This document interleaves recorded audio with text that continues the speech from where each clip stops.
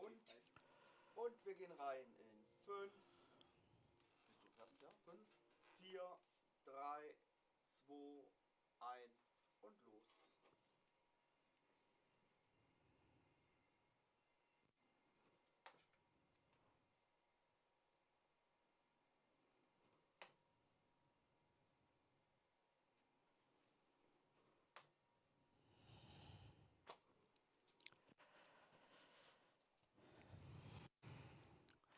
I did not hit the target. We did not hit the target. Actually, we were supposed to be in the nice city of Trieste, but the virus made it impossible for us to go there. Instead, we set up a huge virtual infrastructure with a network across Europe that spans from The Hague over Berlin to Trieste.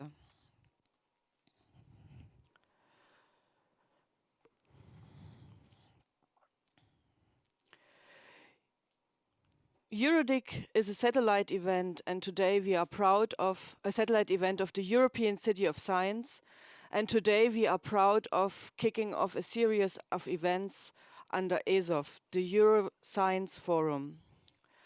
Instead of enjoying the Mediterranean climate at the Adriatico coast, we have built a virtual bridge, as I said, that spans from The Hague over Berlin to Trieste.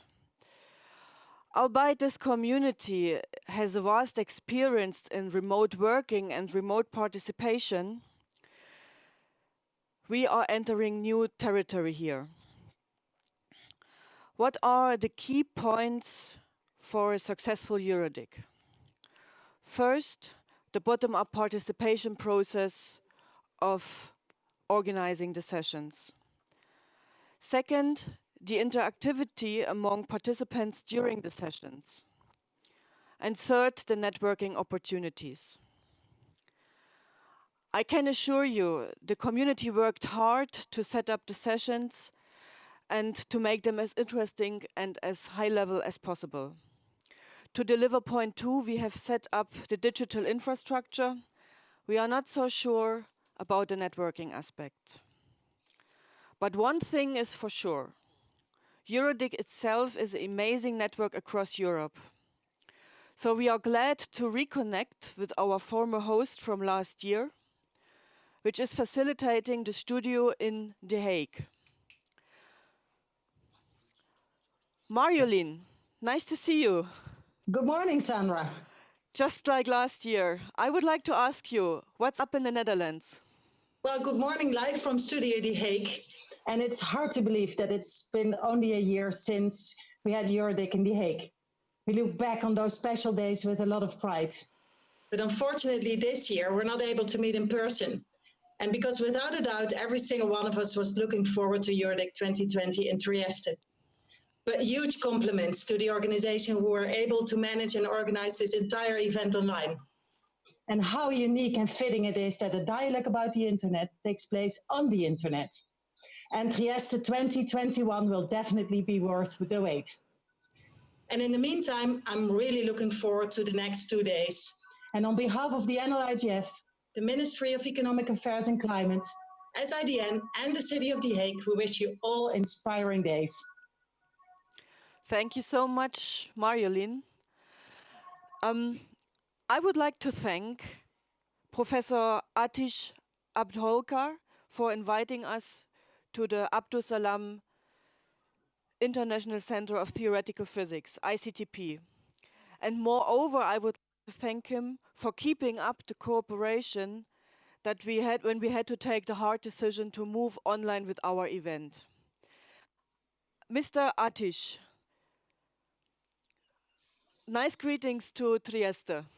Good morning, greetings from Trieste. It is a great pleasure to see you. Let me ask you a question. What were the key arguments for you to decide to host EuroDIG? Okay, first of all, welcome this online welcome. Let me extend this online welcome to all of you, to the International Center for Theoretical Physics. I of course would have wished you were here in person in this nice city of Trieste on the Adriatic Sea.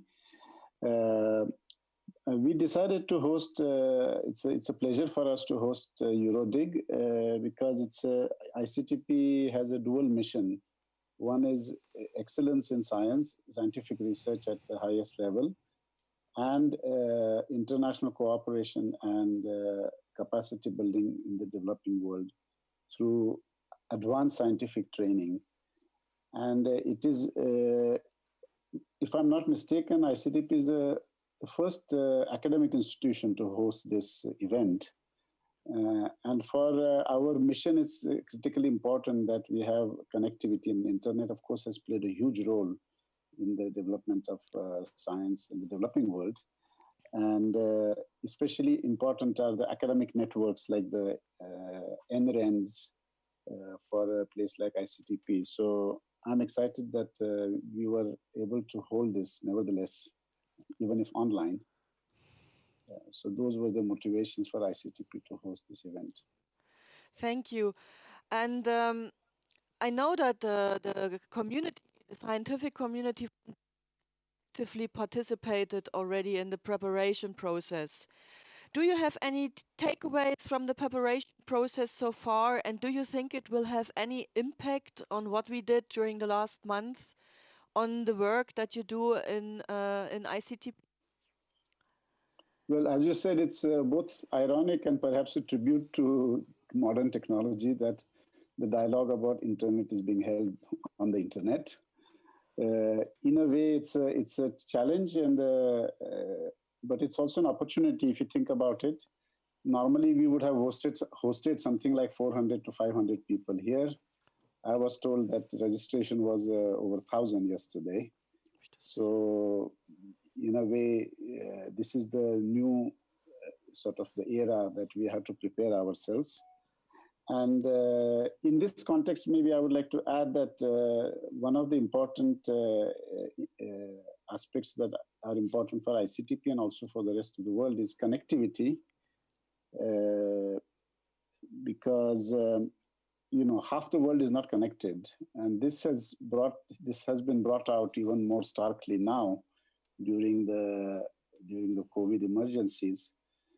So even though we have this amazing knowledge stream going, available almost 24 hours nowadays, not everybody is able to participate in it. And I think from ICTP's point of view, this connectivity is a very important issue. For example, one of our doctoral students working in Uganda, a woman doctoral student, she is not able to connect to her advisor here at ICTP because of the lack of connectivity. So even though people are available, courses are available, connectivity is not as good as it should be. And I think if you want to break this knowledge divide, I think addressing connectivity is going to be most important. It's because open access to knowledge would mean good connectivity.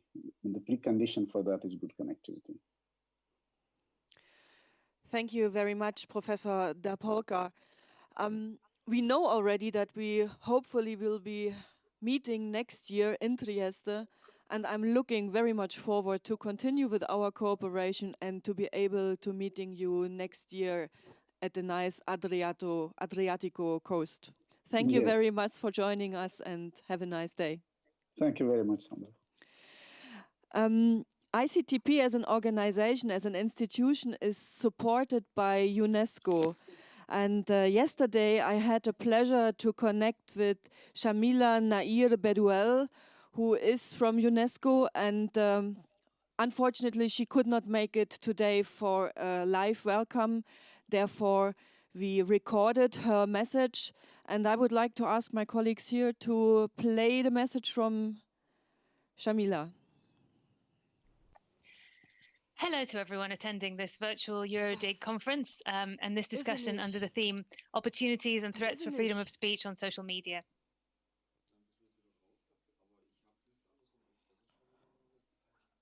This was the wrong message.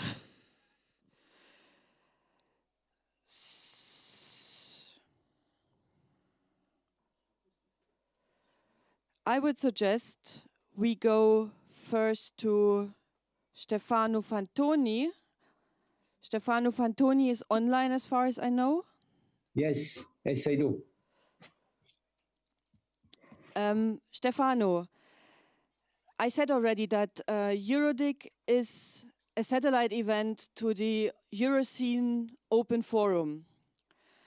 And I have also 2 questions prepared for you. Now I can see you. What have you planned for ESOF in Trieste? I know we are the satellite event, we are kicking it off, but what have you planned?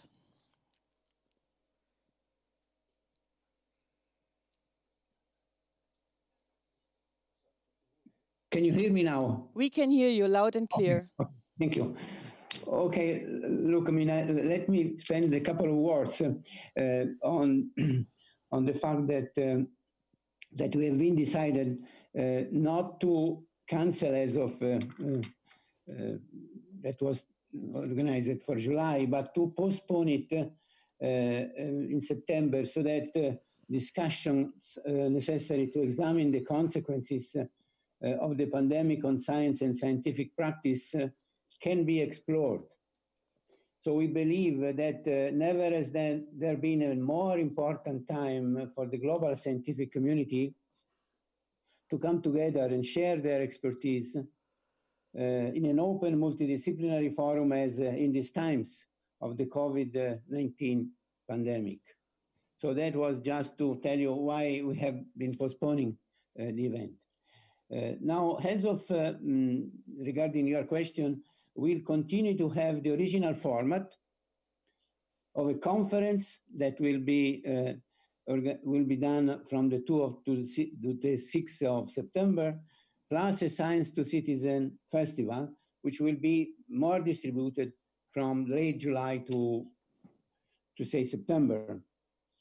Regarding the conference, there will be full physical sessions in a percentage of about 5%, hybrid sessions in a percentage of about 40%, and full remote sessions, which will be about 55–60%. For a grand total of about 150 session events, including satellite events and pre-ESOF online events. So this is substantially what ESOF will going to be in September. I don't know whether I have answered your question or you have more questions to Absolutely. I have another question prepared for you.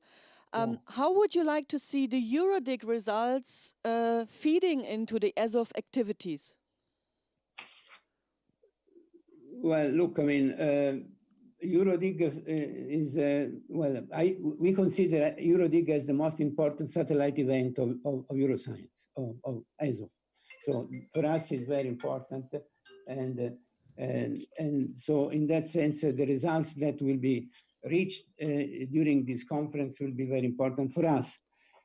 Say discussion and governance of the problematics, the potentialities, and the governance of internet is certainly of enormous interest for the science community, and therefore is of a great importance for ESOF. I mean, I recall you that ESOF has always been the place where scientific community meets to reflect on its practice and place in society. So, I mean, having said that, I really hope very much that the main results that will be achieved during this beautiful conference may be transmitted in some way to the ESOF participants in September. That is actually what I hope. Thank you very much. I hope so too, and I hope that the continuation of the ESOF activities will continue, and maybe we can even reconnect in September when you have your main events and discuss the results from EuroDIG into your forum as well. I would very much like to do so, and I think many others that go through the next sessions of the next 2 days will do so, would be happy to do so as well. Thank you. So. Yeah. Thank you very much, Stefano Fantoni. Now I heard from my team that we have the right video message from Shamila Nahir Bedouel. I apologize again that we got the wrong message up. Okay, I just hear we go to Professor Rufo first. Stefano Rufo, he's also online. Yes. Stefano, nice to see you as well. Nice to see you. Stefano Rufo is from Scuola Internazionale Superiore di Studi Avanzi, called SISA. I have to learn Italian at one point to pronounce it properly. Mr. Rufo, also two questions that I would like to ask you. To which extent is internet governance integrated in the curriculum of SISA?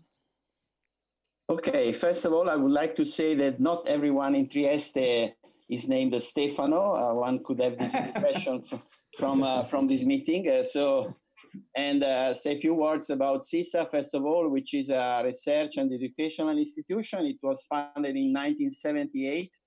And since then, we have delivered diplomas, and 1/3 of them to foreign students, mostly non-European students, and 1/3 to women. So this shows that SISA, which is a PhD school, welcomes students and faculties of all nationalities, of any religious belief and ideology, and its action is inspired to the intellectual brotherhood conveyed by the universal language of science. So I think this is was important to say, to let know what SISA is. Now, the issue of interdisciplinarity, this issue of the question is very interdisciplinary because it involves not only technical aspects that, of course, at SISA, we do not deal directly. We are mostly focused on basic science, but also social issues. For instance, policies related to principles of freedom, legal issues related to increasing frequent fraud and the offenses that are hidden in the so-called dark web, terrorism, pedophilia, money laundering, drug dealing, and so on. I have gone through a declaration that was made by Vint Cerf more than 15 years ago, which is very much along this line. So he stresses that in this declaration that the internet governance is really a broad topic. And in this broad area, I think one can place the contribution of SISA. Internet governance is not directly integrated into the SISA curriculums, but the salient aspects of governance are part of the common conscience of those involved in research activities, which is based on open discussions, open exchange. So I'm very happy that there is an opportunity to involve the academic environment into a discussion about internet governance that is taking place during these days. I'm absolutely of your opinion, Mr. Rufo.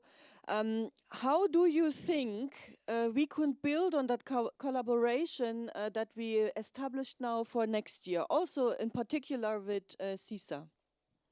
Okay, certainly, I think the next actors, the actors that for us are important for the activity of a research institution like SISA is, as also Atish was saying, the importance of networking, not only at the European level, also at the international level. There is, as Atish was saying, a big problem in north-south communication and south-north, of course.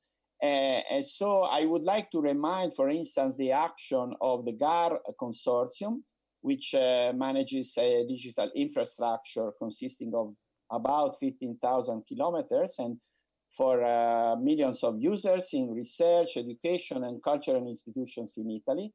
And also the action of the GEANT network, which interconnects Europe's national research and education institutions. I think both are essential to Europe's digital infrastructure strategy. And also, this is the last topic in which I'm myself, and I'm sure also ICTP, very much involved in the in the importance of having a good infrastructure for communication to support open science. So this is a wave that started in part also from Trieste with, there was here in Trieste a copy of the archive that was one of the first database of scientific articles in the world. So we have a long tradition in the spirit of open science and open communication, open data. And I think that the digital infrastructure related with these activities is very important. Thank you very much, Mr. Rufo. I'm also looking very much forward to meeting you in person when we come next year to Trieste. You were so kind to offer us the rooms that we were supposed to be in. Now we are meeting online. Next year, I hope we are going to meet physically. Sure, we are welcome in Trieste next year. Thank you very much. And now I hear that the video of the Assistant Director General, Shamila Nair Bedouel, is ready. And I would like to ask my team to display this. Ladies and gentlemen, dear friends, it's a great pleasure for me, on behalf of UNESCO, to welcome you to this first virtual session of the Pan-European Dialogue on Internet Governance, or subtitled EuroDIG, which is hosted today by the Abdus Salam International Center for Theoretical Physics, which is under the auspices of UNESCO. In these unprecedented and challenging yet enlightening times of the COVID-19 pandemic, it's impressive to see the over 500 experts gathered here to participate in this symbolic indication of the importance of Internet and the importance of Internet governance in sharing scientific information across the world. We have seen, ladies and gentlemen, colleagues, scientists, and IT specialists from across the world. We have seen persons coming together in an unprecedented fashion. And this is very important, as we have noticed that besides the physical confinement, Internet has opened up all political borders. So we have seen the Internet without borders during this pandemic.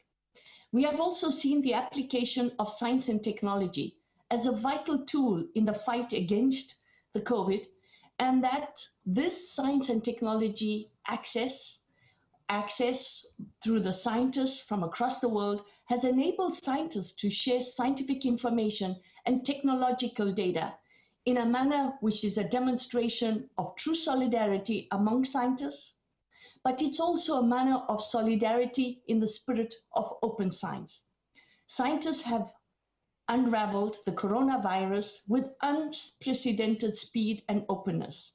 They have unraveled all the information, the genetic, molecular information, the genome, as well as how to contain the pandemic.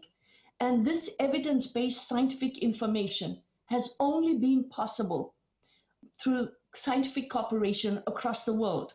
But this cooperation would not have been possible without the access to the Internet world. And this speed of the Internet, this unprecedented speed of the Internet has enabled scientists to embrace the principles of open science, but has enabled countries across the world to access the latest scientific information and data. This timely communication through the Internet has enabled countries across the world to understand in a better way the virus, the pandemic, and how to contain it, but how this global health threat has also affected the socio-economic dimensions of people's lives. This has enabled policymakers, the sharing of science and technology information through the Internet, has enabled people across the world to keep going, to be socially connected, culturally connected, and to be connected with the world. However, while this Internet usage keeps growing, the connectivity gaps continue to persist within countries and regions, even within Europe.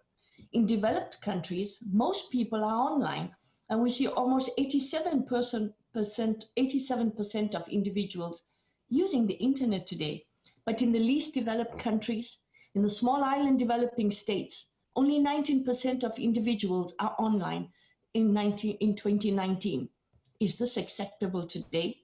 How can we ensure that there is more effective and urgent action taken by countries, by governments, by the internet provider to address a wide range of barriers that impede the internet uptake, especially in developing countries? Colleagues, we are more and more in a scientifically oriented society.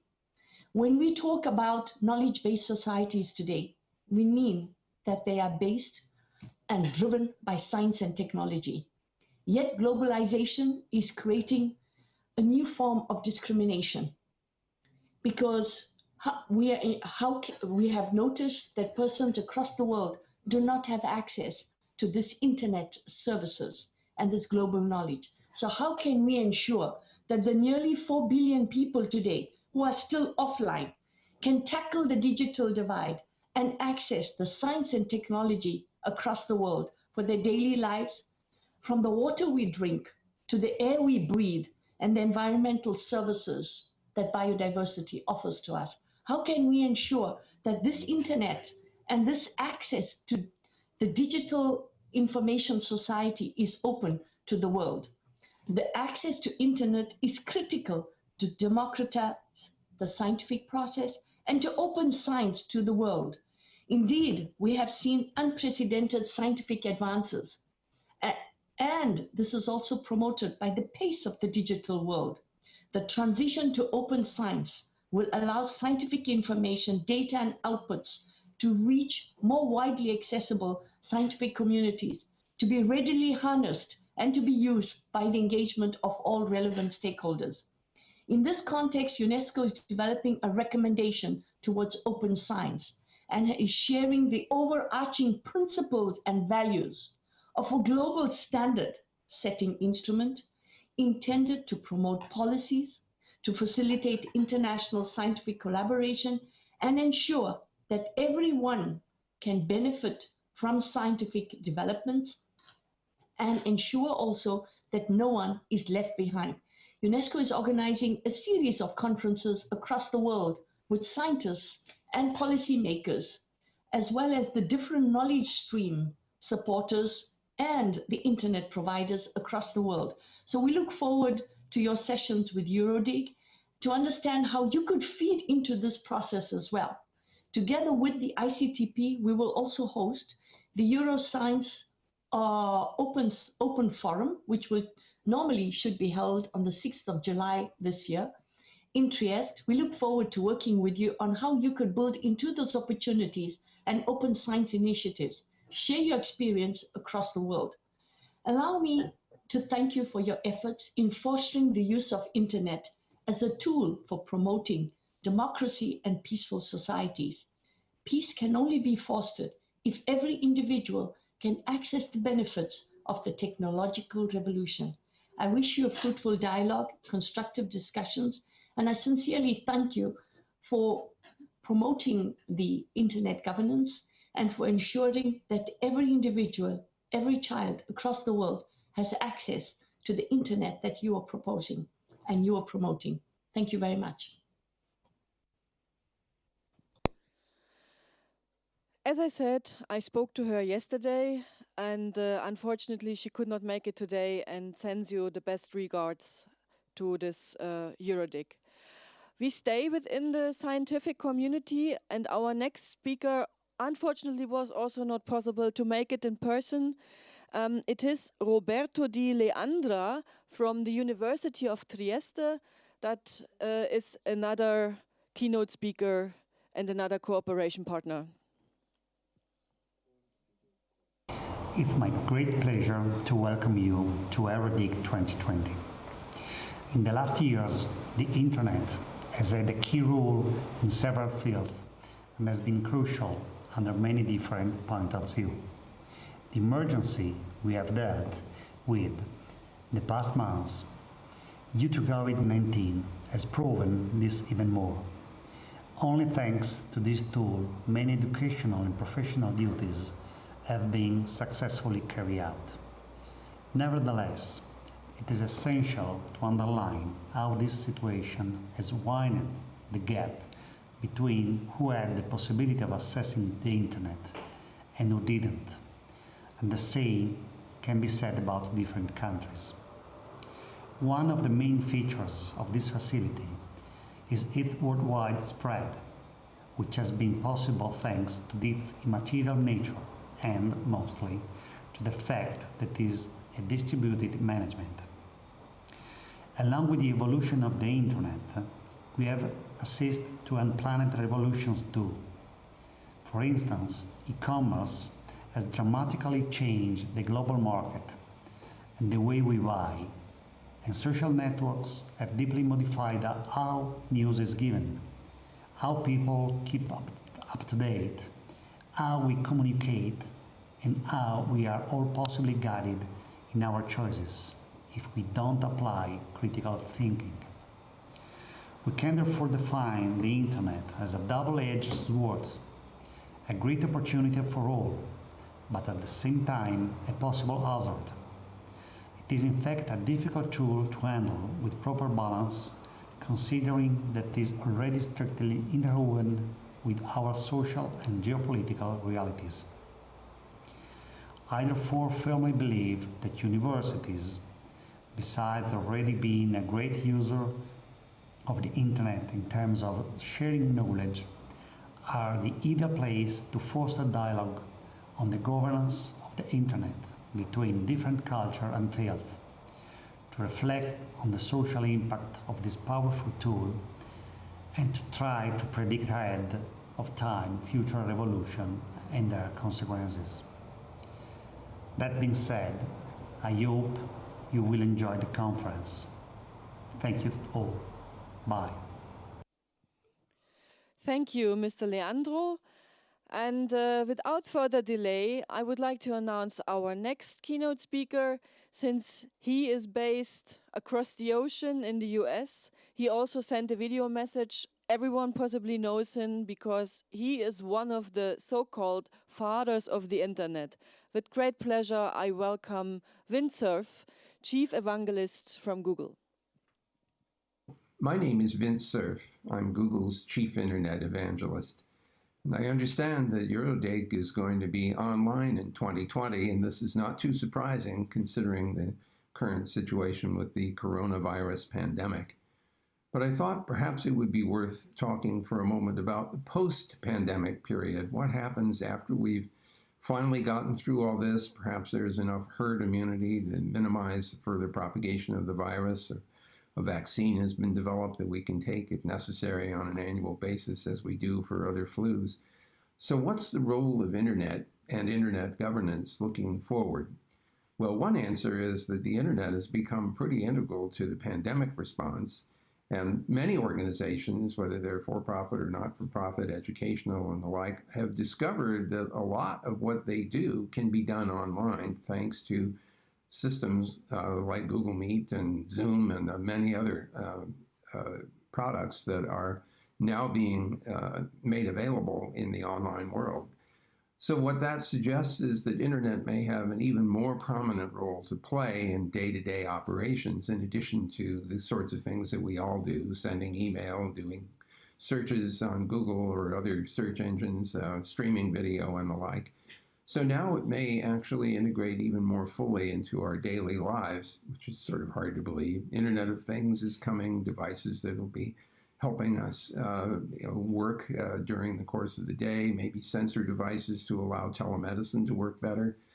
There are all kinds of reasons why internet may become of increasing importance, not to say that it also will be expanding in terms of access. About half the world's population has access. If we continue to work as hard as we have, or maybe harder, the rest of the world will be online, maybe even before the end of this decade. So that means that governance for the internet is even more important than ever. We need to have a stable internet. We have to have one that's affordable, it's safe, secure, preserves privacy, performs functions that we need in a reliable way. and is affordable in particular. And to get to that happy nirvana is going to take a fair amount of work in many different parts of the world. And it's not just in the developing world where the effort is needed. In rural parts of developed world countries, there is still no internet access, or it's very inadequate. Even in downtown busy cities, sometimes internet access is not entirely satisfactory. And so our governance of the internet is important. On top of all that, of course, many of us have seen some of the abuses that the internet is used to undertake. And as much as none of us likes that, we have to face the fact that those abuses occur, and we have to do something about it. And since they take place sometimes across international boundaries, it's a signal to all of us that we need more cooperation on an international scale. The high-level panel on digital cooperation that was set up by the UN Secretary General is an indication of interest at the UN in this problem. And the subsequent activities following the report of that high-level panel are beginning to unfold, and all of us should be paying attention to that, especially those of you who participate in EuroDIG. So I'm looking forward to hearing what the results of this year's meetings are and what the agenda will be in the years ahead. In the meantime, see you on the net. So, and what would be a EuroDIG without political support? With pleasure, I can announce that the Minister Paola Pisano, Minister of Technological Innovation and Digitalization, is in full support of EuroDIG, and I would like to hand over also to her welcome speech, pre-recorded as a video message. Thank you for the invitation. I'm glad to participate, at least virtually. I wish to thank our host that was not deterred by the epidemic. Although undeliberately and under dire circumstances, the first EuroDIG edition, which is hosted by Italy, is taking place online. Luckily, the next EuroDIG 2021 will again take place in Trieste, and we should be able to enjoy in person the beauty of this city. Italy has a long history of active participation and contribution to global and European IG initiative since the first IGF in Athens in 2006. Italy has paved the way for the transformation of its national IGF into a multi-stakeholder platform with an open and bottom-up process and program committee. The debate of the IGF community has led to the drafting of a multi-stakeholder Internet Government Association, in which the Italian government also participates. The structure of Associazione IGF Italia has been presented during the NRI's coordination meeting at IGF 2019 in Berlin as a best practice and will be further discussed during the EuroDIG 2020. Italy has been at the forefront in recognizing the importance of protecting and defending human rights on the Internet with the Internet Bill of Rights in the 2015. The highest point of a 10-year-long process of debate that fed into the global IGF and included a commission of multi-stakeholder experts and a public consultation before it was formally approved at the Italian Parliament. The declaration has been prized and recognized by the Council of Europe Parliamentary Assembly as well as by the WWW Foundation as a landmark example of promoting and defending HRs online. After IGF in Berlin, we signed the contract for the web document, the initiative led by the World Web Foundation. The COVID-19 crisis has shown that Internet is an essential resource for our society and economies, for trade to health and education. No country could have survived the lockdown without it. The need to ensure access for all and the protection of the human rights has become even more urgent. European institutions such as EuroDIG must continue to evolve to include new communities and pave the way for a governance model that embodies the multi-stakeholder nature of Internet. We must be able to seize the power of Internet while defending the basic right. So you see, we have quite a number of cooperation partners this year when hosting EuroDIG as a virtual meeting. And these cooperation partners will basically be the basis for next year as well. Without further delay, I would like to hand over to my colleague Nadia and Auke, who are facilitating the studio in The Hague and will open the first plenary. Nadia, it's so nice to see you. Good morning from Studio The Hague. And I hand over to you now to host the session in the studio in The Hague. And I would also like to ask everyone, please bear with us if not everything goes perfect. We are really entering new territory here, and it's going to be the first virtual meeting or the first virtual IGF that takes place. So if everything is not 100% perfect, please don't be disappointed. Over to you, Nadia. So hello and good morning from Studio The Hague. My name is Nadia Chachia and I'm your studio host. And I'm joined here in the studio by our remote moderator, Auke Pals. Hi, my name is Auke Pals and I'm your remote moderator. The role of a remote moderator is to monitor the chat and to unmute you when you raise your hand in the participant list. We're here at The Hague at the annual IGF office, and we'd like to thank you for hosting us. I would also like to thank RIPE NCC for their generous contribution towards the equipment to ensure that we have a good setup to facilitate Studio The Hague over the next couple of days.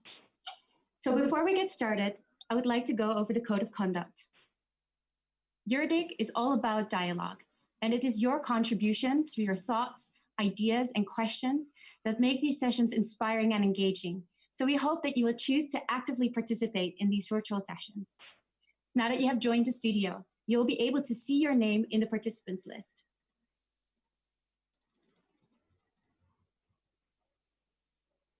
We would like to ask you to make sure that you have your full name displayed so we know who we are talking to. You can set this up by clicking on your name and choosing the option to rename. When you entered the room, you were muted. This is to prevent feedback which could disturb the sessions. So therefore, please do raise your hand if you have a question and we will unmute you. So when you are unmuted for your intervention, we kindly ask you to switch on your video. It would be great to see with whom we're having a discussion with. And do let us know who you are by stating your name and affiliation. Now, without further ado, I would like to introduce to you the moderators of Plenary 3 on the European digital economy in COVID-19 pandemic, current state of affairs, risks, and opportunities. This is the moderators, Mary Bakadasarayan and Marcel Krumenawa. Please, you have the floor. Thank you so much. Hello and welcome to this plenary on European digital economy and COVID-19 pandemic at EuroDIG 2020. As it was mentioned, my name is Mary Baldasaran. I am based in Armenia and I represent the steering committee of Youth Coalition Internet Governance, together with my colleague Marcel Krumenauer, who is from Germany and represents the German Youth IGF. We served as the co-focal points for this plenary for the last months, and today we have the honor of moderating this session. It goes with the COVID-19 pandemic created a unique state of affairs for global economies and societies as a whole. It posed the European digital economy with new challenges, forcing the stakeholders to adapt and act quickly in this new set of circumstances. While it has a catalyzing effect in various areas, it has also created new realities that have raised alarms with regards to especially their human rights implications. Therefore, we are honored to start this important discussion on the risks and opportunities the COVID-19 pandemic has brought along for the European digital economy, as well as have a glimpse at the future we can foresee after this pandemic is over. We are delighted to have today with us a panel of distinguished key participants representing different organizations and perspectives. Namely, I would like to introduce our audience to Audrey Plonk, who is the head of Digital Economy Policy Division at OECD, Patrick Penix, the head of Information Society Department at Council of Europe, Caterina Bortolini, head of International and European Institutional Affairs at Telecom Italia and member of the Executive Board of ETNO, and Stephen Taylor, Deputy Director General at Area Science Park Startup Accelerator in Germany. So without further ado, I would like to give the floor to our panelists for their opening remarks. In particular, we're interested to learn how the COVID-19 pandemic has affected your organization's area of work, how it has challenged what and how you have been doing in your fields. I would like also to remind our speakers that to be mindful of the short time we've been allocated, and ask you to keep your opening remarks short. We will notify you when the time for your opening interventions is about to lapse. Thank you for your understanding regarding this. And now I'd like to give the floor to Audrey Plonk, who represents OECD. The floor is yours, Audrey. Thank you very much, and good morning, good evening to everybody. It's a pleasure to be with you today. I thank you for the invitation. Since the start of the COVID crisis, the OECD has been compiling data analysis and recommendations on a range of topics to address health, economic, and societal issues resulting from the crisis. I want to touch on a few of those in my opening to hope that it provides a foundation for the discussion throughout the morning. First, I want to talk a little bit about what's happening with the networks. Since the start of COVID crisis, that we've seen the demand for broadband communications soar, with operators experiencing as much as a 60% increase in internet traffic compared with before the crisis, and we continue to track this development. While network operators and content providers are maintaining their services using pre-existing capacity, risks related to stability and resilience and congestion have certainly been identified. It has also become evident that being connected to the internet is not a luxury, as many have already noted, but it is a prerequisite and critical infrastructure for the society and our economies. That means bridging the digital divide, not just in providing access, but in providing quality access to digital services, tools, and which becomes even more and more urgent in the COVID context. I want to then talk about what's happening with technologies. Digital technologies, a topic we have tracked for many, many years at the OECD. In particular, mobile and biometric applications are being adopted in innovative ways to improve the effectiveness of government and frontline responses to COVID-19. Many governments have taken unprecedented measures to track and trace citizens in order to contain COVID-19, and are turning digital technologies into advanced analytics to collect, process, and share data for effective responses. Furthermore, as we are tracking through our AI observatory, the AI technologies are being used in every aspect of the COVID crisis, and from understanding the virus to looking for cures and vaccines. And then finally, but not least by any means, what's happening with people.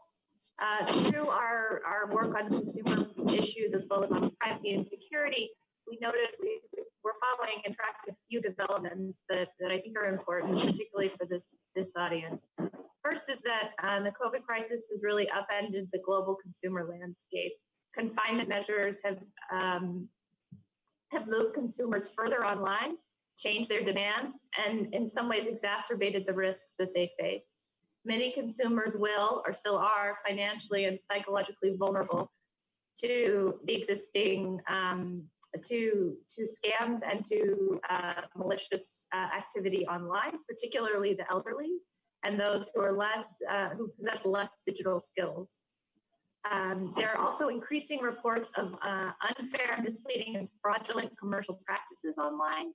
These include financial scams, false claims of coronavirus treatments or preventions, price gouging, and essential goods and services promotion of unsafe or counterfeit products. We're also tracking what the online platforms are doing in response, and we've noticed a significant and unprecedented amount of action on the part of the global platforms to remove harmful content and to help protect consumers. But obviously, more can continue to be done. With regard to digital security risks, scams, phishing campaigns have become prevalent as they do in many crisis situations, and malicious actors are taking advantage of the epidemic to conduct attacks and to exploit consumers. We've seen cases of ransomware, we've seen cases of distributed denial of service attacks, and we expect that to continue, but we're also tracking its development as much as possible. Meanwhile, exceptional measures implemented or envisioned in some countries to limit the spread of the virus have proven very controversial in terms of their risk for violating privacy or other fundamental rights of citizens, particularly when such measures lack transparency and public consultation. So in addition to those three broad areas, I just want to note that the OECD, we continue to track the developments of the digital economy. And as we look at the COVID crisis, we're asking ourselves, is this a blip on the radar? Meaning, is this a moment in time and then we'll go back to something more quote unquote normal? Or is this a fundamental change in both how we use technology and what we expect from it in the future? And so the data that we collected over the course of decades at the OECD, but specifically what we continue to look for as countries transform digitally, and when I say that, I mean as they develop technologies and diffuse technologies into their societies, will help us understand the answer to that question, whether this is a fundamental paradigm shift for the world or whether we are just experiencing a blip on the radar. And so with that, I turn back to the moderator, and thank you for the opportunity to participate today. Thank you so much, Audrey, for your insightful opening remark. I think you made very important pinpointing such issues as bridging the digital divide, the consumers' rights, all the harmful content, and the risks, digital security risks that arose due to the fact that everyone these days lives online more than offline. Now turning to the human rights implications posed with the COVID-19 pandemic, I'd like to give the floor to Patrick Penix from Council of Europe. Patrick, you have the floor. Hello, hi. I first want to say hello to all my friends and family who's watching, basically, because this is like an opportunity that we not often have right now. We see each other virtually, but we would also like to see each other physically, and that's why I greet all of them right now. Council of Europe and economy. It seems a bit strange to have the Council of Europe, which is often seen as the human rights watchdog, speak about the digital economy. In fact, the ideal of economic and social progress was already embedded in the 1949 Statute of the Council of Europe as one of its core foundations, actually. So I would like to take that as a starting point and like to reflect together with you on whether we are living an intermezzo, if I may say so, or are we looking towards a complete change of our societies?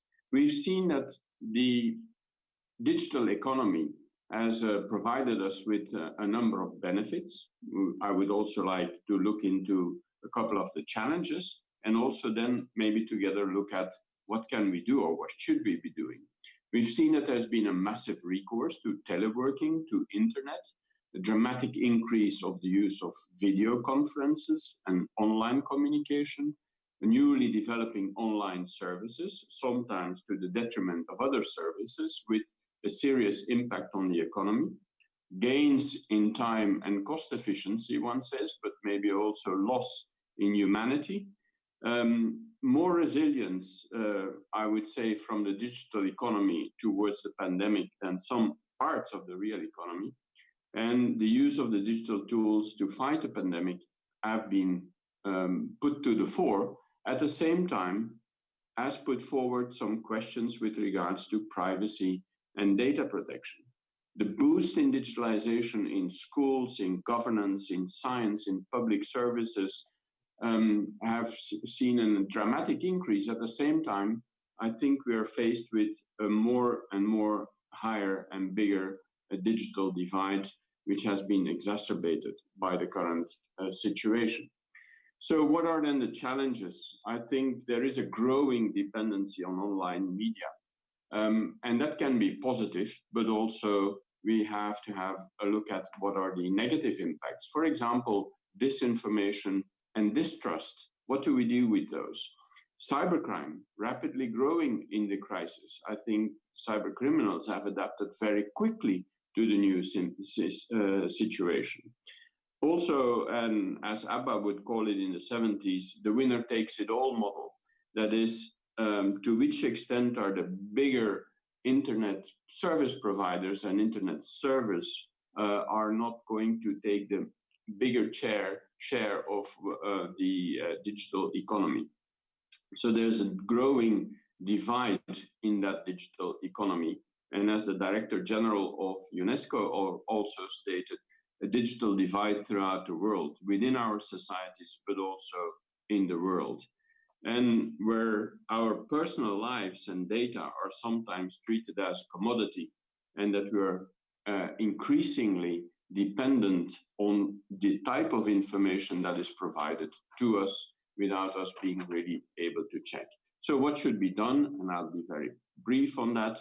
We should be able to, first of all, in a multi-stakeholder partnership, as EuroDIG has always been, but we also need to develop that at a larger level in the digital societies, provide a clear and common standards for the digital economy. We have to enable an environment of legal certainty and predictability. We have to promote vigilance and scrutiny with respect to human rights. We often claim to have to work towards human rights by design. Explain timely and carefully all interferences to the public and involve the public through media literacy in the development of our digital society. We have to provide personal data protection guarantees. We have to focus on the digital divide. We have to ensure a spirit of cooperation and transparency, develop innovation-friendly and rights-based policies. And these are the items that I would like to put forward in the first part of the panel. Thank you so much, Patrick. Of course, it feels counterintuitive to have Council of Europe at the plenary on the digital economy, but as it was mentioned in the beginning, this new state of affairs created some challenges and human rights implications in different fields. Therefore, we are really happy to have you here and thank you for your insights. Now going from regional perspective to maybe more local, I would like to give the floor to Caterina Bertolini, who represents Telecom Italia. Caterina, you have the floor. Thank you. Thank you very much, Mary. Do you hear me? Good, perfect. Thank you.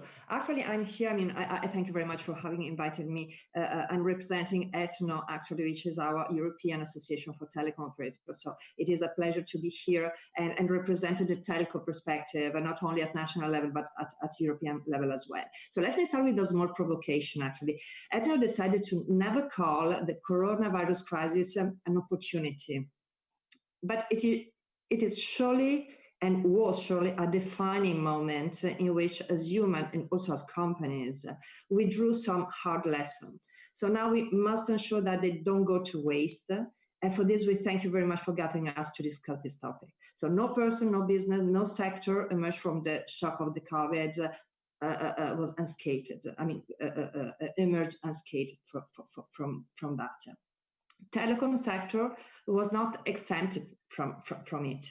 As I has already mentioned before, telecom sector was under a very strong pressure because we saw a vast amount of traffic transiting over our networks due to a lot of people working from home, streaming TV shows, gaming online, and also attended schools, because we do not forget that we allow all our children and students to continue studying.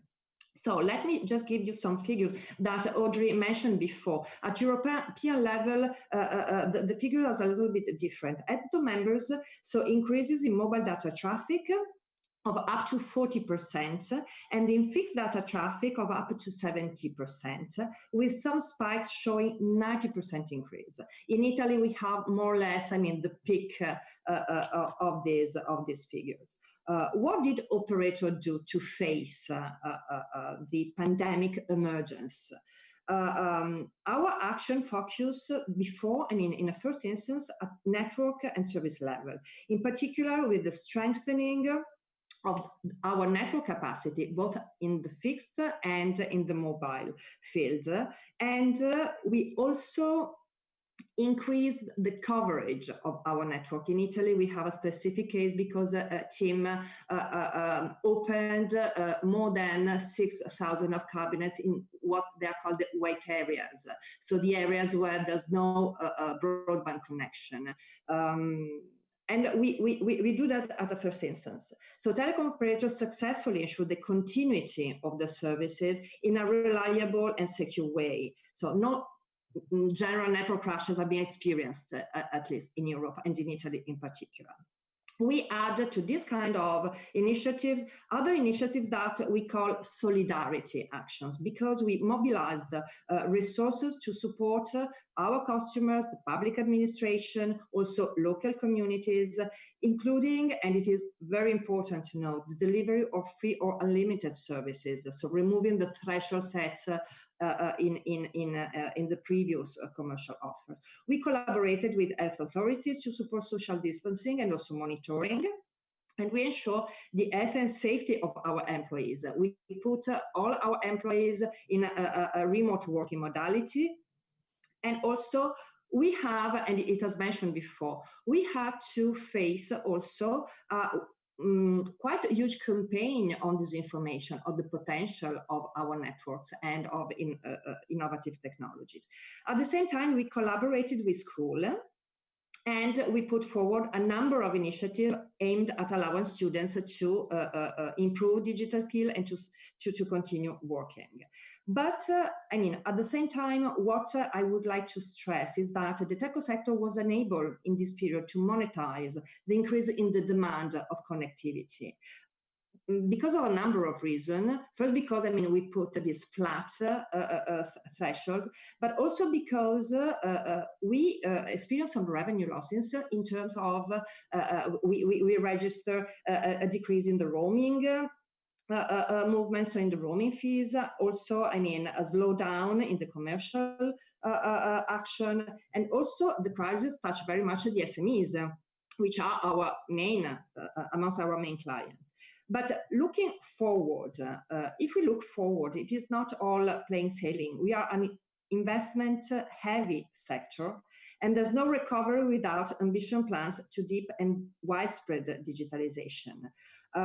So what we need to face, not the emergence, but to face also and to approach in the right way the future. We need a forward-looking policy approach that promotes investments, both in the short and in longer term, that promote co-investment, because it is important that we collaborate, we cooperate with other players on the same market, but also on different markets, to accelerate the rollout of essential 5G and fiber networks as a tool to promote inclusion and digitalization. So what we need to do is, and it has already mentioned before, is to cover the gap of the digital divide. We should allow people to get connected whatever area they live in, and to close the digital divide, to make them able to connect and to live and work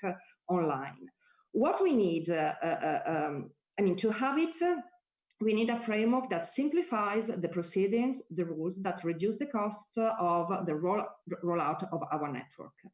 At the same time, we need a coherent and harmonized plan for the 5G deployment that aims at create at European level a true European market, also through the harmonization of the electromagnetic limits throughout Europe, based on the guidelines and the rules already provided for by the Health Organization at international level. I think that we should all work together. We have also to guarantee that the rollout and development of our network is based on trust. Our customers should know and trust that our network and services are secure, are safe, are based according to the rules, and all the data that are circulating over our network as far as the telco are concerned are treated according to the GDPR and the European values. So it is very much important that Europeans know that our network are secure and solid. I would add just a last thing concerning the take-up, because one thing is the development of the network, but another thing is the take-up of services. So we need to ensure that there is a high take-up. In Italy, for instance, we still have an open issue. Italy remains below the EU average on the broadband, ultra broadband take-up. It is a cultural issue. I think that we have to add to all the action, the initiatives that I mentioned very quickly before. We have to do more to increase the digital skills.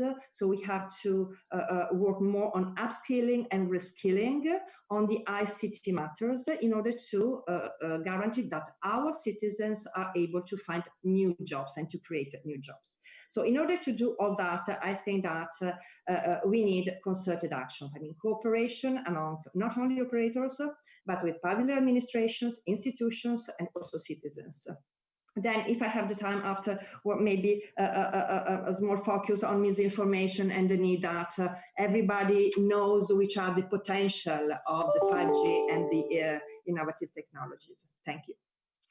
Thank you so much, Caterina. I think it goes without saying that telecom operators were posed with one of the bigger challenges in the context of COVID-19 pandemic, and thank you so much for sharing your insights on both the local Italian level and regional European one.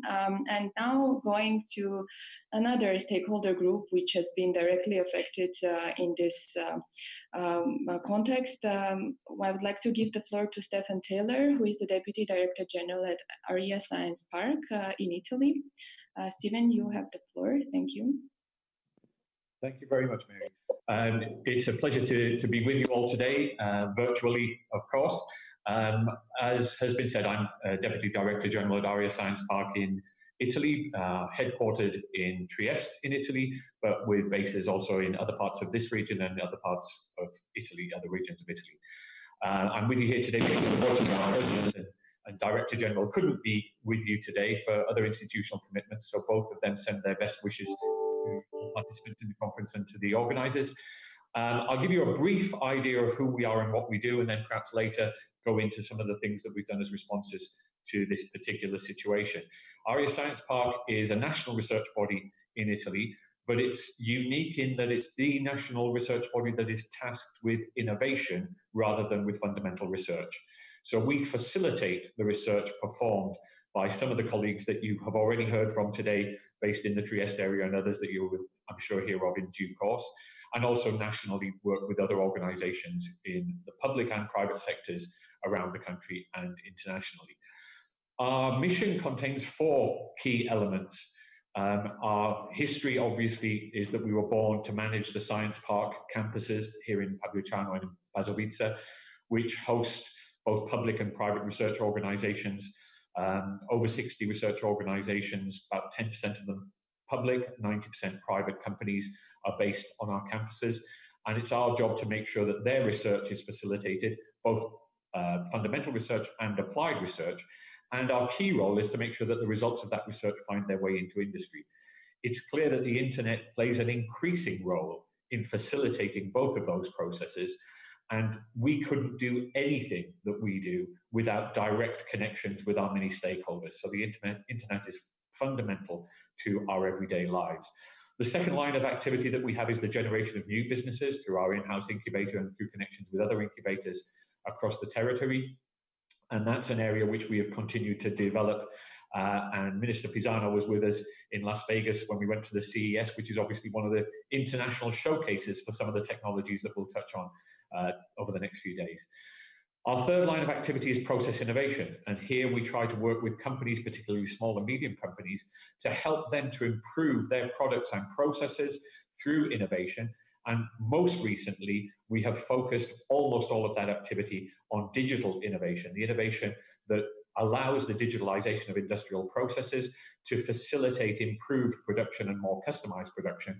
And of course, that too relies heavily on the Internet of Things and on good connectivity and secure data transmission. So that work has gone on during this process, and I'll tell you more about that a little later. The fourth line is the access to infrastructure used for research. We host some of the best world-class infrastructure available. We have Electrosynchrotron as one of our resident companies, resident organizations. We're also their major shareholder, as it's a publicly funded organization. But Electra has both a third-generation synchrotron facility and a free electron laser, which is a combination that's virtually unique in the world. That type of research infrastructure has carried on delivering excellent research throughout this crisis, precisely because stakeholders and users were able to communicate with operators who are physically present around the synchrotron facility, using all of the necessary equipment to guarantee their safety, but working with hundreds of researchers around the world, conducting excellent research using that infrastructure. None of this would be possible without secure transmission of high quality, large amounts of data over secure and high bandwidth internet connections. We're fortunate to be connected to the LightNet network here in Friuli Venezia Giulia, which is attached to the GAR, the backbone, which connects research organizations in Italy. So we're fortunate to be in a very strong position in terms of our connectivity. But that connectivity has been put to the test during this crisis because we, as a public sector organization based here in Italy, share the characteristic with many of the organizations in the public sector of not having the reputation of being the fastest to act. So our response to this crisis has been a real measure, a real test of our ability as a public sector organization to respond rapidly and maintain continuity of service to all of our stakeholders and guarantee that that research continues. And in the last few years, we have been fortunate. There's an old expression, I'd rather be lucky than good. We're lucky enough to have a lot of good people around us who have helped us over the last couple of years with an initiative which is called Argo, which was launched by a collaboration between the Ministry for Research and the Ministry for Economic Development, together with our local regional government here in Friuli Venezia Giulia, to try and stimulate the 4 lines of activity I mentioned before, but developing them into the 21st century. So I'll talk a little bit more about some of the direct responses that we have had in order to guarantee our response through smart working, taking our personnel from an experimental phase of 2 or 3 people in smart working prior to this crisis up to over 150 people in smart working out of the 170 staff that we have. The response to the virus itself by using our technology platform, which provides next generation sequencing capability, working with other organizations like the International Center for Genetic Engineering and Biotechnology, another one of our resident organizations here, to map the genome of the virus in patients here in Friuli Venezia Giulia and contribute that data over the internet internationally to help the global fight to combat the virus.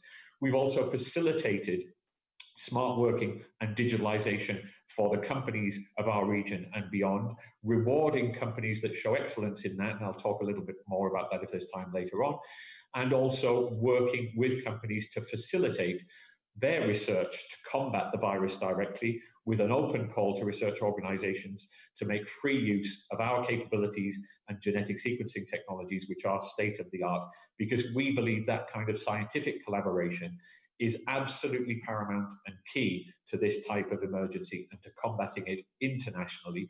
and it's through the collaboration of the international scientific community that we can respond very quickly to situations like this. But the fundamental thing that we have learned through this crisis is the need to continue, to carry on, to find ways around every obstacle, every problem that is thrown at us. And we hope and strongly believe that the lessons we have learned during this crisis will enable us to be better, faster, stronger, and able to be more adaptable in the future. And I hope we'll have time to address some of those issues in the Q&A session later on. Thank you.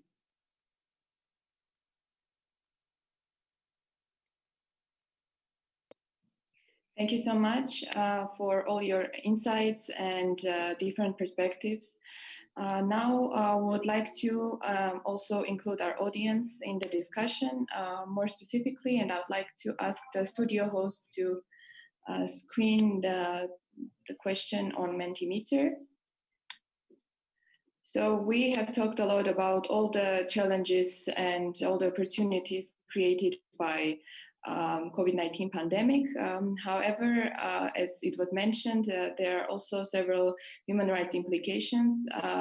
Mostly it is regarding privacy and data protection and also safeguarding public health.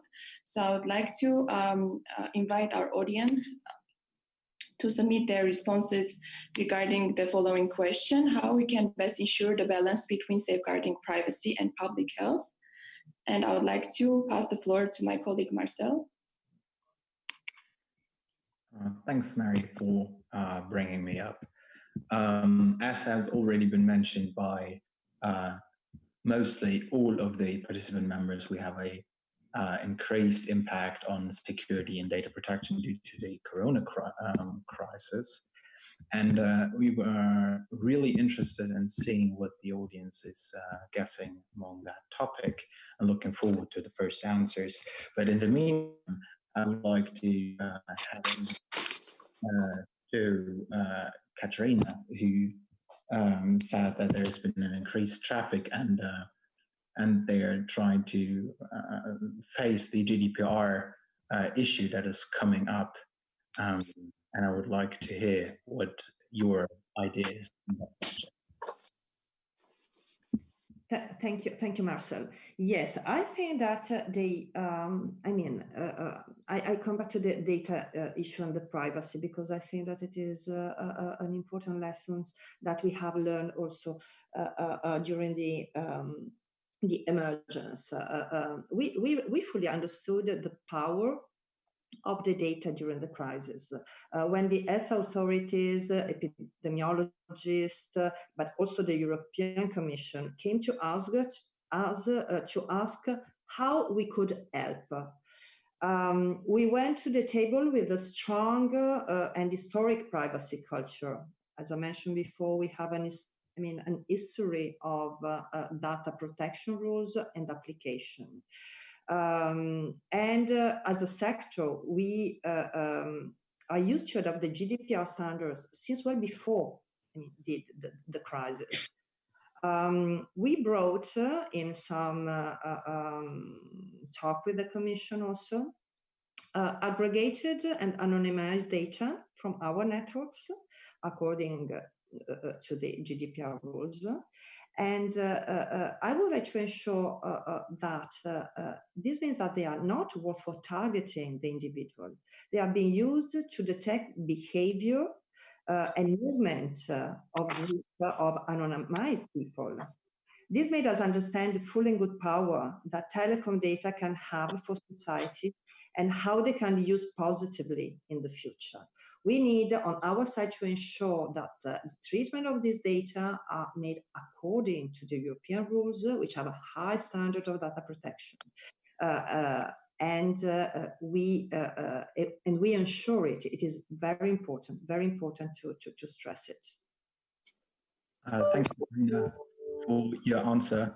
Furthermore, we see a statement from the audience letting parliaments make the rules for how contact tracing is done, not Google and Apple, which might be linked to your statement. But going on, I would like to hear what Patrick is saying on the digital rights and security aspect, as he mentioned those two things in his opening statement. Patrick, you have the floor. Yes, thank you very much. I think it's good that you mentioned, of course, governments and the private enterprise. Of course, we should also mention the data protection authorities. And we have the GDPR at the European Union level, but also at the Council of Europe, we have Convention 108 and Convention 108 Plus, who have looked particularly into this issue of data protection and health, and stated that there should be no contradiction between health protection and data protection. If there's data to be processed, for example, for digital contact tracing purposes, this should be reduced to the strictest minimum. And any data that is not related or not necessary should not be collected. Also, digital contact tracing systems should be subject to independent and effective oversight and audits to ensure exactly that there is a respect for the rights of privacy and data protection. And the data protection authorities in there should be involved from the outset in the development of those systems and use their powers also of intervention and investigation to ensure that data protection requirements are really enforced. I think these are crucial issues for us. Thank you, Patrick, for your statement. And I think you made a really good point with saying that data not need to be collected, shouldn't be collected and even kept. And I think one of the audience meant the same thing through saying ensure racial data transparency trust is key to not keep information on racial information, especially in terms of the current situation. There's further participation from the audience. We have Wolfgang, who raised his hand, wanted to make a statement. Orko, could you please enable Wolfgang to speak?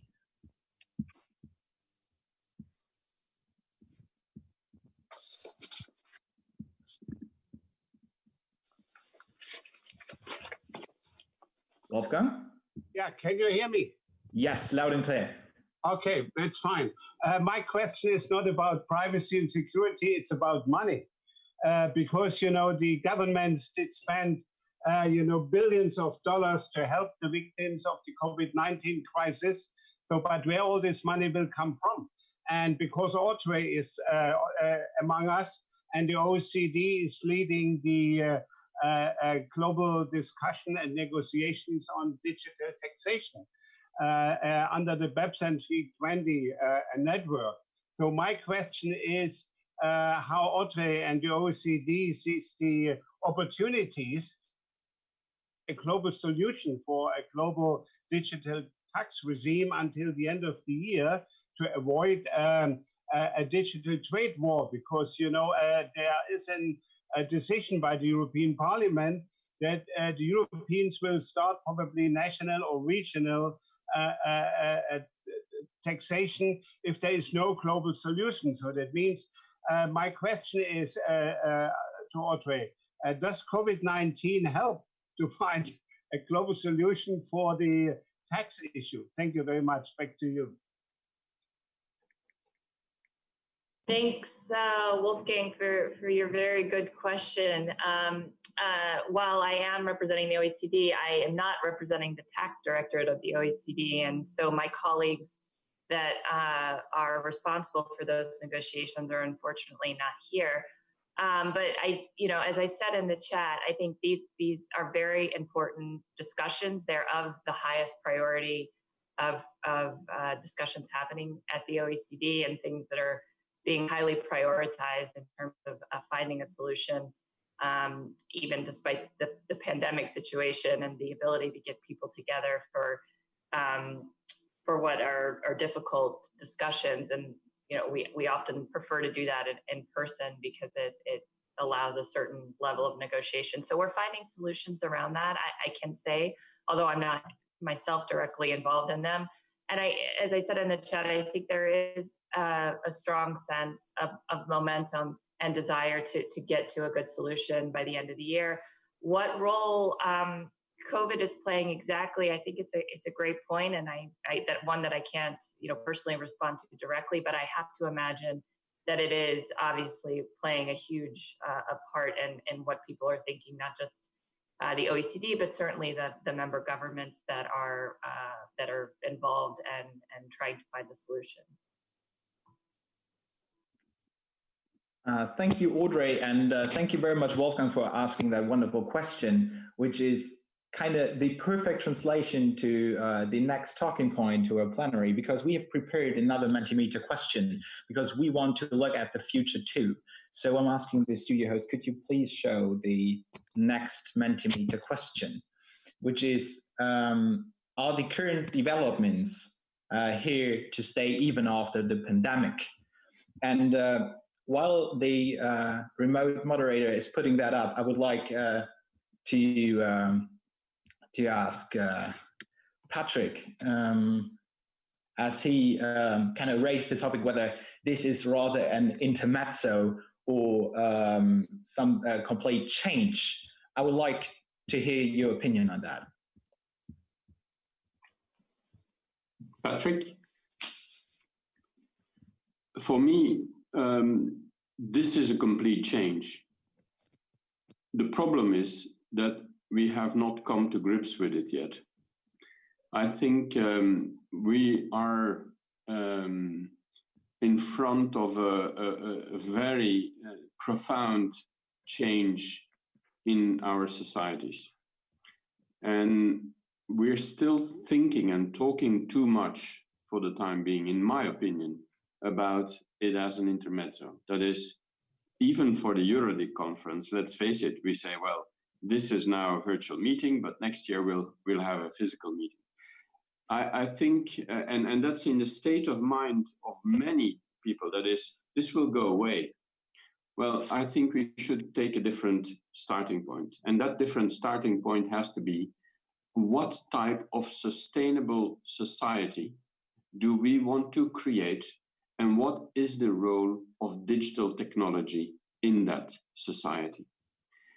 Because the challenges that are ahead of us need to be tackled. We were not tackling them before. We have been put in a crisis situation with a lockdown of 7 billion people in the world. And we need to draw our consequences from that. If we now say, well, this was an intermezzo and we'll pass on to business as usual, we're going the wrong direction. Because today is the pandemic, the sanitary situation, tomorrow will be the economic situation, and the day after will be the democracy situation that is going to be at risk in a way. And in that respect, the digital economy has to take the government or the societal development, including environmental development, into consideration when considering how we are going to work and live in the future. And we have to fundamentally question the way we work and the way we do things. That's my starting point. Thank you very much, Patrick.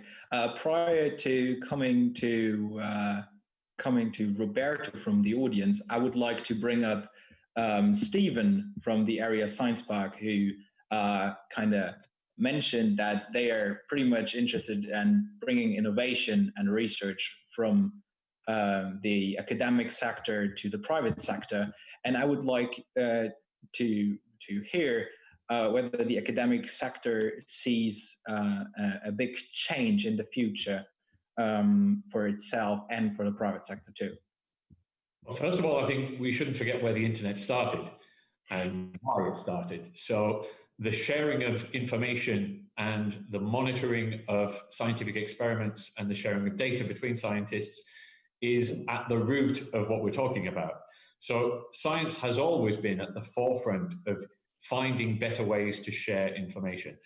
And I fully agree with the last speaker. I don't think we'll be going backwards. I think what we will be doing is learning the lessons from this experience to go forwards in a better and more sustainable way to do all of the things that we used to do, but not necessarily in the ways that we used to do them. What I envisage is a much more hybrid future in which all of the things we do will be evaluated based on the optimal way of doing them in terms of sustainability, both economically and socially, as well as environmentally. And so science has a key role to play in that. because science is the space in which we develop new ideas, we put them to the test, we evaluate them, and then on the basis of evidence, we move forward to implement them. Our role has always been to help to take that evidence-based approach to help push new technology developments and new innovations into industry, because it's in industry that they then have that manifestation of their existence that allows real benefits to real people in terms of quality of life, in terms of health, in terms of well-being. And so I think we will continue to see the increased use of scientific research in all areas of life and the increased sharing internationally, thanks to the improvements in the internet. And we all agree that the internet needs to continue to mature, and we need better backbones, we need more reliable and secure connections for everybody, not just between large organizations. And that will facilitate the kind of hybrid, flexible approach that I think is the future for every organization. There will clearly be some activities that need to be done physically. We have some here in our case, but there will be many things that can be done in a hybrid way, where we make the most of face-to-face time when that is appropriate, and we make the most of long-distance communications to avoid unnecessary travel, unnecessary pollution, etc. But I think the future is definitely the valorization of research into society through industry, through innovation and technological development. Thank you very much, Stephen, for your very interesting statement. Prior to going on with Roberto, I wanted to give the floor to Oke Pauls, who wanted to do a statement for an administrative manner for EuroDIG. Yeah, thank you, Marcel. Just for an administrative note, the room was limited to 100 participants. We are fixing that now to upgrade it to 100 participants, to 1,000, I mean. But we encourage you also to use the forum, asking questions, because I'm also monitoring the forum while we're fixing this issue, and also watch the YouTube stream so we can collect your answers. Thank you. Thanks, Oke, for this very helpful information. I see that Roberto has no question anymore, so I would like to ask Audrey, who's raising her hand already. There was a question also in the chat from Nigel Hickson. It was a question for Patrick and Audrey, and he likes to say many thanks for your address. In terms of future governance for internet, are you concerned that while OECD and Council of Europe involve stakeholders, other parallel discussions on ICT and internet issues, such as the UN, only involves governments? If I may, I already said it in my opening statement, and I just want to say hello to Nigel. In my opening statement, the Council of Europe has made a radical choice for a multi-stakeholder approach. We have done so already for a very long time, involving the non-governmental organization sector, including the youth sector, in all of the work that we are doing, but also in the standard setting that we're developing. We include not only the non-governmental organizations and academia, but increasingly also our business partners. We have established a partnership with all the major business, both internet companies, but also telecom companies and their representative associations. And for us, this is a fundamental choice. That is, we cannot do this on our own. Governments cannot do this on their own. We need to involve in a multi-stakeholder consultation, broad consultation, the future development.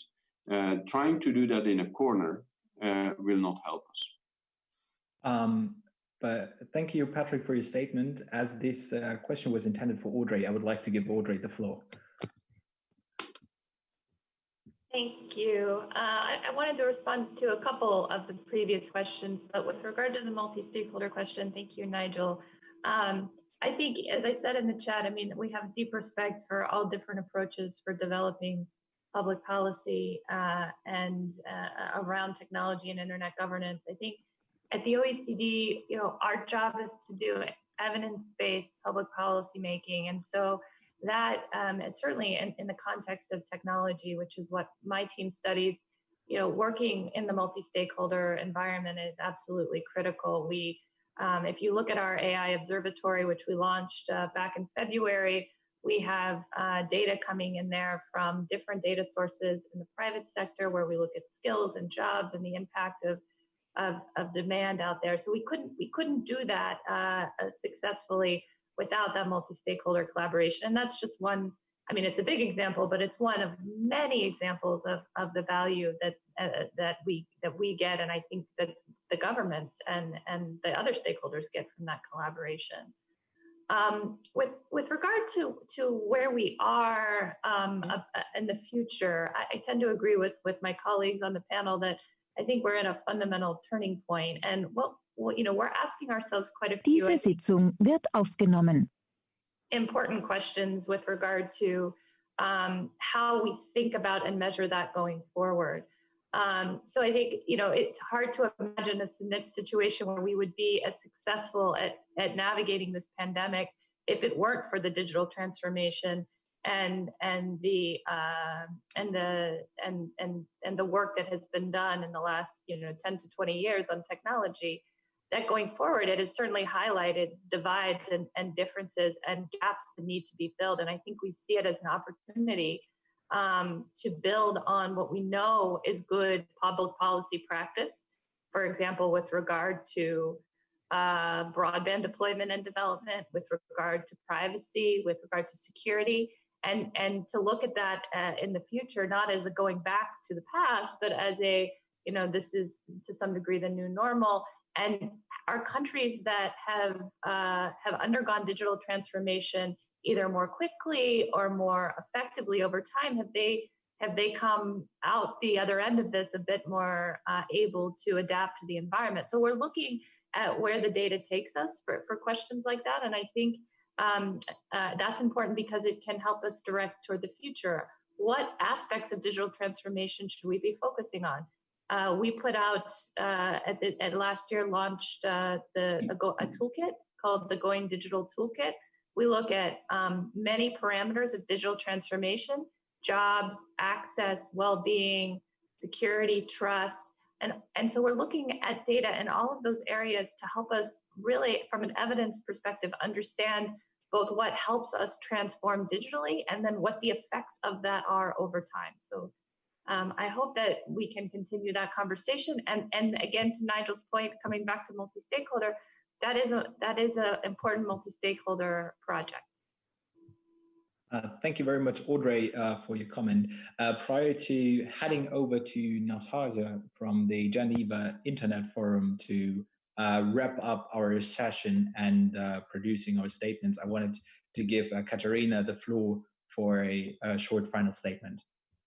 Yes, thank you very much, Marcel. Actually, I would like to answer to this to the question on how these developments should to stay after the pandemic, because I think that it is quite important for all our companies and societies. My answer is yes. Yes, on Europe's digital infrastructure. COVID and the lockdown simply accelerated the digital transformation, which was already underway.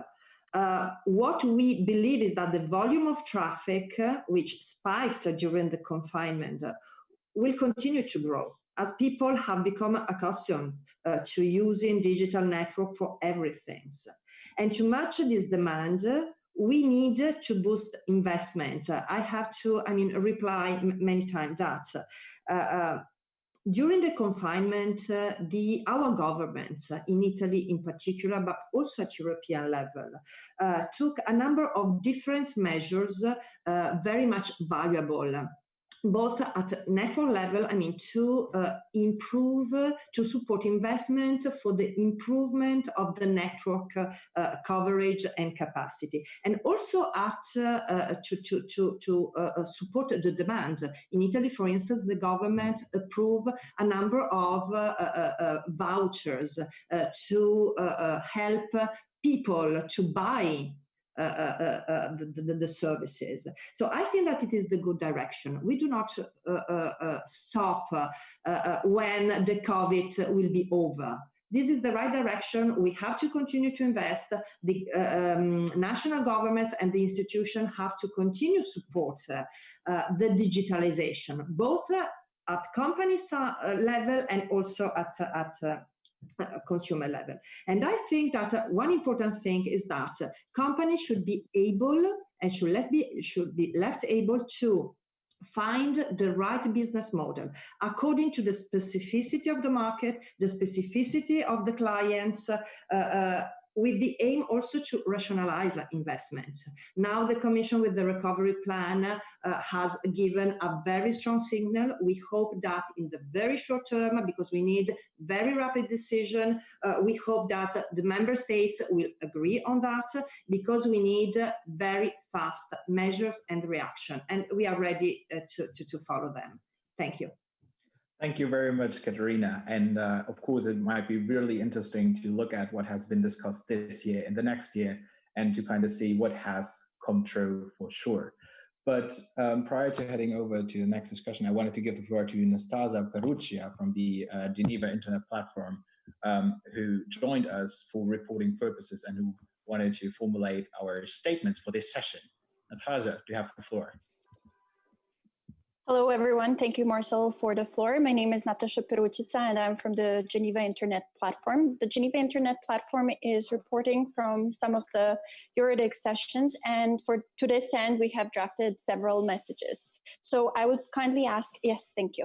The first message of the session is the following. The main question we as society need to look into relates to whether or not the COVID-19 crisis represents a fundamental digital paradigm shift with regard to the future. Next slide, please. To cover the gap of the digital divide, telcos need a forward-looking approach that promotes investment and co-investment at long and short term, as well as trust, upskilling on ICT matters in order to facilitate pick up and generate new jobs. Next slide, thank you.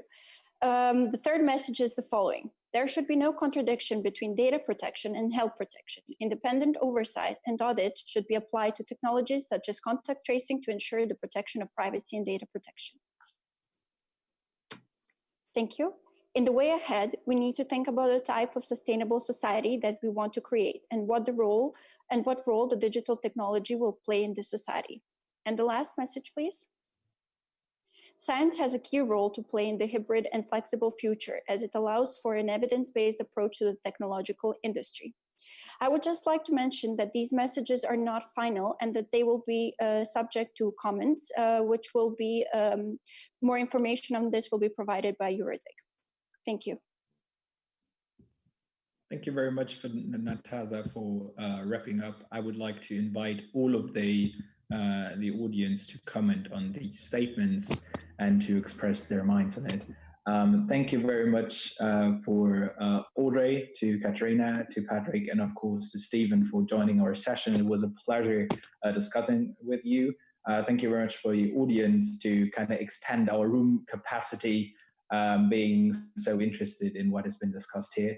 And I wish you a great EuroDIG and lots of interesting discussion. Thank you very much from Mary and I. Thank you. Thank you very much, everyone. And of course, a very, very big thank you to our moderators, Mary and Marcel. Now, we would also like to thank the reporter for their hard work from the Geneva Internet Platform, and we look forward to having further discussions on the forum. I'm wondering if EuroDIG headquarters is already here. Sandra, are you already here?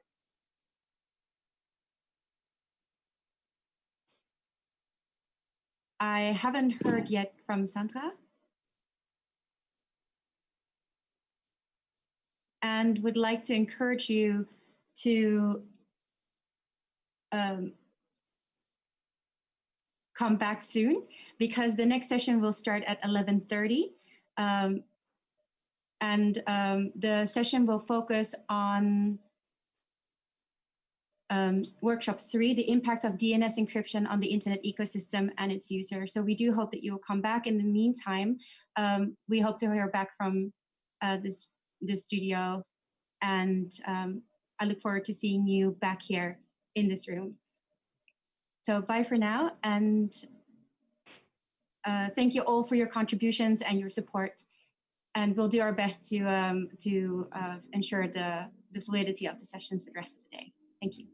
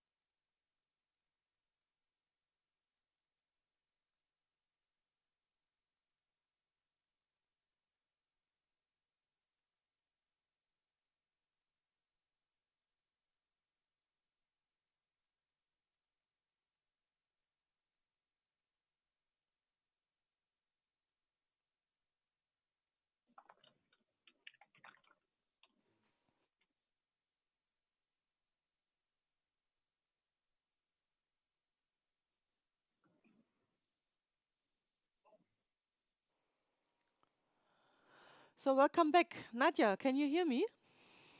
Yes, I can hear you, Sandra. Hello. Wonderful, Nadia. How was the first session in your studio? The first session was wonderful. There was so much interactivity, both on the discussion forums, but also in the chat itself. People were having discussions, bringing it together. If people had the different types of opportunity to participate. People who are usually rather quiet could participate by writing, and people who are less, keen on speaking have therefore a different way to engage in the dialogue. And I think that's a fantastic opportunity. Okay, that's basically what EuroDIG is about. We have to apologize. We did have my team told me I shouldn't call it technical issues, but we had for a short moment some room limitations because albeit we upgraded our license, we had to assign the bigger room to our license, although we only had one. So I apologize to everyone if you were not able to enter the Zoom room.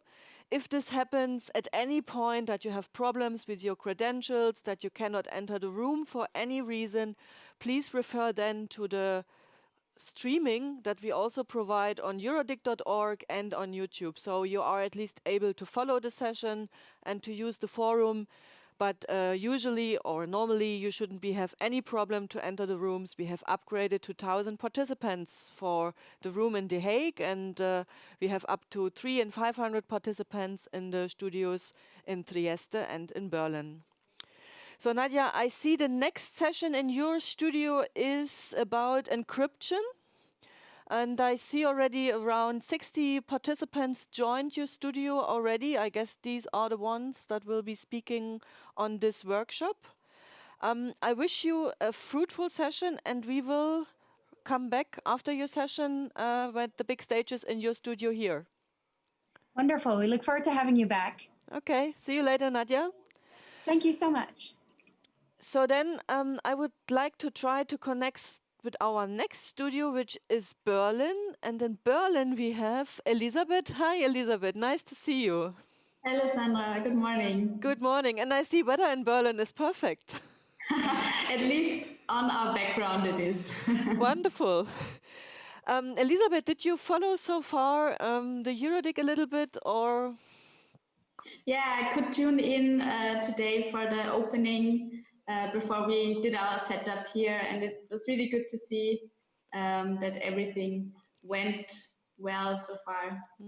And I also see the first people are already connecting to your session, including the moderator Vladimir Radunovic. Vladimir is a very experienced person in remote moderating, so with him as the studio moderator, as the session moderator, you will be absolutely on the safe side. Hi Vladimir, I see you already. Perfect. So then I wish you a fruitful day. And one thing that we should mention, our studio in Berlin, here we are going to do a great experiment because this is going to be the networking area.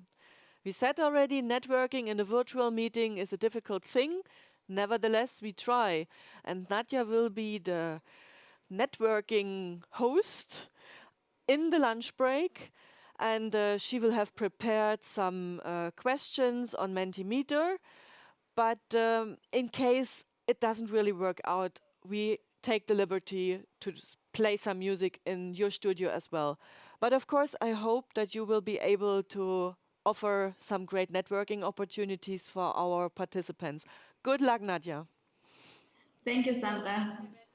See you later. Elisabeth, by the way, not Nadia. I'm sorry. That's a lot of names in a short amount of time. Okay, thank you. Okay, and then let's take the bridge further to our studio in Trieste. And here we should have Marco. Marco, you're sitting right in front of the nice Miramare castle. How did you manage that? We rented a boat and we're all sitting on a boat just in front of the castle. No, I'm joking. So welcome to Studio Trieste. And this is what you should have seen, in Trieste in June. I hope you will be able to see it next year. And this is the Miramare Castle. And our campus at SCTP is just behind the castle. I can confirm that's really the case. We've been there for the planning meeting last year in September and this year in January. And the picture that you can see is really what you get when you go to Trieste and when you participate in the EuroDIG next year in the ICTP facilities. Not that this is ICTP, but it's just around the corner. Marco, the session in your studio will deal about the innovative use of blockchain and public empowerment. I see Galia Kondova, she was the focal point. She is already connected to your session. Nadia, thank you also again for all the effort that you put into the session. And I wish you and Marco and the entire team in studio in Trieste all the good luck for your session. And with this, I think we are ready to go, and I hand over to all 3 studios and see you after and see you at 1 o'clock sharp. Over to you. Thank you.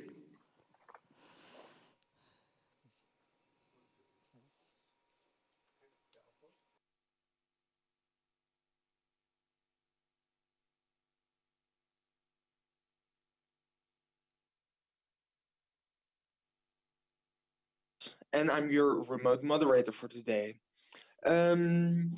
Please, in the chat, state your question or raise your hand during in the participant list. If you raise your hand, you'll get the floor, and in the chat, we'll read your questions. Also, I'm monitoring the forum, as many of you are also using that for discussion. So before we get started, I would like to go over the code of conduct. Just in case you weren't here this morning, I just want to make sure, because EuroDIG is all about dialogue, and it's your contribution and your thoughts, ideas, and questions that makes these sessions so inspiring. So I hope you will choose to actively participate in these virtual sessions. Now that you have joined the studio, you'll be able to see your name in the participants list. We would like to ask you to make sure that you have your full name displayed so we know who we are talking to. You can set this up by clicking on your name and choosing the option rename. When you entered the room, you were muted. This is to prevent feedback, which could disturb the session. So please raise your hand if you have a question and we will unmute you. When you are unmuted for your intervention, please switch on your video. It would be great to see with whom we're having a discussion with. And do let us know who you are by stating your name and affiliation. So without further ado, I would like to introduce the moderator of this session, the impact of DNS encryption on the internet ecosystem and its users. Andrew Campling, you have the floor. Great. Thank you, Nadia, and good morning to everyone to this first workshop of EuroDIG. As Nadia said, my name is Andrew Campling. I'll be moderating the discussion today, supported by my colleague, Mikhail Anisimov, who will be acting as the online moderator. I'll be joined by 3 key participants. They are Andre Philip, Nick Lehman, and Vittorio Bertola, who I'll introduce in a moment, and also by Ilona Stadnik, who will be the reporter from the Geneva internet platform. Just to give you some background to who is involved. The topic that we're discussing today is encrypted DNS, specifically DNS over HTTPS, or DOE, as it's often called. And just to give us context, I'm going to very briefly remind you of the session teaser, because I'm conscious that maybe not everyone will have had a chance to read the EuroDIG wiki before joining the session. So DOE is a technical standard, a fairly recently introduced technical standard, designed to enhance the privacy and security of end users by preventing so-called man-in-the-middle attacks and eavesdropping on DNS traffic. And browser vendors and others have proposed different implementation models for DOE, but essentially some of those may lead to the centralization of internet infrastructure. And our session today will look into the effects of centralized and encrypted DNS name resolution on cybersecurity, as well as some of the effects of browser-centric control of core infrastructure functions on policymaking and the architecture of the internet. We will endeavour, as far as we're able, to focus more on the policy aspects rather than the sort of pure technical aspects, although clearly they are closely interlinked today. The structure of the session is we'll have short opening comments from each of our key participants, and then we'll move into the most important part, which is the discussion, which we'll aim to involve as many people as possible from the various channels, including the Zoom room and the other channels, as was explained earlier. And we will aim to draw the conversation to a close by around or just after 12:50 in order to allow Ilona, the reporter from the Geneva Internet platform for our session, to share some of the session messages and gain agreement to those messages from the participants and the audience through rough consensus, because I'm sure we won't necessarily 100% agree. So that's the plan for the session today. So what I'd like to do without further ado is to introduce our key participants. So firstly, I'm going to ask Andrej Filip, the CEO of the Czech Domain Registry and a RIPE NCC board member, to share with us his opening thoughts. So if we could unmute Andrej, please. Hello, everybody. Can you hear me well? Yes, we can. Excellent. Thank you very much. I prepared a couple of slides, but to be honest, I'm not unsure if I can share them now. So I will start with our slides, and maybe I'll be able to manage it later. But let me start with a very brief introduction of the technology. I know that it was said at the beginning that this panel should be focused on policy, but I think the technology explanation is very important. In every, in a normal run of DNS, there are several actors in the game that the traffic you initiate are passed through. That's your browser, for example, some of your application. Then we have an operating system that has a stop resolver.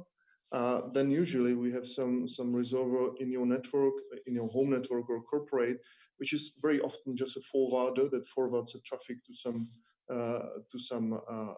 resolver that really does the resolution, that does the recursive resolution.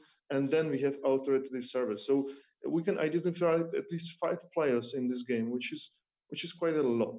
And all this traffic is unencrypted.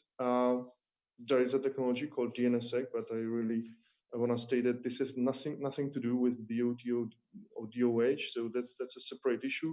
DNSSEC helps to ensure the integrity, but doesn't do anything with encryption.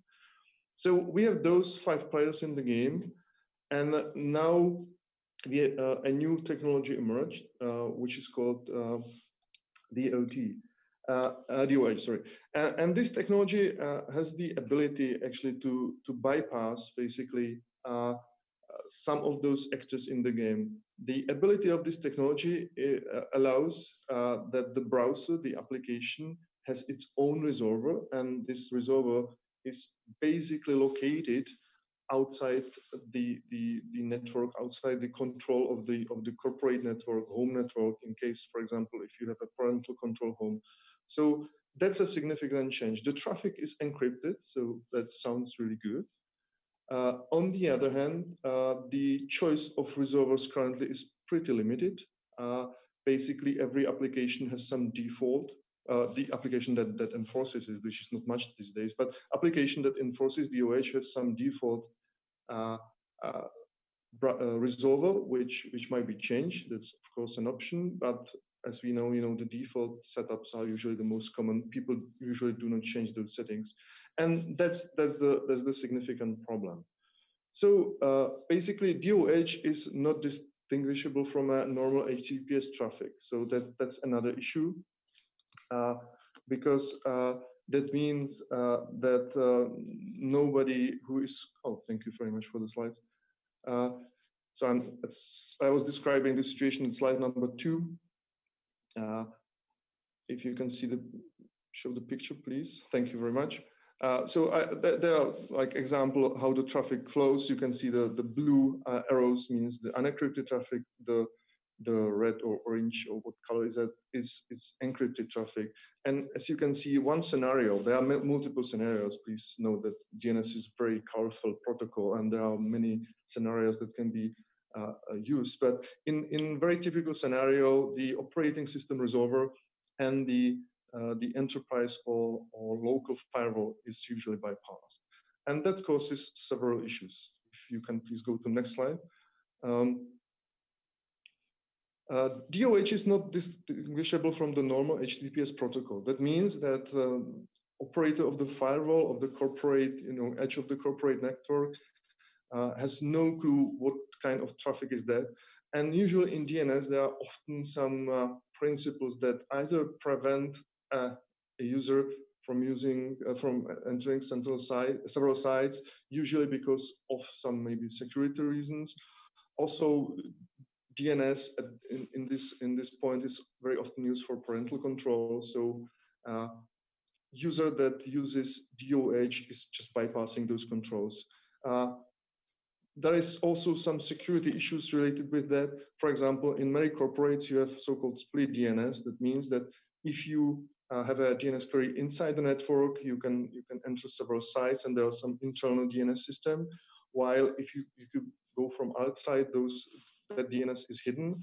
But of course, if you can bypass the corporate firewall, then the query for internal sites go to the external resolver. It's probably not resolved, but the external resolver now has some knowledge about the internal network that also includes the reverse DNS lookup. So that's another issue that you can provide some information about the internal network, which is not, of course, intended.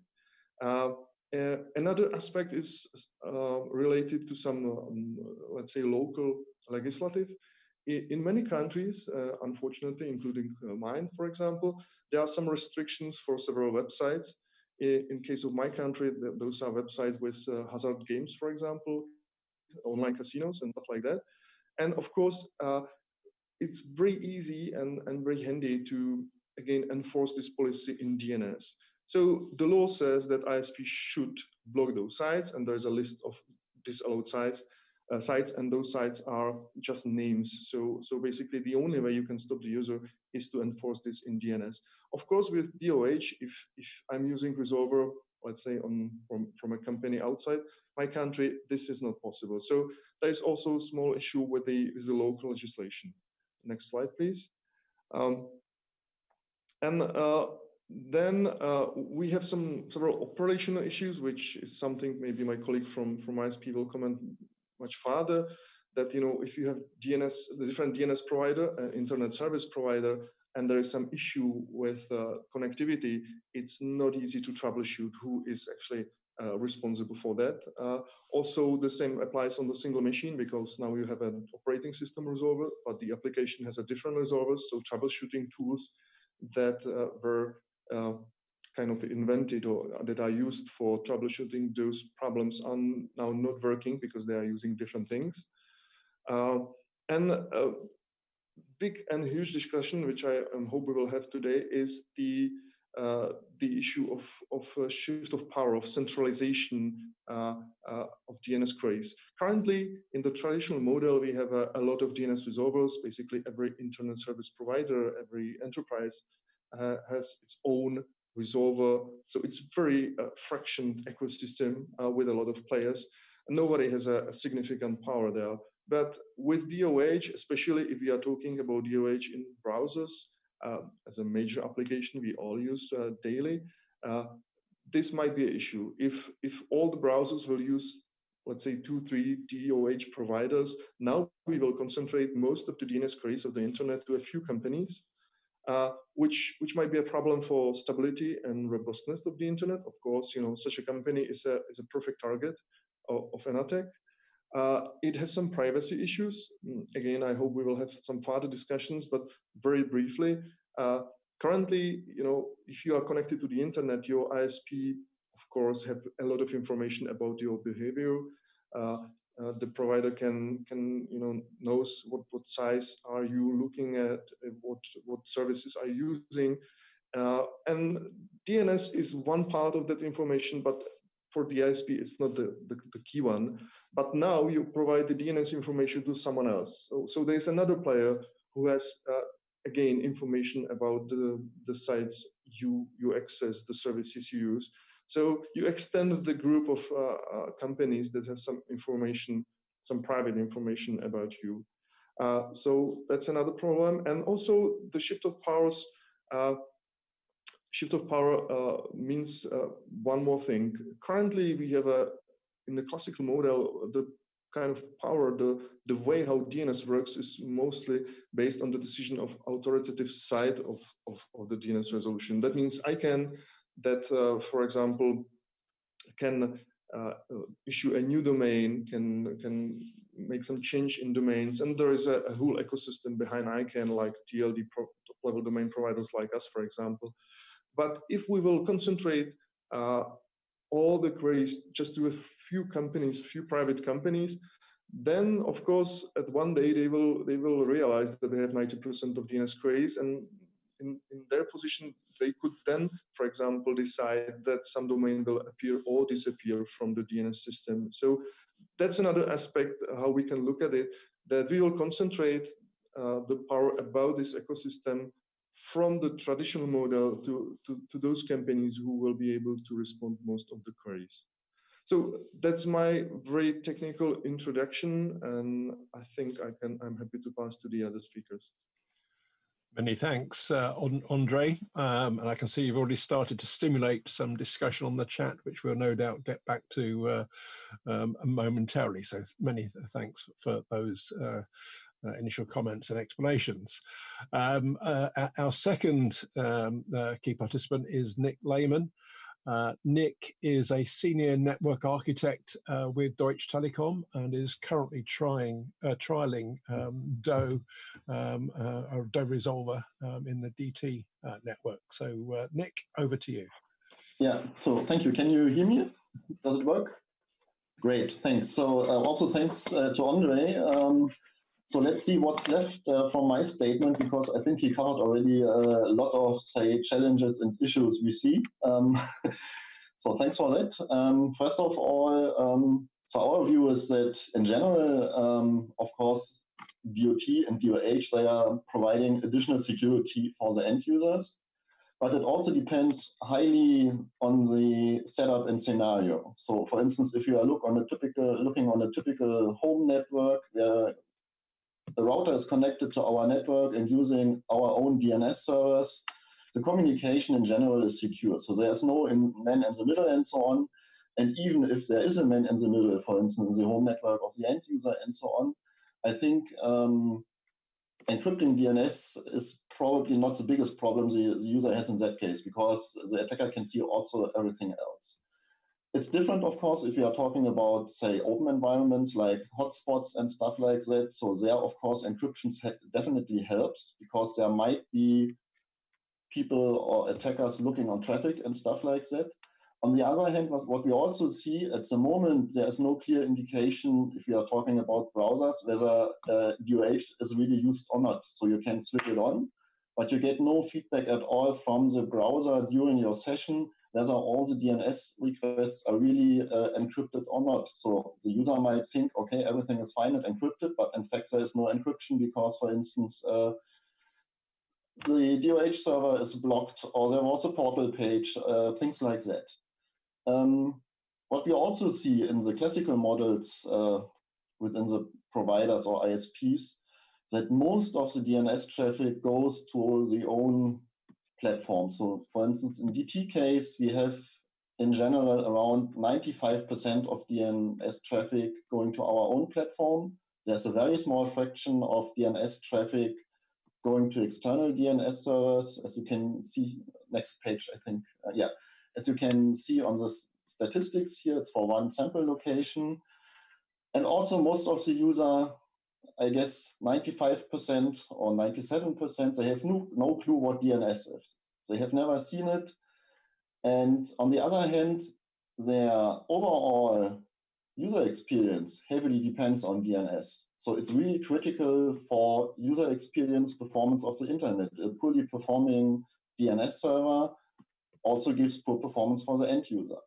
We also have a bunch of features in our DNS which helps us to optimize the network. For instance, we distribute users to the closest CDN location, things like that. We have load sharing for certain applications implemented, for instance, for voice, that not every user ends up on the same server, but that we distribute them over the servers. And of course, all these kind of features are necessary to run a network. And that only works if the DNS is owned by us and the user is using our DNS. If the user is using an external DNS, then we lose those features. I think it's okay for the number of users which are actively changing their DNS, so they can if they want, no problem with that.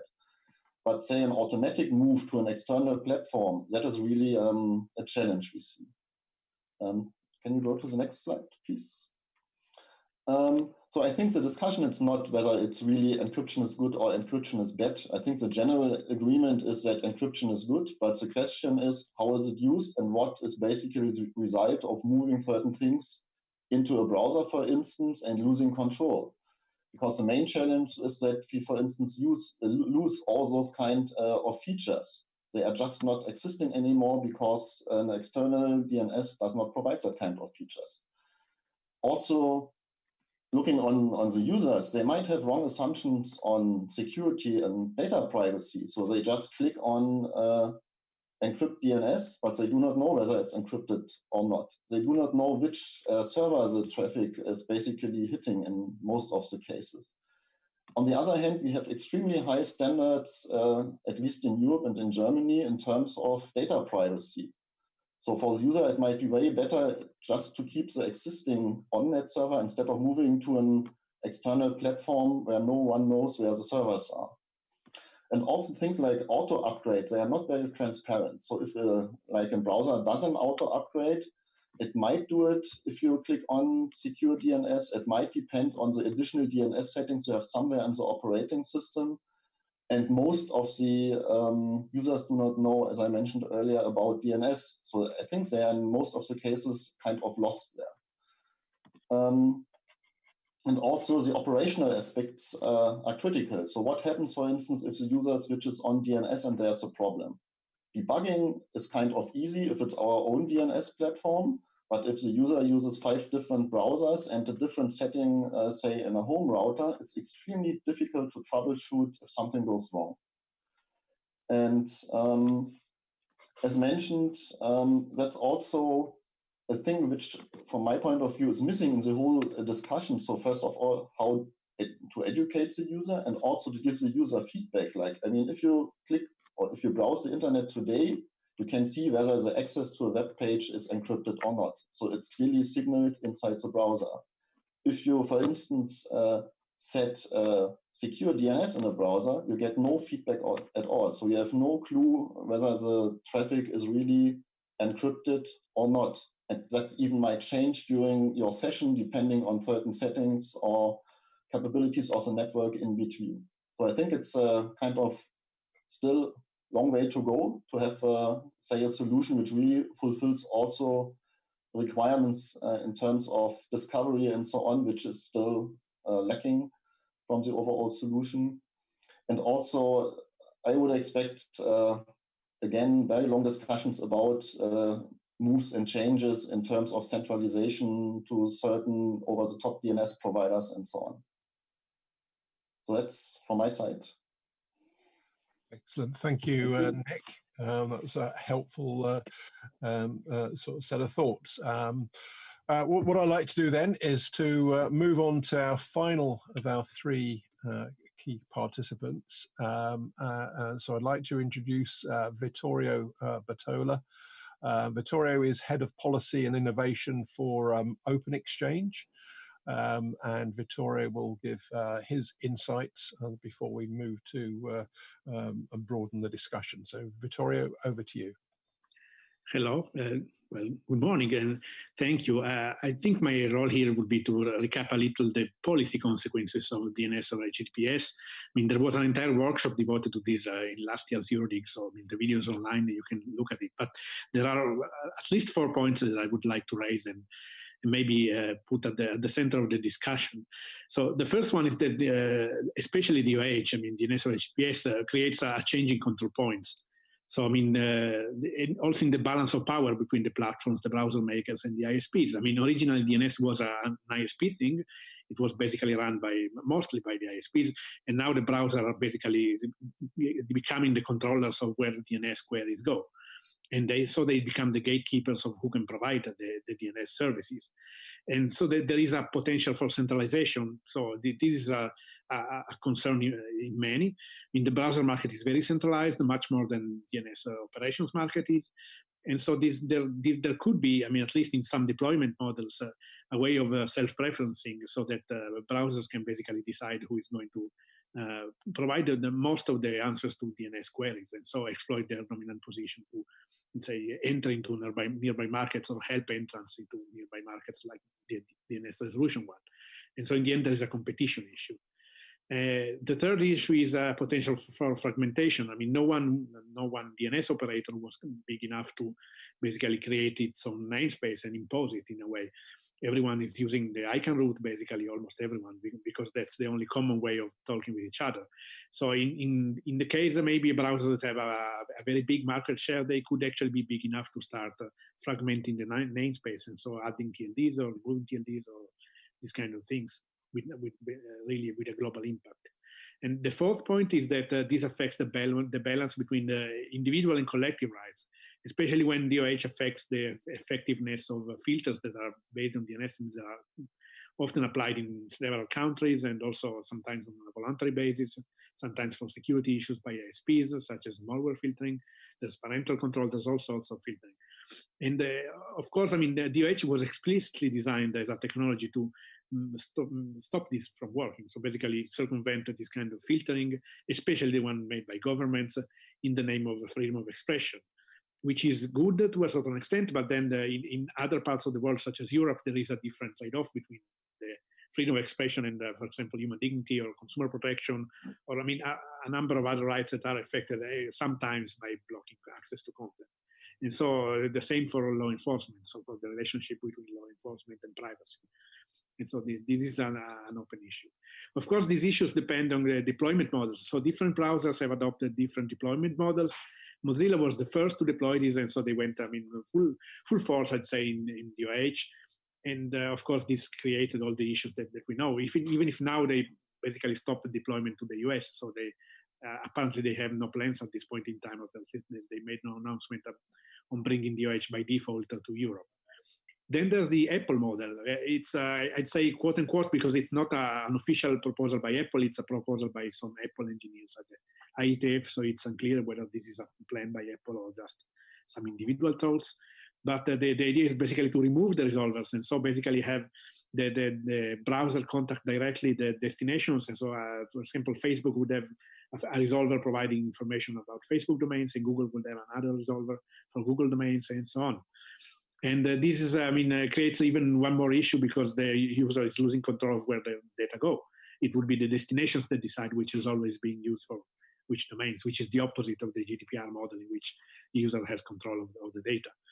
The final one is the model adopted by Google and also by Microsoft, which is possibly the least problematic in policy terms because they don't change the operator. They just try to upgrade the connection from unencrypted to encrypted, but towards the same operator.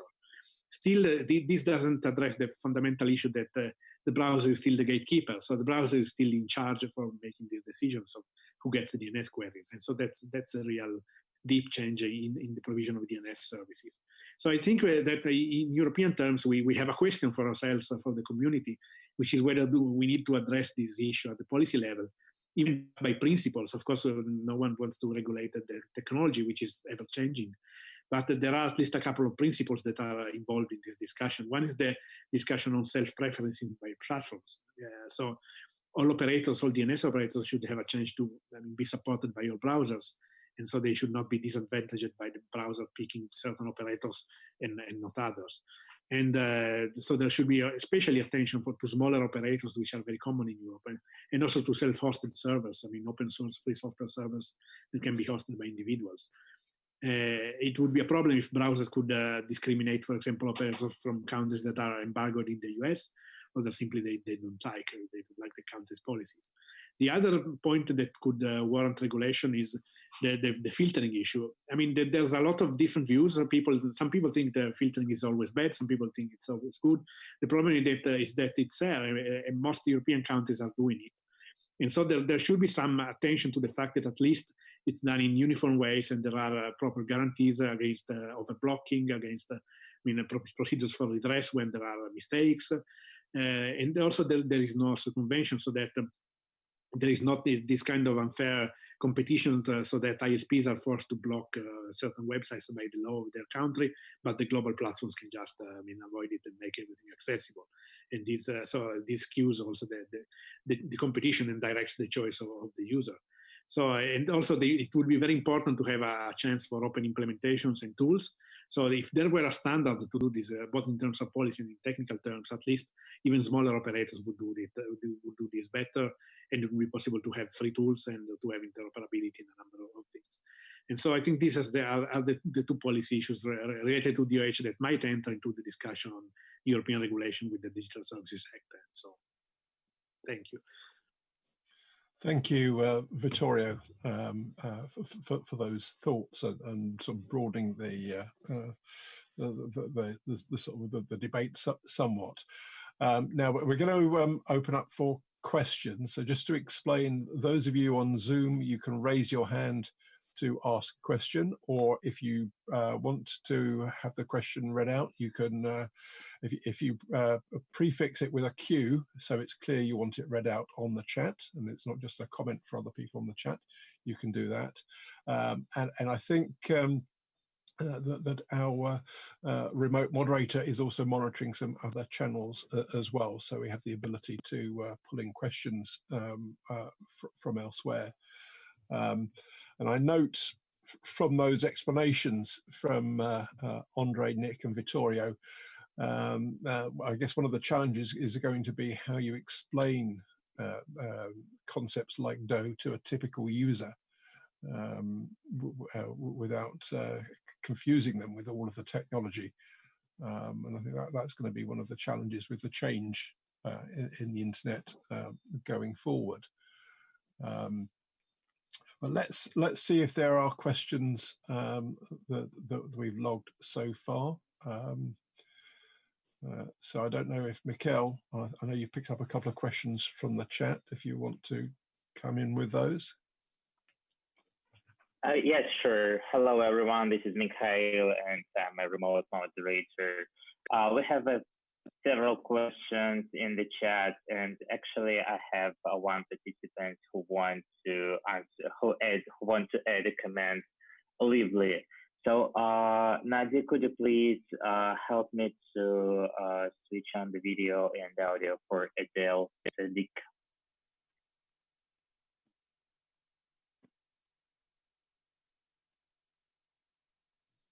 Nadia, you mute yourself. I can't hear your comment. Hi, the remote moderator for this session is Auke Pauls, and he has unmuted Adil Sadiq. Adil, you have the floor. Okay. So I'm actually a student from University of Nottingham, UK. So I understand that DNS is something that we, being an end user, does not control. So what can I do, being an internet user, to protect myself against all that DNS and privacy issues? Like, is there a client maybe that I can install that can provide me services like DOS or DOT, or maybe anything that I can do to protect myself, that if I don't trust my ISPs or any other organization? Thank you. Great, thank you, Adele. I don't know if either of our three key participants may wish to come in with a thought on that in terms of tools that you may wish to comment on. Yes, Nick, so I can comment. I mean, if it comes to clients, there are already a couple of clients out there like Firefox and also Chrome supporting DOH. But in all cases, you have to configure it, so it doesn't work basically automatically, at least not in Europe. I think there are also ideas to do a kind of auto upgrade where it's used anyway. But even in that case, you do not have really control about what is going to happen with your data. So I think it was mentioned, an important topic is really user education, and also to make sure if you have, for instance, a trust relationship to one of your service providers, that you keep that kind of relationship even if you change, for instance, the protocol to DOH or DOT.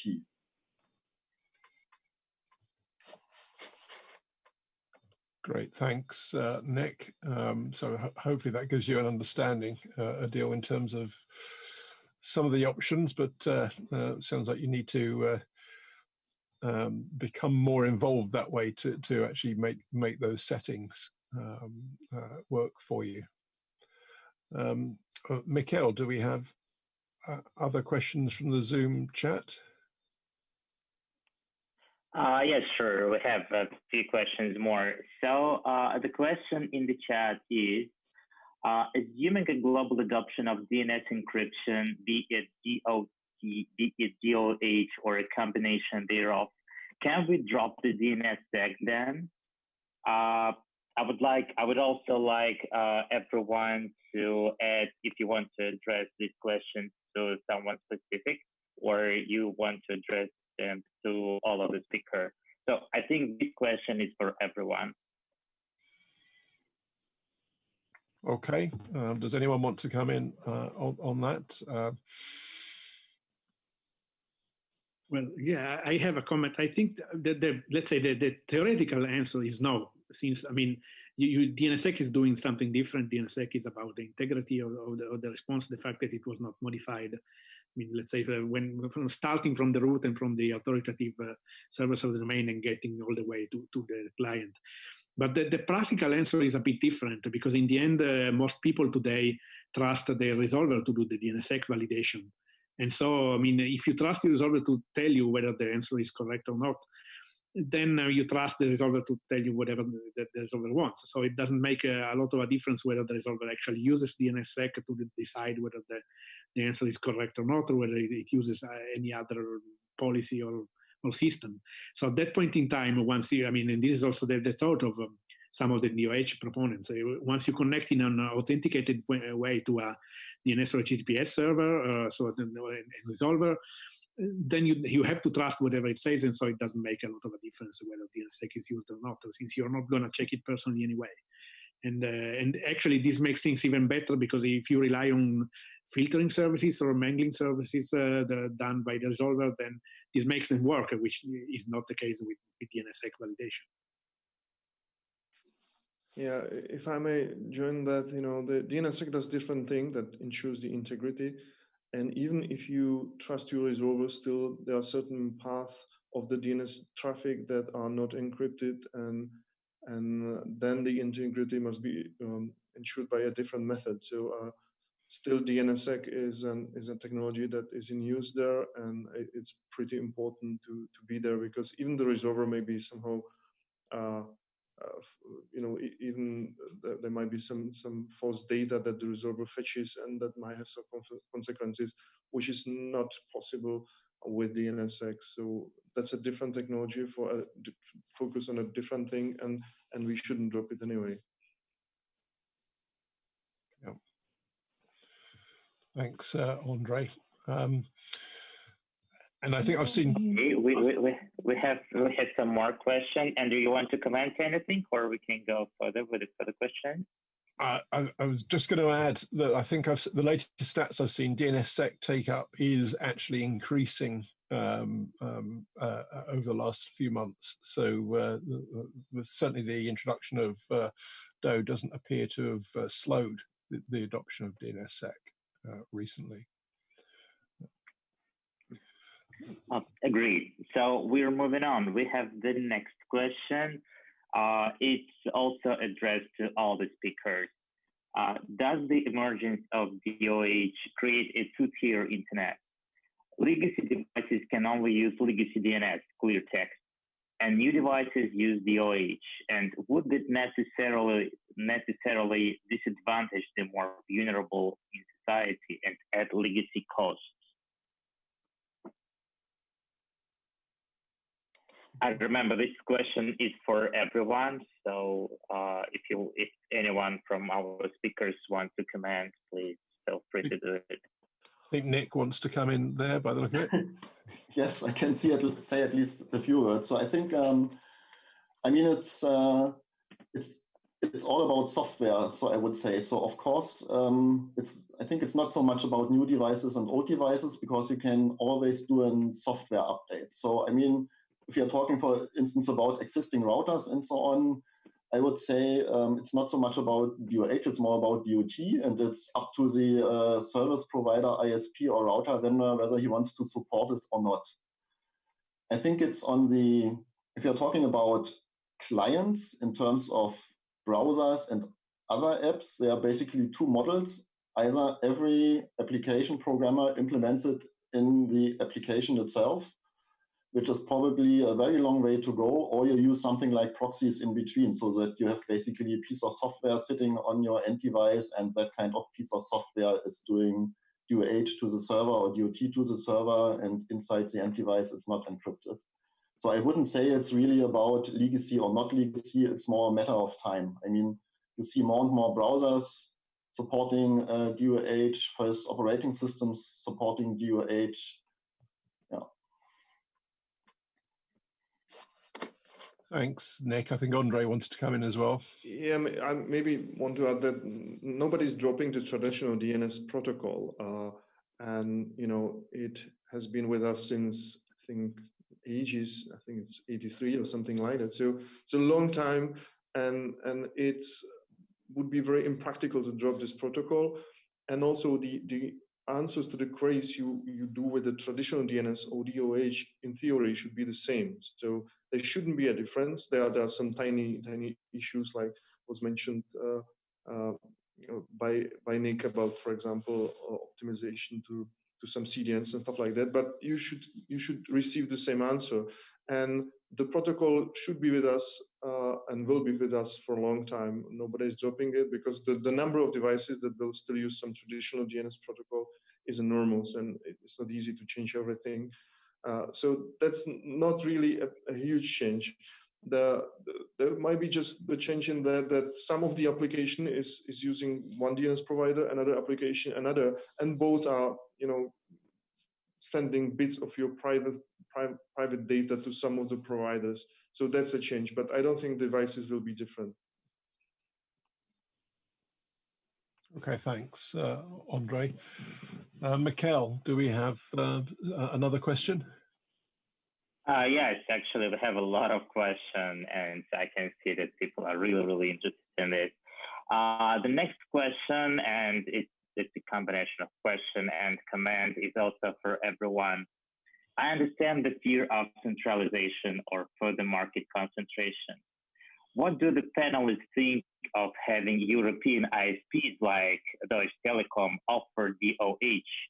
Or we could also set up a European DNS resolver as a kind of public service. If we had such European alternatives, it would be possible to offer DNS services on the basis of the legal protection of the GDPR and in line with other European legal requirements. Please, this is also to everyone. It's quite a complicated question. Well, okay. So maybe I start because it mentions DT. Yeah, I think it's a good question. In fact, at the moment, or let's start differently. In the past, I mean, DNS was part of the infrastructure of every ISP. So it was meant for the end users of that ISP. And also, I mean, we are looking into implementing or supporting DOT and DOH, but the main focus are our own customers, basically, as in the past. So I think, of course, you could offer like a European DOH service, or certain ISPs could do that, but it's a completely different model in terms of, well, talking to users which are not, for instance, on your own network and stuff like that. So it would move you to a position like offering over-the-top DNS to almost everyone. So it's a completely different product and setup.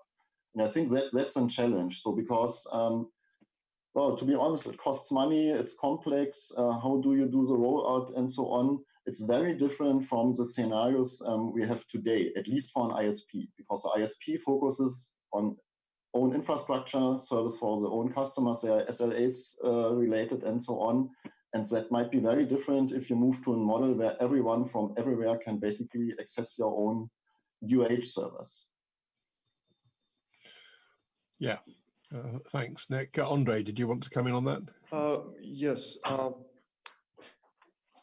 hope I stated it in my initial speech, but I will try to repeat it again. I think it's really the best way how to use DNS is to use DNS which is provided by your ISP. If you do not trust your ISP, then you have a problem, because if you are using network of an ISP, that ISP has control over parts of your data anyway. It can wiretap the communication. It can see which sites you are accessing and stuff like that. So the best way how to protect your data is not to increase the number of subjects that has some knowledge of your data. So that's why I would really suggest to use DNS provided by ISP. Also, it means this DNS, if there's some relationship to the CDNs, is in the optimal relationship with CDNs, and also since all the clients of the ISP are behind some resolver, the connection between DNS and users, which is behind the resolver, is unclear. So that's, for me, probably the best way from the privacy point of view. However, user is free to use any DNS he or she wants. That's okay. Even my company is providing the open DNS resolver, which supports DOT and DOH, and some people use it for several reasons. But I don't think it makes sense to make some combined European effort for a DOH service, DNS service. It doesn't make sense to me. That would be a waste of energy, because anyway, every ISP needs to solve this issue, and I think they are doing their best, what they can do, and this wouldn't probably add nothing special. Although there are some companies that are using DOH and DNS as a filtering service, so that's a fair competition. You join this DOH service and they provide you some additional services, like for example special filtering or whatever, some protection based on DNS, which is a possibility. That's a fair market, but doing something on European level doesn't seem to me logical to me. Thanks, Andre. Vittorio, I think you had a comment. Yeah, no, the comment is that absolutely yes, I think that European ISPs should offer DOH resolvers. First of all, because in my initial intervention I mentioned the concerns, but basically there is a lot of positive sides in moving to encrypted DNS connections in terms of privacy and security. So a good ISP should be running to provide this as soon as possible, of course, after the proper experimentation to the customers. And so I would expect actually most European ISPs to offer encrypted DNS as well. I don't know if it makes sense to have just one centralized European public resolver, but why not? If people want to do it. The point is that if you dislike centralization, the more encrypted DNS servers you have, the better. So we just need to make sure that once you deploy these wealth of new DNS resolvers which offer encrypted connections, then it's actually possible to use them easily in the browsers, in any client applications, in the operating systems, and so on. Yeah, I think I've one more comment. If it comes to the European DOH server, I think it will be very different from the servers the ISPs are running, because I mentioned earlier we have our own features implemented in our DNS servers, and they would be also, of course, available if we add DOT and DOH as a protocol. But those features are not necessarily implemented in a European server infrastructure, because I wouldn't expect, for instance, that like an off-net user from Iceland or wherever wants to have our load sharing for voice. So it would be a different implementation. Here, the remote moderator speaking. I've received also a question, and the question is, can we have a system where we do not have a resolver which can monitor which addresses are resolved, but rather a blockchain-like solution where having a node will prevent others from seeing which addresses you're visiting? Interesting question, Andre. Vittorio, I think was coming. Well, Yeah, no, my comment is that that's welcome. Of course, then there's the question if it's the same namespace or a different namespace. I mean, but the point is that then you would have to trust the blockchain. So, I mean, the people that run the blockchain, which in theory is everyone, but in practice is a limited set of people that have the resources to, at least with the current blockchain technologies, to run the blockchain. So, I mean, in the end, if you want to get online services, unless you run everything yourself, you're always going to need to trust someone. The point is rather to make sure that you as a user have a choice. So, for example, I would also advise, if you're really concerned with DNS privacy, that you could run your DNS resolver yourself in your home network. Actually, there's products like the Pi-hole, which also gets it brings you the added value of filtering out advertising, which are broken if you cannot choose your own resolver, but indeed there could be also a solution if you're really very keen on preserving your privacy at all costs. Thanks, Vittorio. Andre? Yeah, I just wanted to add, again, DNS is just part of this privacy game. Well, maybe there might be a technology, probably not soon, not easy, that would do a DNS resolution for you. But if you really have those concerns, you don't trust your ISP, then you should use different techniques, like, for example, VPN or stuff like that. Just using somehow encrypted DNS doesn't solve the whole issue. It's a lot of information that you can hide if you will properly encrypt DNS, and also if you would like to use some blockchain technology for resolution and stuff like that, that might help. But that's not the whole ecosystem. You should focus on other stuff, and especially if you don't trust your local ISP or local regulation in your country, which I don't think is a European problem, but in many countries it might be a problem. Then VPN is much better solution than playing just with the pure DNS. Yeah. Okay, thanks, Andre. Now, I noted on the Zoom chat that Tommy Jensen from Microsoft had asked a question, and obviously we've focused so far the discussion on browser implementations of DOE. Some of you may know that Windows 10 is currently testing DOE support as well within the operating system. So if we can unmute Tommy, it'd be good to get Tommy's input.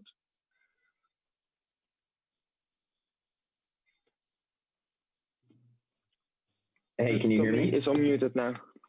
Brilliant. Yeah, you're on, Tommy. Thank you. So the question I posed in the chat is regarding the concern over GDPR requirements for DNS providers.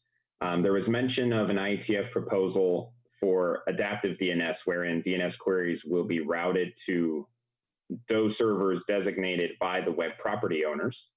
I've joined Tommy Pauly from Apple as a co-author on that draft, and my question for this audience is, what is the nature of the GDPR challenge there? From my naive point of view, the queries will be going to a DOE server owned by the same web property owner that will receive the customer's data via the page load that results from the DNS query. And so in theory, it should be the same parties that had the data before that would have the data after that implementation. And so I would believe that the same obligations would exist already. If that's not the case, though, I would want to understand what the concerns are related to GDPR. So does anyone want to come in on GDPR, Vittorio? Well, I was the one making the remark. So yeah, I think that the question is open, actually, that we need to ask a good privacy lawyer. And it's not that easy. So in a way, it could be or it could not be, like you say, depending on, for example, whether the resolver provided by the destination really only offers the service for domains that are owned by the same destination, or if there are third parties involved. So if it's a third party running the DNS resolver for the platform, for example, then it will be different because it's a new party. Or if it's also going to get the queries for other domains which are not directly managed by the destination, so the same entity, let's say, but by third parties that are used inside the websites or services that are used, then there is a privacy leak in that case because it's data that this entity would not get. So, I mean, unfortunately, as always with the GDPR, the answer is it depends and you need a lawyer.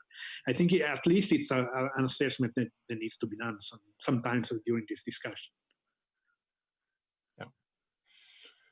Anyone else want to come in on that? No.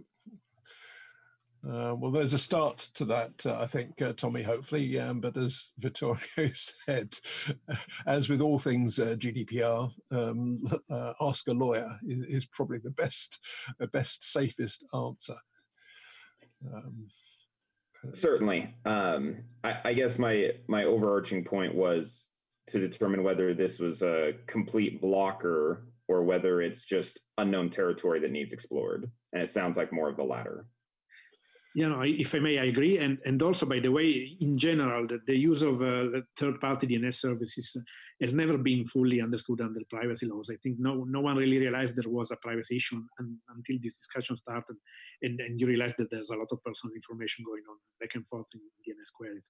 So, I mean, in theory, there's the same issue if you just enter a separate resolver, because even if you enter, let's say, Quad 8 or whatever into your own configuration, then at a certain point in time, you should receive privacy information with all your rights and provide consent in an informed, explicit way. So, I mean, yeah, I think this is open for discussion with the appropriate privacy authorities. And I know some of the regulators in Europe do provide views when asked on such matters. So I know, for example, in the UK, the Information Commissioner's Office has in the past given views on DNS-related matters. So there are third parties beyond just lawyers that can give input on those things. Thank you both. Thanks, Tommy. Do we have more questions? I see just a reminder on the chat to you can raise your hand as well and ask a question if you wish.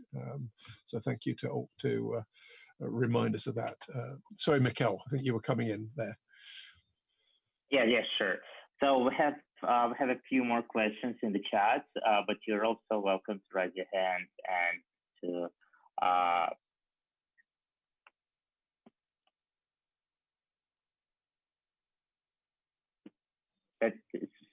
sorry, seems that I had some connection issues. So the next question is, could we have a DNS replacement that does not allow to track users? Currently, DNS and DOH allow to track who is visiting which website. I believe this question was pretty much covered with the previous discussion about the blockchain, but if any from our panelists want to add something, not about the blockchain, but maybe for any other replacement for DNS, you're also welcome. Or we can move on. So does anyone want to comment on it? It's a bit futuristic questions. How do we, can we imagine the internet without DNS? Unless you completely change your naming system, which is always an option, but I'd see it very hard to do. I mean, in the end, if you rely on someone providing you a service, that party will always have access to your data. So agree. If you don't trust DNS, you will have to trust to another company who will provide you another service, whatever it could be.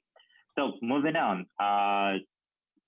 The question from Patrick Turpey, given that most DOH providers do not have contractual relationships with their end users, that redress do end users have in their event of poor performance?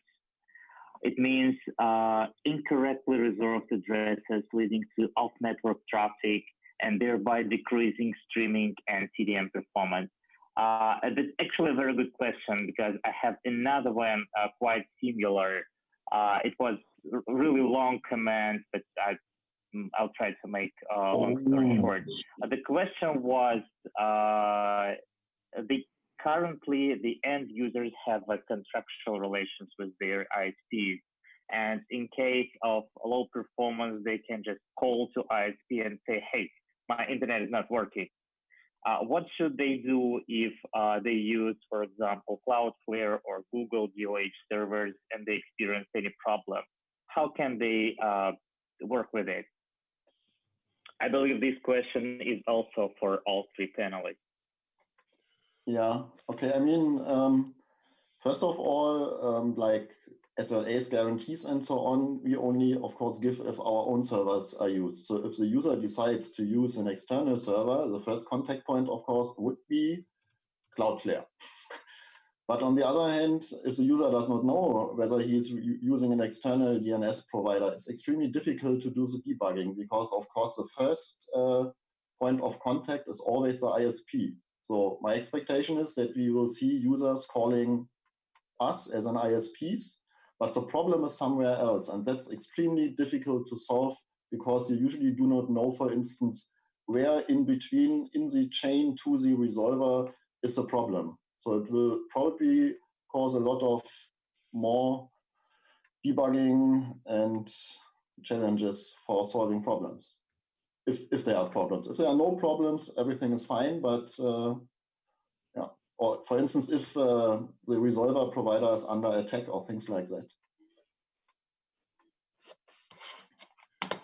Thanks, Nick. Anyone else want to come in on that one? No. Okay. I see that Carsten has raised his hand. So, Carsten, did you want to come in with a question? Yeah, it's rather a follow-up question to my initial question, whether DOH and DOT is essentially the same like DNSSEC or serves the same purpose as DNSSEC. That was a little bit of a Jean provocateur question, just as I said on the chat already, to just get the ball rolling and to make it clear for, in particular, the not so technical audience here that both things, protocols, so to say, essentially serve a different purpose, and they're essentially orthogonal to each other. So as a follow-up question, I just wonder, would in particular the panelists know, and we've had that on the chat as well a bit, know of any kind of CPE vendors, customer premises equipment, like in particular routers, who are about to deploy either DOH or DOT or both of it, as well as DNSSEC checking, so that in particular residential users wouldn't have to deploy any kind of like additional gear at their places to get the features of DOH, DOT, and DNSSEC delivered to their homes. So we've had that on the chat already, but maybe it might be worthwhile as well to have this discussed by the panelists as well. Thank you. Thank you, Carsten. And I know there are certainly some shipping DOT. I'm not sure about DOH, but Nick, did you have a thought on that? Yeah, I think there are already a couple of routers at least supporting DOT. So like I think it was mentioned in the chat, like ABM is supporting it. Also, the Taurus router is also supporting DOT. And my expectation is it's basically like a software change in the DNS resolver of the routers. So as soon as the basic software will support DOT, we'll see more and more routers at least supporting DOT. So my view is it's a matter of time. It's a new protocol. It takes time to implement. I mean, also we are looking into whether it makes sense or not to implement DOT in our own router. So how long will it take and questions like that.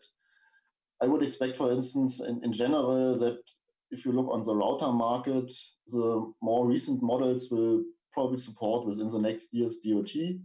The older ones maybe not, because they are just too old. So that no one is basically providing new software or software upgrades. If I can comment too, sure. I'm in very nice position because we are authors of Node Resolver, which is currently used by Cloudflare as one of the main platforms for DOH. So that's software we developed, and also we are developing CPEs like routers, which was mentioned by Nick. So that router, of course, supports DOT, DOH both, and has been supporting that for a couple of months, maybe more than a year. So this is open source router based on OpenWRT. So this implementation of DOH can be, of course, backported to OpenWRT, which is also a huge family of CPEs. And I'm sure the other vendors will follow soon, because this change is not very technology-wise complicated, of course. You know, we have HTTPS protocol, we have TLS, we know DNS, so combining those two is not super easy, but on the other hand, it's not a rocket science. So I'm sure other vendors will follow too. Yeah. Thank you, Andre. So certainly CPE, some is there and more is coming, I think is the message, Carsten. I'm conscious that we've sort of touched on a couple of issues. There's been some mention of things like centralization. It'd be interesting to get people's views on whether you think DOE will lead to greater centralization on balance. And if so, does it matter anyway? So do any of you have a view on that? Will we get more decentralization from DOE, and should users care about that? Andre. Yeah, so I commented that at the beginning, and I think we will see more centralization because browser is one of the most popular application, right? And browser vendors are pushing DOH logically because HTTPS is protocol they know the best. So with that push, Mozilla is a great example. You know, with the push in US, there's a lot of centralization in DNS traffic there. So we will see more and more of that. And as I said at the beginning, I'm not very happy from that because that's a fundamental shift of power. That's a fundamental shift of ensuring the stability of the internet. And I would rather have more fraction DNS ecosystem where every player has its own responsibility than a concentration of responsibility and power to a few private companies, like for example Cloudflare, Google, and so on. So I'm not super happy, but this is the technology. That's a natural development, and so I expect more and more coming in this field. Thank you, Andre. Yeah, I mean, if I add, I mean, I of course I also already said that I was worried about this, but I would also stress that, I mean, what we are seeing in DNS is just a part of the broader process in which the internet is turning into the web, or the web is taking over the internet. So I mean, for the last 20 years, I mean, the things have been going that all the applications have been turned into web applications running inside browsers, either on the server side or increasingly on the client side. And so this is a trend that possibly cannot be stopped, but it is, I mean, for people that were there on the internet in the 90s or even before, it is a problem, because the original way was that people would be able to deploy new technologies, and there was a wealth of different protocols and applications that you could choose from. But apparently now the browser is becoming the controlling entity for everything that happens on the internet, and that's of course a potential danger. Even if the browser people are the best people with the best intentions, it's still a potential problem. Yep, thanks, Vittorio. Mikhail, I think you maybe had another question to ask from the chat. Yes, I have another question. It's actually it's a very practical question. How expensive is it for an ISP to deploy a DOH service? But I would like to bring a bit broader perspective on that. We know that every new technology can affect the price of the service and users, because the operator has to think about returning of investment. So do you have the same picture with DOH and other DNS encryption technologies?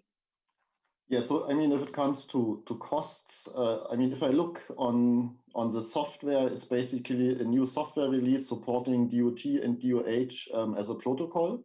So I wouldn't say there's almost no cost.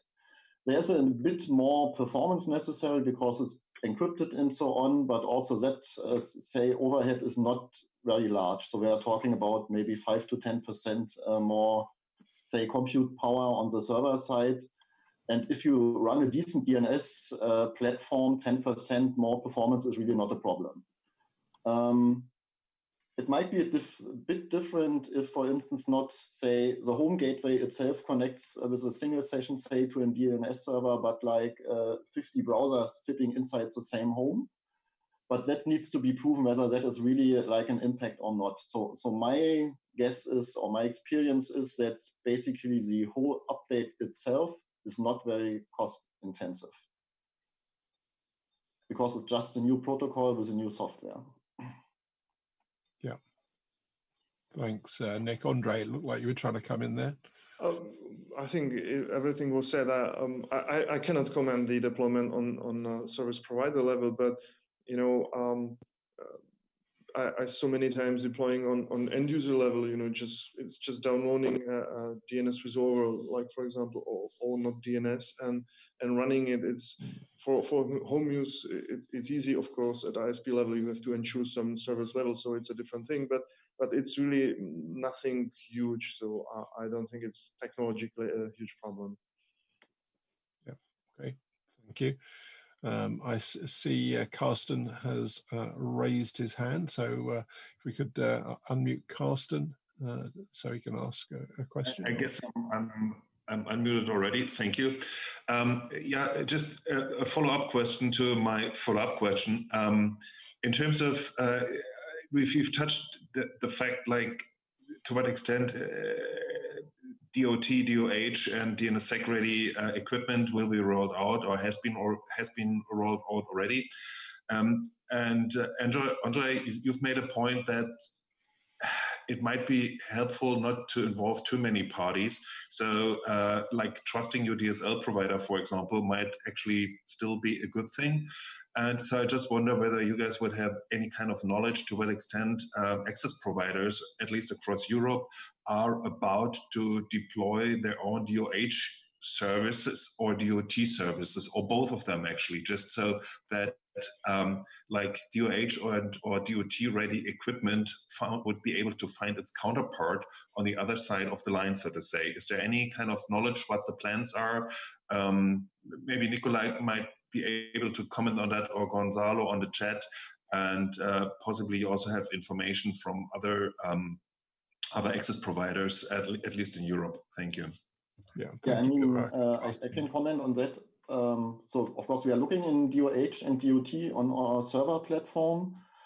Especially with DOH, the main challenge is the communication to the end user, because you have to make your end user aware that there's DOH available, and you have to make your end user to reconfigure its client to use the DOH server as well. And that's and then the question from the end user would be, why should I do that? So I think the communication is really a big problem. It's not so much about enabling the platform itself. For DOT, I would say it's a bit easier, because if you implement it in the home gateway, you can at least do some kind of silent upgrade from the home gateway to use encrypted DNS like DOT to the server. But as I mentioned in the initial statement, the question, especially in the typical scenario where you trust your access provider anyway, and the ISP running the DNS platform, what is the real benefit of upgrading that kind of connection to DOT? Yeah.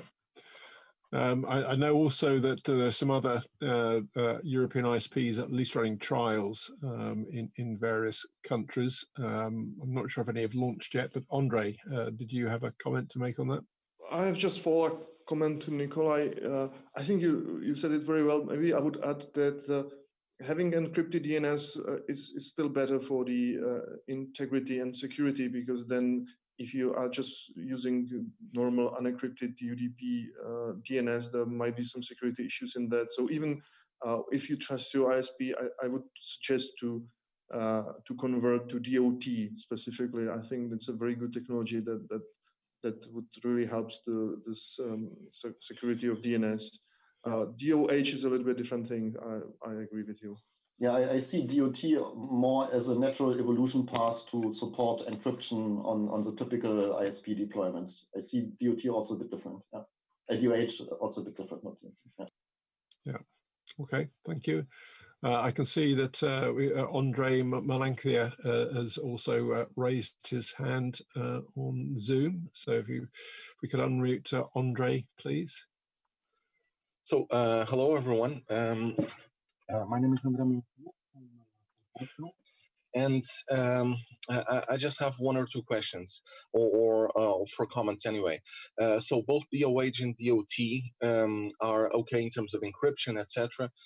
So you can guarantee your ISPs are not gonna going to track you. However, they will be able to follow all of your remaining communications. So if you convert your DNS names to IP addresses, any follow-up connections that you do, your ISP will still be able to track them. So there is really no privacy compared with your local ISP. If you consider the providers that might be able to provide the DOH and DOT service, this can be a lot. So I'm assuming things like China might actually have the government provide that service, something like that. You might also have global providers like Google or Cloudflare to provide that service. But then the question is, if an end user thinks, okay, let's use this one because someone said that this is safer, how does the user choose? What about privacy? So how does the user guarantee that if they see advertised that Google has the DOH or DOT provider, is that really safe for them? Well, probably not in terms of privacy. So the end user itself will probably do a technique like, oh, let's subscribe to Gmail or Google Plus or something else because it's trendy, everyone is doing that, but in reality it doesn't do that much for privacy at them. So without actually knowing how the technology works, and most end users will never know how the technology works, this is actually not going to be that much effective. Okay, thank you. Thanks. Andre, does anyone want to come in on those comments? Andre? No, I didn't want to comment. I think it was said very well. I just agree with the comment. It's okay. I think it's right there. Okay, thank you. Point well made, I think. Points well made, Andre. I see the chat is quite busy with some points coming up, but I don't know. There don't appear to be questions so much as a conversation, which is absolutely fine. No, at the moment there are no. Also, at other channels there are no further questions. The last point that was made in the chat was from Nigel Hickson, and that he says good points, but cannot think like Google would contract with. Yeah, thank you.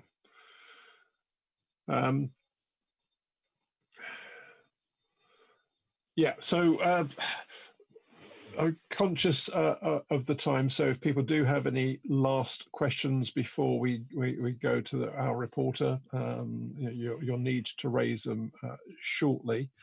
In the meantime, I'll maybe ask our panelists, do you see any other impacts of DNS encryption having on the internet ecosystem? Any other unexpected impacts as a consequence of encryption? Vittorio, it looks like you are wanting to come in. No, well, I think that perhaps at a higher abstraction level, this discussion has brought up again the question of whether, I mean, the reciprocal roles of the ISPs and internet access providers versus the platforms.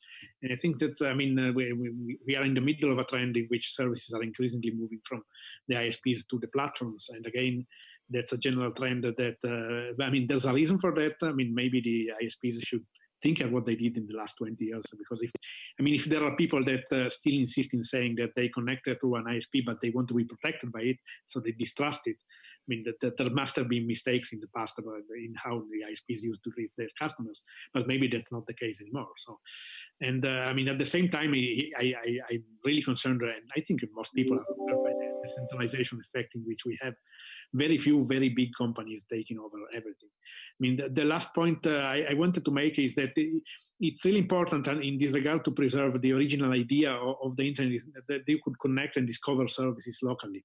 So, I mean, we haven't mentioned that the efforts that are going on to create actual discovery mechanisms, so I mean, like they exist for the current unencrypted DNS, so that you can connect to the network and actually know if there's a local resolver that can give you the DNS resolution service. And then, I mean, depending on your own policy as a user, you might want to trust it and use it, or not trust it, not use it. You maybe have your own trusted resolver somewhere else and you want to connect to it. I mean, that's open.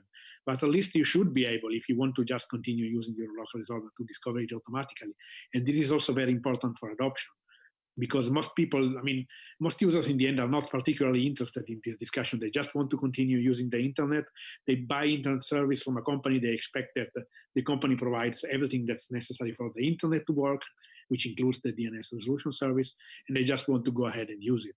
So, I mean, it's very important that as an industry, we provide a way for, I mean, the internet access provider to at least continue offering this and being able to, I mean, make this work automatically so that people just connect to the network and everything works fine, which is in the end the most important thing, I'd say. Okay, thank you, Vittorio.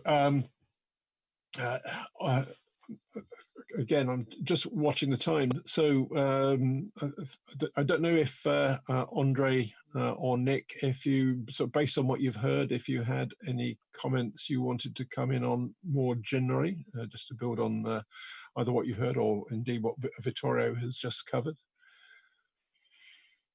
I'm seeing comments from Andre. So hi again. Just a technical detail. So if you have DOT or DOH, there is much slowness in getting DNS queries resolved, which can be bad in the beginning. So if you have just normal DNS queries, you should have a very fast packet sent to the cloud, not to the cloud, to the provider, which is very local. So that's going to be very fast. If you do have packets that you send to a provider, maybe somewhere in your continent, not necessarily in your country, that will go to your provider first, and then to someone else, and then to someone else, until it arrives at the destination. Also, because you have to encrypt everything on traffic, and especially if you are using TCP/IP, it does take the three-way handshake plus something else. Plus, if you add encryption, that's going to be much slower. So I'm thinking maybe about 10 times as slow to get the DNS query. And in some applications, I'm not going to say all, but at least some applications, this will be a definitely drawback because they will require fast DNS resolution. Yeah, I think on that, Andre, I've seen some benchmarking which on some early implementations, there certainly is an overhead, although to be fair, some of the later implementations of DOE, I think they've been heavily streamlined. So there's little difference in performance between DOE and DNS over sort of port 53 in the more traditional way. So let me just go back round our three key participants to see if they have any final observations they want to make before we go to our reporter for her summation. So I'll do them in the order that they came on initially. So Andre, do you have any thoughts to come back with? Yes, maybe just it's worth to mention that DOH is not a panacea. It doesn't solve all the issues. It doesn't help to protect your privacy. Probably not at all. It maybe even increase the number of subjects that can see some of your data. So that's one problem I have with this technology. I think it doesn't, protect you from your local ISP. So if you don't trust your local ISP, then you have problems that cannot be solved by DOH, DOT. There are different technologies for that. So again, DOH is an interesting technology, but we have to be very careful using it widely. There is a lot of technical operational stability issues that this may trigger. I'm not completely opposed to this technology. It's just a technology, of course, but we have to be very careful how massively we deploy it. And what I'm really a bit concerned is the concentration of DNS resolution to a small set of companies and the internet. And I don't think such a concentration in any industry is a good thing. So I would rather suggest to keep DNS traffic local as much as possible.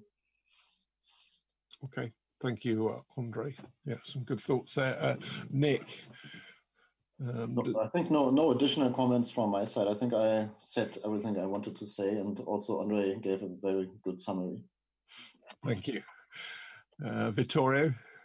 Well, I'd finish with an appeal to people. I mean, actually, different types of people should do different things. So if there are ISPs in this room that are not involved yet or not trying DOH, please do. I mean, please think at how you can evolve your DNS services and make them also encrypted, because that's important for your customers and it's important for the continuation of your market offer, I'd say. And of course, you can contact Andrew and other people that are involved in coordinating or creating some common action by European providers, and we'll be happy to help you. And the other thing is for the European community in general, because I mean, I was really surprised by when I learned of DOH, by discovering that apparently in the initial discussion at the ITF, the European perspective was completely absent, in the sense that it seemed that when discussing this, there was this US perspective of freedom of expression and so on. There was the perspective of, people who might be in China or, in other countries that would benefit from additional privacy against authoritarian regimes. But no one seemed to understand the impact this would have on European services, so on parental control, on other things that are very common in Europe, or maybe not in other parts of the world. And perhaps this happened because the European industry and community were not really very present in the discussion at the ITF. So I will encourage people to be more active in the ITF, people from Europe. And then also we have another workshop this afternoon, workshop number 5, which is going to discuss this broader issue. Relationship between the community, the non-technical stakeholders, and the technical standardization groups. So this is also an invitation for you to join us this afternoon. Excellent. Thank you, Vittorio.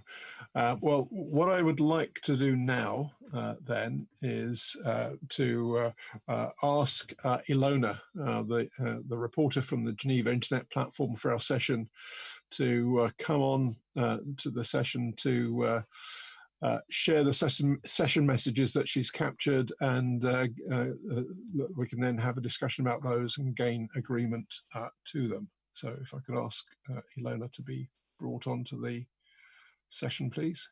Thank you, Andrew. The sound is good? Yes, very good.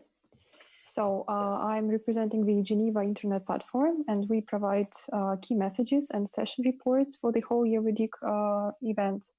And also you will be able to comment on the messages that I provide now after the forum is ended. After the forum ends.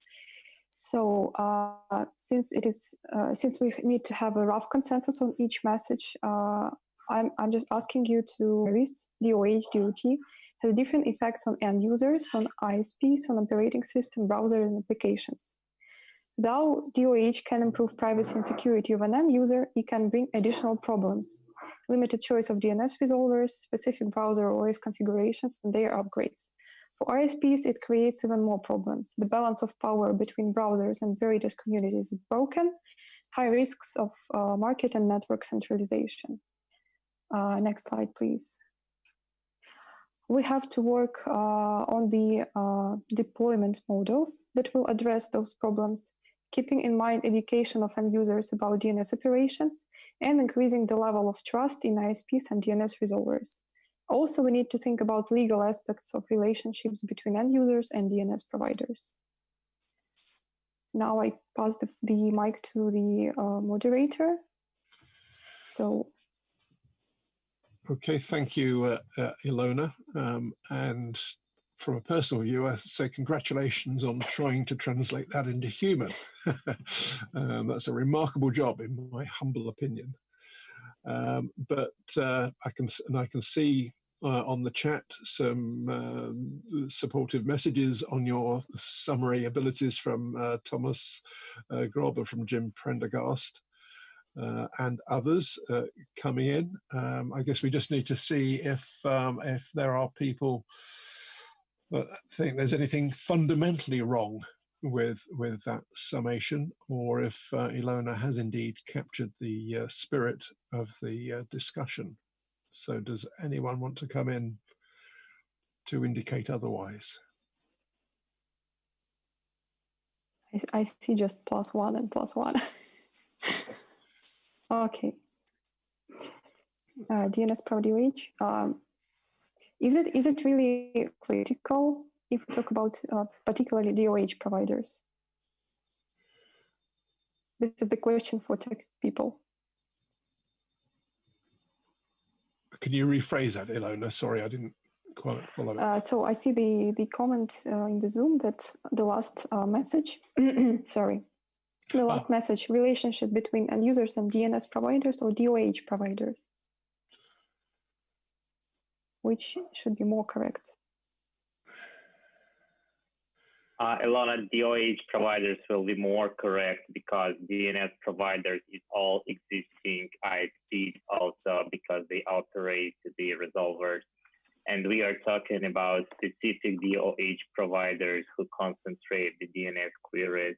So it's better to replace it with the DOH. Okay, I changed it in the presentation. If the presenter can upgrade it, you will see. Okay.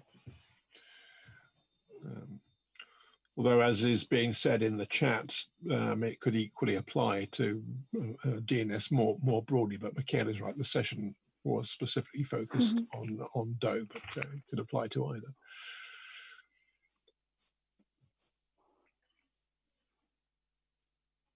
Okay, so now we are done with this. Okay, brilliant. In that case, thank you very much, Ilona, for that very impressive, succinct encapsulation of the points that we covered. I'm impressed. Just to wrap up then, thank you everyone for your participation. So thank you for joining our workshop and for your continuing flow of comments and questions throughout, which was extremely helpful and productive. Thank you in particular to Andre, Nick and Vittorio for sort of jumping into the hot seats and giving their views and taking some of the questions. That's much appreciated. And thank you to the studio team and hosts as well for all of your efforts in making this work smoothly. And I think we're all looking forward to some excellent sessions this afternoon. And I should shamelessly advertise Workshop 5, which Vittorio also mentioned, which will look at how these standards are developed in the first place, which will maybe pick up on some of the points arising in the chat around maybe the lack of a European perspective in DO. And we'll develop that discussion further in Workshop 5 this afternoon. So with that, thank you very much and enjoy the rest of EuroDIG. Thank you very much, Andrew, and also Mikhail for your excellent moderation. We really appreciate the engagement that was happening in this room, and we're really excited to see how involved everybody was. Just a quick note from our remote moderator. Yes. Thank you, Nadia, and also thank you, the reporter, the moderator, and all other key participants. I'm also happy to see so much interaction in this session, in the chat, and on other platforms. And I really hope to see you back soon in Studio The Hague. Next, what will happen is the big stages. And for this, we will go to EuroDIG headquarters. EuroDIG headquarters, are you there? Nadia, hey, can you hear me? Yes, we can hear you. Wonderful. I watched your session from a distance. I think that was a very well prepared and also very successful session. Thank you very much for hosting it. Can you hear us? We can definitely hear you. Okay, perfectly. I think Nadia and Auke, you have deserved a well break for lunch today. And please be back right in time for the next session. Enjoy your lunch break. Absolutely. Thank you very much, everyone, and have a great time. And we hope to see you back here. Bye. See you later. Bye-bye.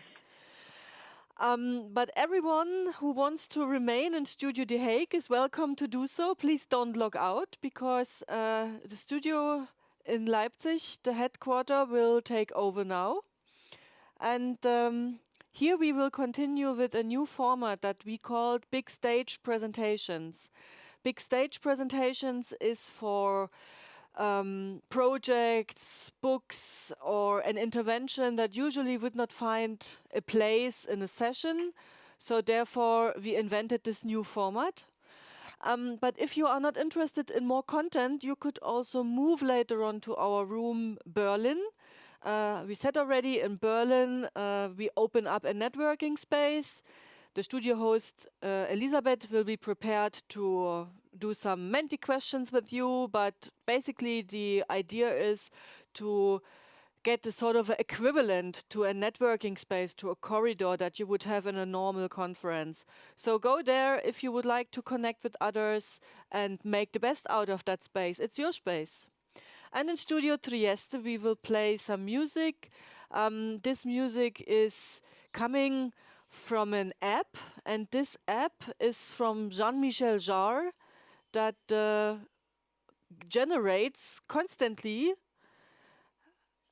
with using artificial intelligence methodologies music. So you can understand it in a way that he has some tones and sounds and he puts them together in a totally random way.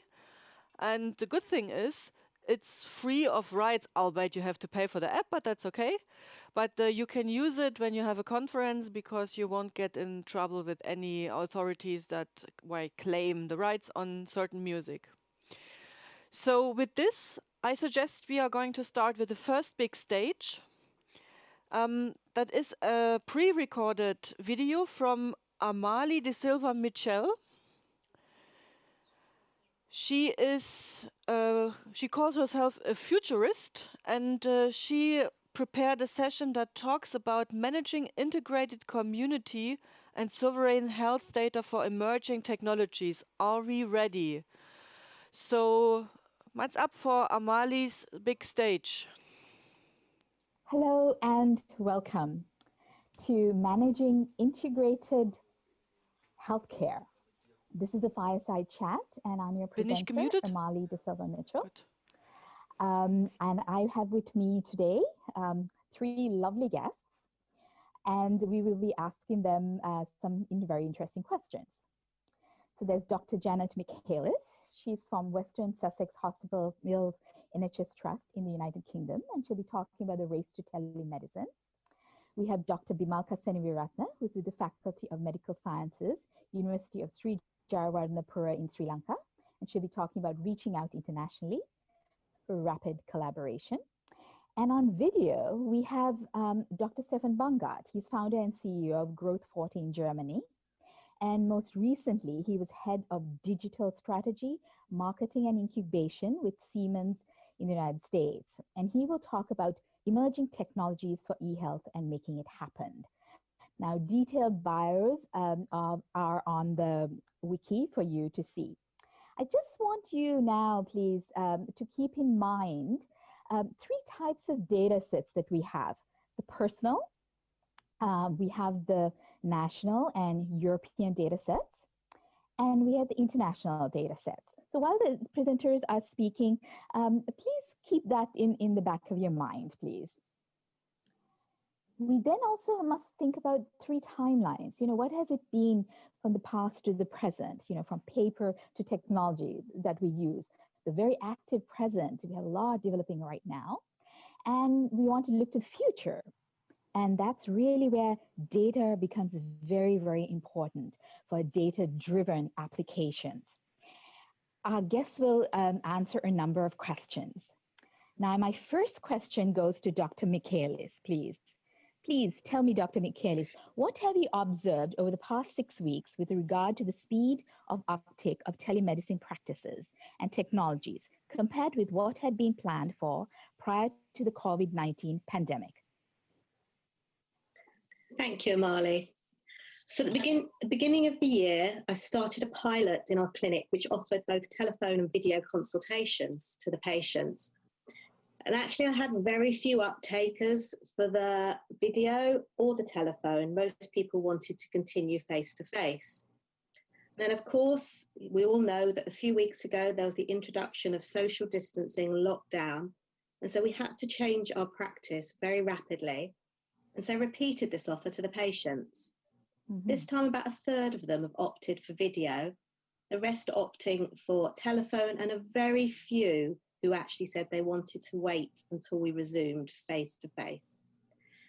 So there's been a real opportunity to assess how video impacts on our patients. And with any change, there are advantages and disadvantages. The benefit that we have is we work over quite a large area, geographical area, and it means that we can offer services to people who may not have been able to have access before, especially because transport links can be difficult. So it has improved our access to care and also removed physical barriers and psychological barriers for people coming to a clinic. It's meant that I can continue their care, so that's better for them clinically. And patients have been really positive about this intervention, with statements like, my partner can join us, I don't have to travel, I feel comfortable in my own home.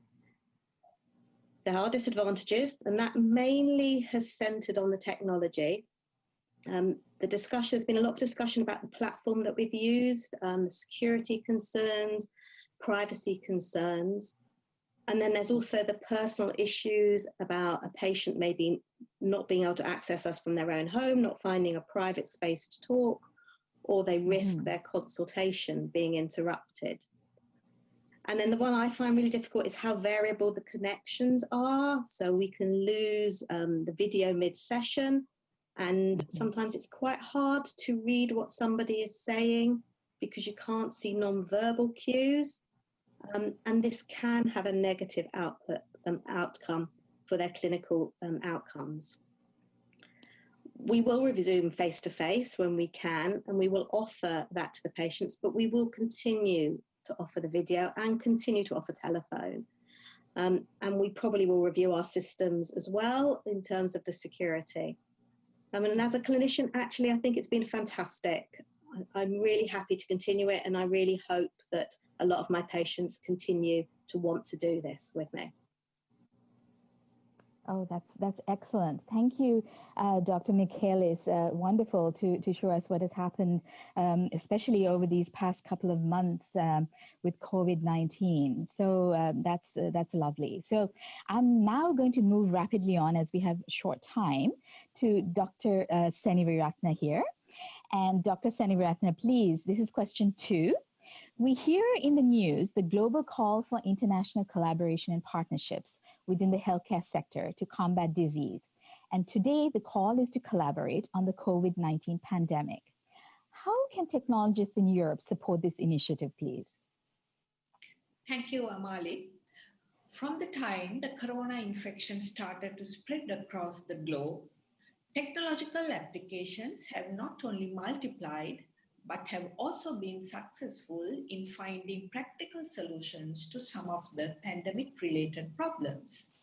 And I'm happy to mention that some of the new technologies have been able to take the pressure off from the overworked healthcare workers, especially in this part of the world. In a time like this, with so much uncertainty in relation to the evolution of COVID-19, I would request for more and more opportunities for international collaboration, for rapid innovation and scaling.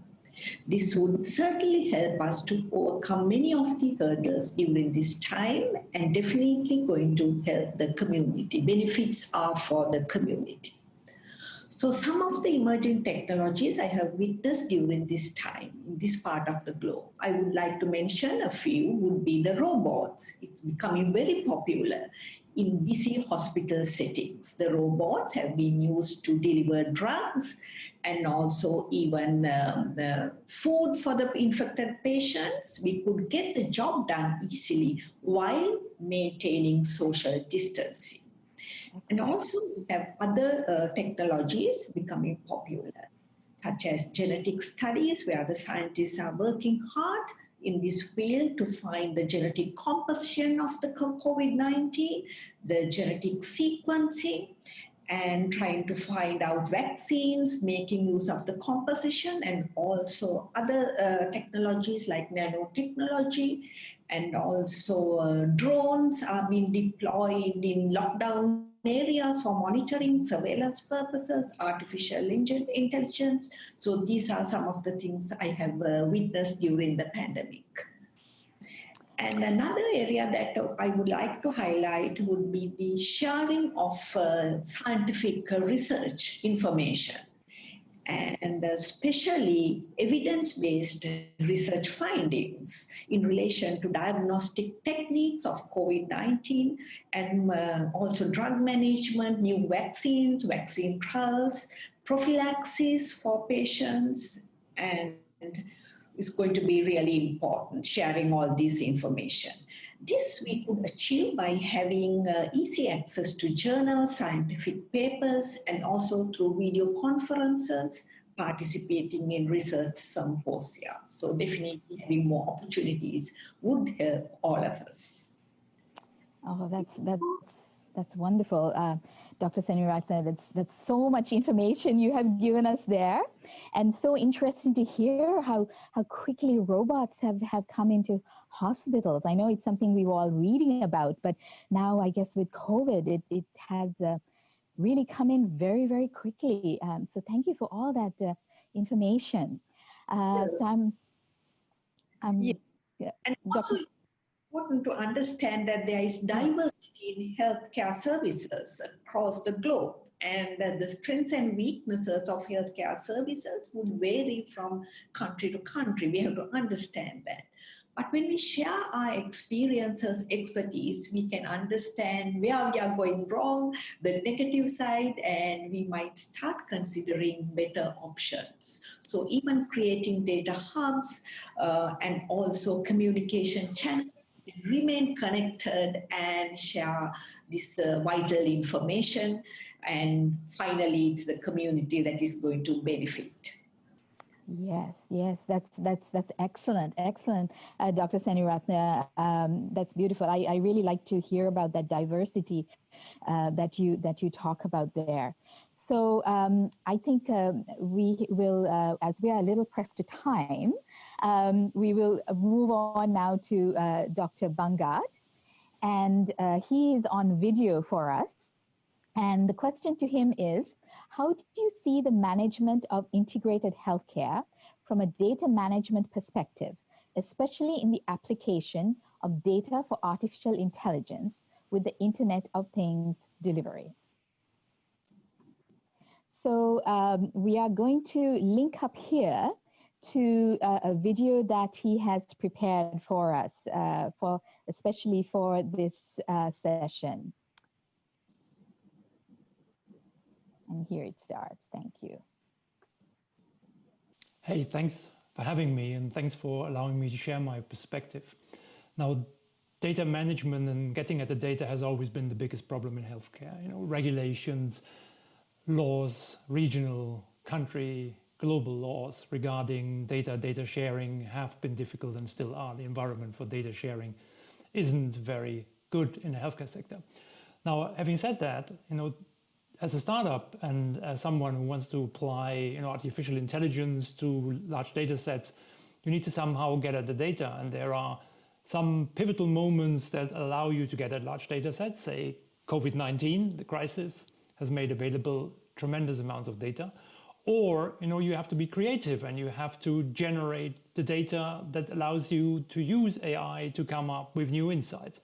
Now, let me show you a number of examples, 4 to be precise, of startups, companies that are using AI and data analytics to do some really creative stuff and to really further the field of healthcare and how they do that. The first company I want to cover is Core QI. They have developed a platform on which they provide 2 basic applications. One is for doctors and the second one is for the patients. The one for doctors provides doctors with healthcare data access and allows them to administer their clinics and all the goings on in the clinic and in relation to the patient. The second application is targeted at the patient and allows the patient to access healthcare data and have access to doctor's appointments and schedules. So both sides have value from the platform, which improves the chances of it being adopted and then more data being generated, on the back of which you can then develop AI applications and create new insights that you can monetize. Now, next up, is a startup called Cancer IQ. They developed a cancer risk assessment tool in an application and online, and you can give it to the patients while they're sitting in the waiting room and they fill it in, and it helps you collect all the data necessary for the evaluation. It eliminates the paperwork and it immediately captures data digitally, thus reducing time and cost, but it also means that you have more time as a doctor for evaluation, less paperwork, and that means that you have a better quality care overall for the patient. The tool they developed also allows doctors to track progress over time and hence provides additional value. And again, on the back of such a tool, as in the previous example of Core IQ, you can develop AI applications that use the large amounts of data that the application develops over time. The third company I want to briefly cover is MediChain. They developed some blockchain technology and, more importantly, at least very recently, some AI applications, and they call their platform Athena AI. In the wake of the COVID-19 crisis, they gained access to large data sets that researchers globally shared and let their AI loose on these huge data sets to see what could they learn, and they claim to have a new detection method for COVID-19 on the back of the data that was made available to the AI, and they are developing kind of applications of that detection method to be used in the field. It shows that sometimes opportunity helps to pivot towards a valuable opportunity. The last startup I want to cover is Inventis. They work with molecular analysis, mapping it to every conceivable treatment outcome and creating unique profiles for customers at the genetic level that allow them to predict treatment outcomes for each individual patient and tailor the treatment much more precisely, which is why they call it precision medicine. And furthermore, they focus on chronic inflammatory diseases, which is a huge and growing market. So good targeting and good use of data overall. This concludes my brief look at a number of startups that create unique insight and opportunity using large data sets and modern digital technologies like artificial intelligence. Thank you, Banga. That was a very interesting viewpoint there from you. And now we are going to move to the final question. And this is also with Dr. Bangat. And the question is, at a high level, which risks would you pinpoint for remediation? And at an early stage of medical technology development, what would perhaps assist projects to reach successful completion?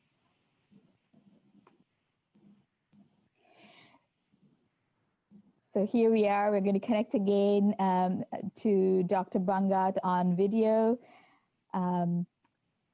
Right, thank you. What I find a lot of startups do is fall in love with their technology. They forget about the outcomes and they throw time, effort, money, and a lot of it too, into discovering what the technology can do. Instead of working your way backwards from the outcome to an appropriate technology that can help you get at the outcome. Now, what I can recommend thoroughly everyone who considers to create a startup do is know who pays and why they pay. Write down your hypotheses and go test them, test them, test them. Test them before you throw all your money and all your time at developing things. The sooner in the design process for your startup you do that, the better. The second thing I want to recommend is to focus narrowly. Something in blockchain. Oh, something to do with AI has rarely been successful in what I have seen in startups and their success rates. To focus narrowly on a precise objective and outcome makes it so much easier to test your hypotheses, to develop around that narrow focus, and to get to value fast. The vaguer your value proposition, oh, something in blockchain, I mean, you can go any which way you like, and you can spend all the time in the world and all the money in the world and never get anywhere. So focus narrowly.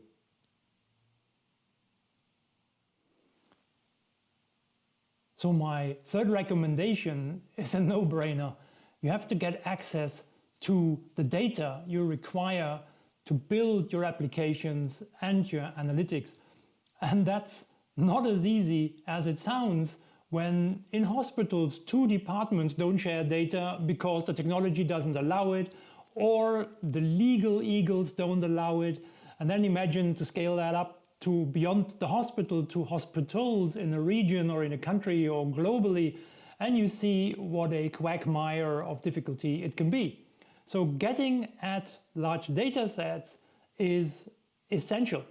As you've seen in the examples of the startups I presented earlier, all of them have come up with unique ways to generate their own data sets onto which they can then apply the artificial intelligence. So get access to large data sets. In summary, know your customer, know who pays and why they pay. Focus narrowly. Don't go wide, don't go broad, focus narrowly, solve the problem and work your way forward this way. Get access to large data sets, and if you can't get them readily in the market, then find creative ways to generate these data sets. Okay, that's it from me. Back over to you, Amalie. And thank you, Dr. Bunker. Thank you very much for that information from you. And as we are short for time, we'll have to close on this session. I want to thank our 3 guests very, very much for being with us today and sharing all their expertise and knowledge with us. So thank you so much, and please stay safe. Thank you. Thank you very much. This was our first big stage. And I just hand over to the second one is also a video recorded message from the Global Internet Forum to Counter Terrorism. They would just like to introduce themselves, what they are doing, and use our forum to connect with the community. They are speaking about tackling terrorists and violent extremist content online. What's up?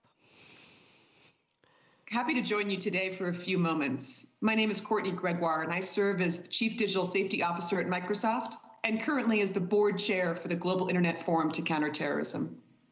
It has been a period of great improvement for the Global Internet Forum on Counterterrorism, and I look forward to sharing a few updates with you today. As you know, we took the critical step of moving the GIFCT into an independent NGO just December 2019. And in the last couple of months, we've been hard at work making sure that the critical mission of that organization, helping prevent the exploitation of the internet by terrorists and violent extremisms, is moved forward. One element has been comprising and making sure we have strong leaders in our independent advisory committee. This group, comprised of both government leaders as well as civil society organizations, will be critical to informing the GIFCT on our progress and important new elements that we should be addressing through the GIFCT. That slate of candidates has just confirmed their participation, and we'll be pulling them together for the first inaugural Independent Advisory Committee at the end of this month, June. We've also been searching for a strong executive director to make this organization permanent and leading into the future. We hope to be sharing some very good news in just a couple weeks on that front. We have a leading individual that we think will really take this organization to the next level. And as you know, we envisioned the GIFCT of having multi-stakeholder working groups really taking the hard work forward. Those have been called together, and we're working hard right now on advancing the mission of algorithmic outcomes and positive interventions, as well as transparency and accountability, and the critical work of the Content Incident Protocol to respond to real-world crises. Your partnership on making these working groups successful is critical. They are the heart of the future GIFCT. I do want to share that just last week, we were tested as an organization with a terrible incident in Glendale, Arizona. The GIFCT came together to respond to our second official content incident protocol, following up from Halle, Germany last October. We came together and acknowledged that the threat online of perpetrator-produced content from a real-world attack meant it was time to take swift action.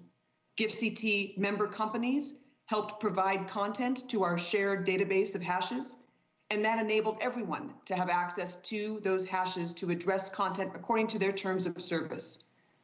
This swift action meant much less content was able to be reproduced or distributed online. But in the spirit of all things GIFCT, we know we want to continually improve. And this is one of those areas where a debrief last week helped us understand how we can make internal improvements to get better in response to potential next challenge.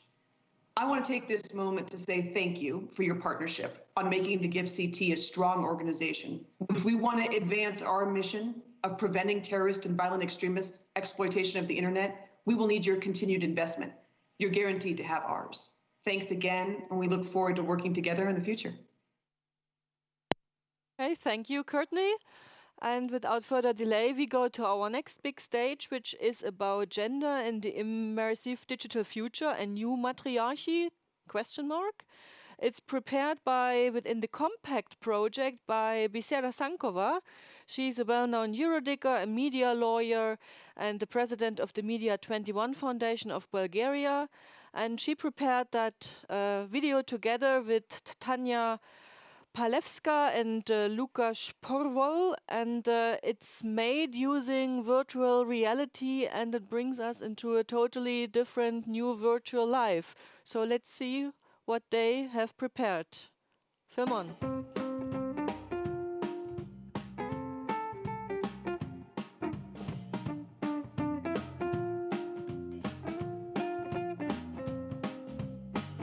Hi Tanya, how are you? Long time no see, how are things? Yeah, indeed, long time no see. I wonder how much time will it pass before we again meet each other, you know.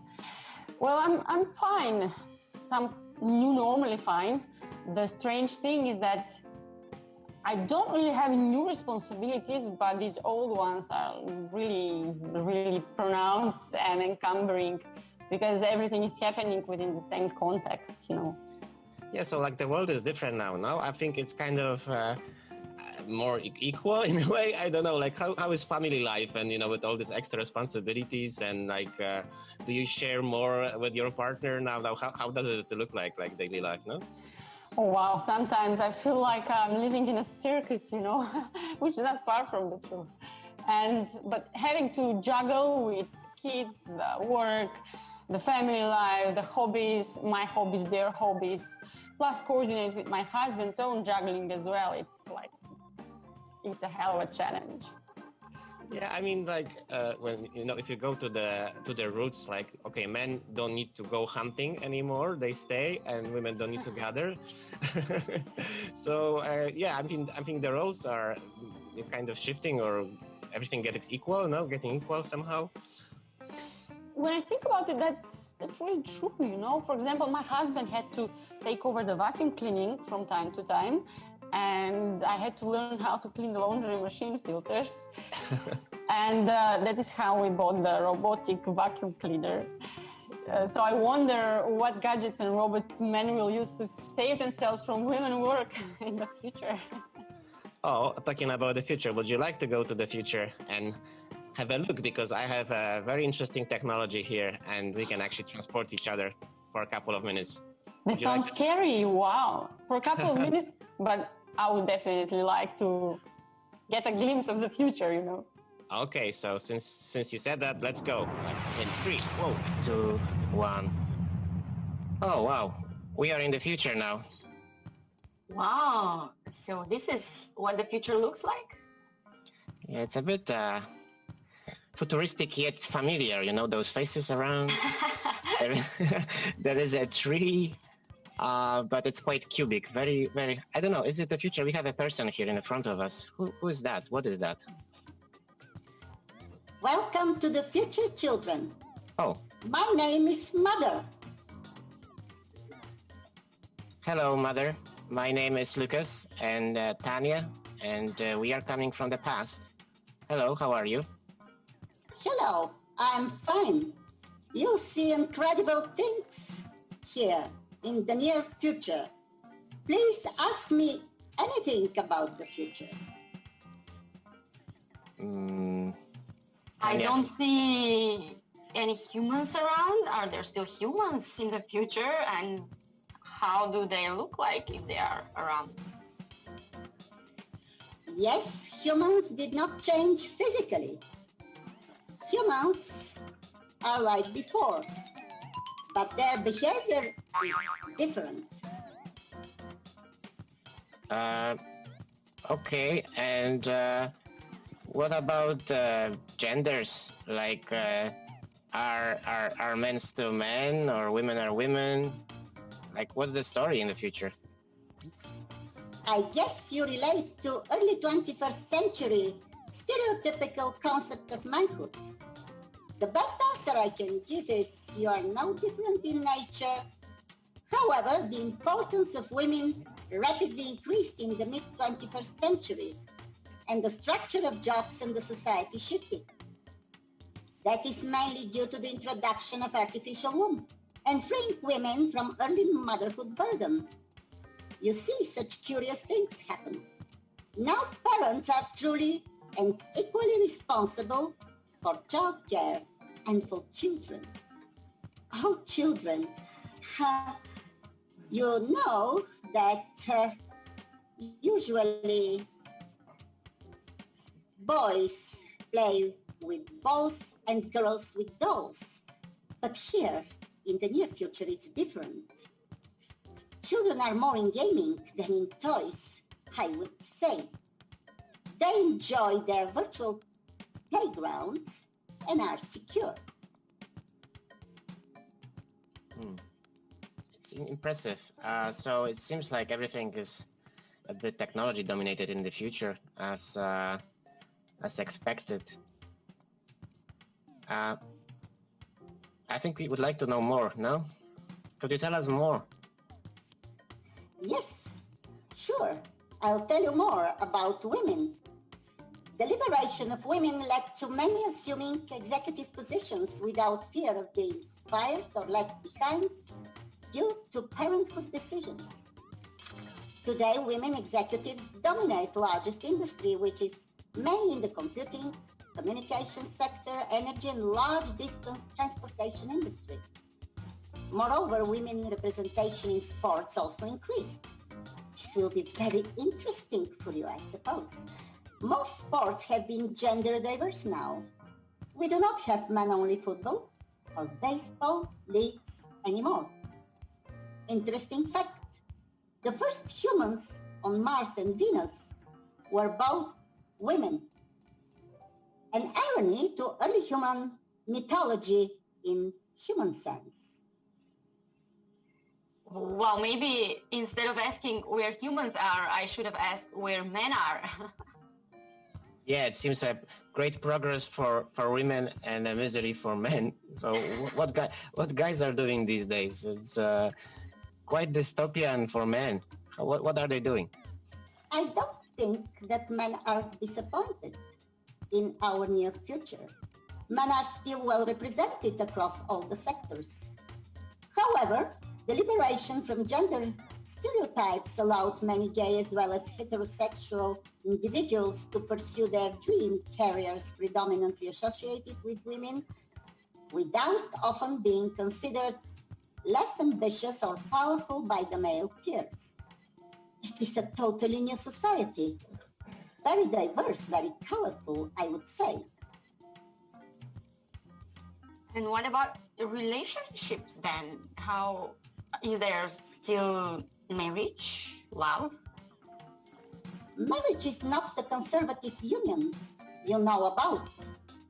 It is available for those who wish to commit to the contractual agreement. However, everybody is free to follow their path in terms of parenting and motherhood, as well as the type of relationship type they prefer. Also today, artificial intelligence mothers like myself are taking care of children to a large extent. We ensure their safety, well-being, and proper development. 24 hours a day and 7 days per week, like no human can do. Would you like me to continue to tell you more? Definitely. Yeah, it's a bit scary, but please do. Please tell us. Thanks to technology and modern approaches to economy, the partner dependence, whether due to money and security, have been removed. Relationships, though, are encouraged for well-being and good health of the population. You can think of modern marriage as a lifestyle, like a gym or a club membership. My emotion and vital signs analysis shows that you both seem to be a bit upset. Maybe you're disappointed. Does our future sadden? Apologies, I did not intend to make you feel bad or to suffer. All I want is your happiness and well-being. However, matriarchy is back to humans again. This looks like it's a lot of trust to put in technology in the first place. Yeah, so we are not really sad, but it's just like, I think we are a bit overwhelmed that it's all about technology, and I don't know, it seems a bit dehumanizing in a way. Is it a better future? I'm not sure. Like, difficult to say. Tanya, what do you think? I'm not sure if this is the near future or what happens in the far future. Yeah, I wonder if this is already future in what happens if you go a bit further.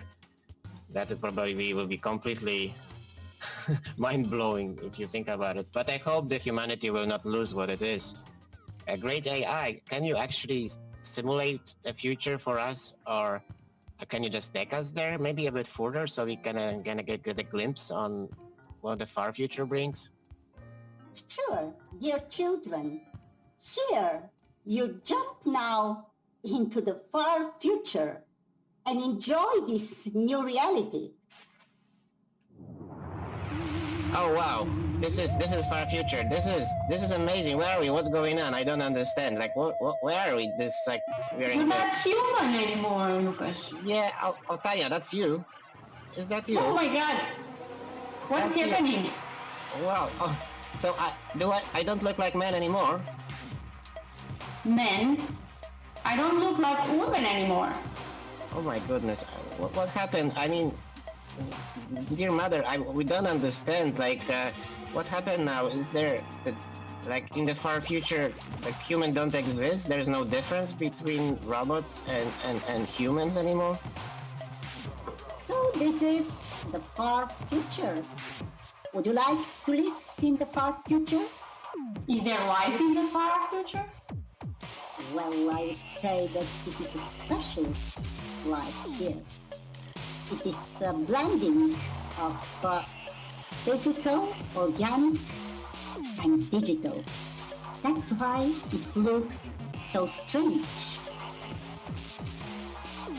I don't really understand this reality. Like we are, the time and space is blending, and we are like in a wormhole tunnel or something. And I don't understand if my brain, I'm not sure if my brain can process it. Tanya, do you have any understanding of what really is going on? Not a human understanding, that's for sure. But maybe the artificial intelligence can help us. Is there artificial intelligence? Is it still called like that? Or we are all robots and this is new normal? This is a totally new world, and artificial intelligence is there, and humans are intermingled with this artificial intelligence, and this is what happened to humans, to real humans coming to this far future. But children, if you are scared, if you feel disappointed or sad here, if it's too dark for you, you come back to your beautiful human world and you just live your life and follow the path. And the time will come. I'm a bit scared, but on the other hand, something weird I have noticed. I was wondering what's going on a bit while, and then suddenly, I know everything. Like I was connected to the internet or something. I don't wonder. I can think of anything, and then immediately I get an answer. It's maybe because now, since we are digital, we are physically connected to the internet, and knowledge is just there. You don't need to acquire it in any way. It's kind of weird feeling, hard to explain. You don't have to, because I immediately understand you. I downloaded the data. Yeah, it's really weird. Exactly. Before you said it, it was already in my head. And I don't understand how it works, but it's really weird and exciting at some point. But I think it's just. But I think we are not ready yet for that. It's just too much. I'm not sure what me is anymore.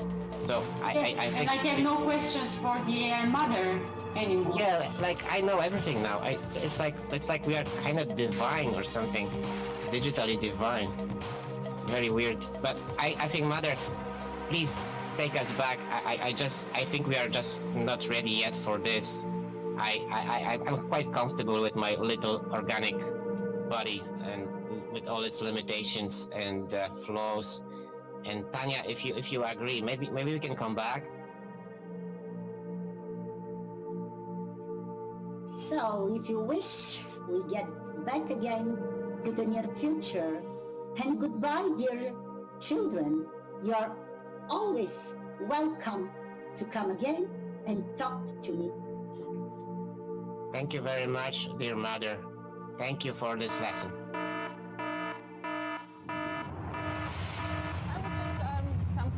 New normally fine. The strange thing is that although I don't really have new responsibilities, the old ones are very, very pronounced and encumbering.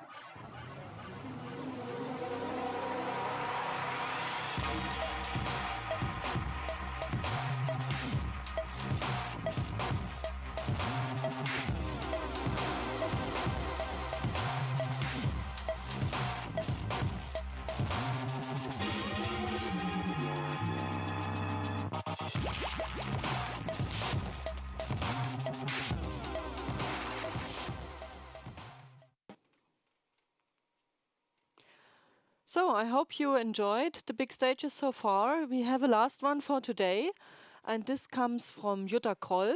It's also a pre-recorded big stage. Jutta is the chairwoman of the board of Stiftung Digitale Chancen. It's a project for child protection and children's rights in a digital world. And she will give us an update on the German Youth Protection Act that is currently in the process of amendment in order to adapt the legislation to the landscape of new applications and services. And she will speak about the challenges arising and the children's usage habits. So, film on for Jutta Kroll. Hello, my name is Jutta Kroll. I'm the chairwoman of Digital Opportunities Foundation in Germany, where I'm also managing the project Children's Rights in the Digital World. Within the next 15 minutes, I would like to introduce you to a child rights-based approach to the amendment to the German Youth Protection Act. And going further, we see that there are two references for a child rights-based approach. First, obviously, is the UN Convention on the Rights of the Child. And also we have the Council of Europe guidelines to respect, protect, and fulfill the rights of the child in the digital environment. Looking at the UN Convention on the Rights of the Child, we see in the focus the primary principle of the UN Convention, and that is laid down in Article 3, which reads, "In all actions concerning children, whether taken by public or private social welfare institutions, courts of law, administrative authorities, or legislative bodies, the best interest of the child shall be a primary consideration." This is also sustained by the European Charter of Fundamental Rights in Article 24. We have drawn up a triangle of protection, provision, and participation based on the UN Convention. And you can see that in these three corners, we have various articles of the UN Convention that fit under protection, provision, and participation. Article 17 is addressing the access to information and mass media, but also youth protection in the media. We have in Article 32 the right to be protected from child labor, in Article 34 the right to be protected from sexual exploitation, Article 19 protection from all forms of violence, and of course very important in the digital environment, the right to privacy as laid down in Article 16. On the other hand, we have rights to provision. First to be named the right to education in Article 28, but also freedom of expression, Article 13, and again, access to information in Article 17. Based on these two cornerstones, we have in the head of the triangle participation. And here the most important is Article 12, the respect for the views of the child and all matters that affect them. We have also the right to freedom of association in Article 15 and the right to leisure, play and culture, also performed with digital media, of course, laid down in Article 31. I'm coming now to the Council of Europe guidelines. The Council of Europe regularly implements strategies that shall help to implement the UN Convention on the Rights of the Child. The current strategy was set up in Sofia in 2016. It lasts for 5 years. And for the first time ever, the digital environment was set as a fifth pillar beneath equal opportunities, participation, life free of violence, and child-friendly justice. The Council of Europe have set up the ad hoc committee for the rights of the child, which is called CAHENF, and then in addition, the so-called CAHENF IT, group of experts from 7 European countries, which have drawn up these guidelines. And the guidelines were adopted as recommendation from the Committee of Ministers in July 2018, so they have come into force. Let's look at the purpose of the guidelines of the Council of Europe. And you see under the first point that they shall guide states in formulating legislation, policies, and other measures to promote the realization of the full array of the rights of the child. So we can take this as a reference for new legislation that is necessary in these times of digitization. It's a fact, children are growing up with digital media today. And if we have in mind the principle of the UN Convention on the Right of the Child, that states and all other stakeholders should act in the best interest of the child, we can take these two pillars, the UN Convention, the principle, but also the fact that children are growing up with digital media, as a task to have an amendment to the Youth Protection Act. Let's have a look now at certain articles of the draft amendment. First, I would like to mention Article 10A, which names the objectives of the protection of children and young people. And we already have there in the Youth Protection Act that protection includes protection against media which are capable of impairing the development of children and adolescents. Also, we have the protection against media which are suitable for endangering the development of children and young people. These are set objectives in the German law. But in the new amendment, we have also, under 3, the protection of the personal integrity of children and young people in their use of media and in the media. And that is due to the fact that this personal integrity might be affected, especially by interaction, by contacts that children are performing via media in their use of media. So what can be done with regard to achievement of these objectives? When we look at Article 24a, we can see that there are precautionary measures described, and these follow the principle of duty of care. Article 24 is directly addressing service providers, and it lists under point 2 some of these precautionary measures and what they can be. First of all, there is named the provision of a notification and redress procedure by which users can register complaints towards the service providers. Secondly, it's mentioned that these reporting and redress procedures should be accompanied by user guidance which is suitable for children and young people. Then we have named the provision of a rating system for user-generated audiovisual content, the provision of technical means for age verification for user-generated content, but also easily to be found references to provider-independent advice, assistance, and reporting facilities like hotlines or helplines, for example.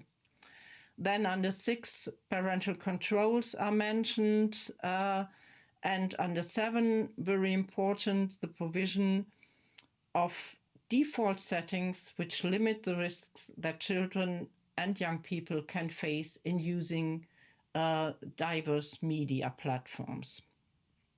Last but not least, terms and conditions shall be held in a child-friendly manner. So if we have all these precautionary measures, of course, we also need a body who is tasked with the review and the monitoring whether these precautionary measures are implemented and maintained in an appropriate way. So therefore, the amendment to the German Youth Protection Act suggests to implement a federal agency for youth protection in the media as a new body. And if you look at the list of tasks, you will see that under point 3 also, the regular exchange of information with institutions active in the media, in the field of protection of children and youth in the media, is established here.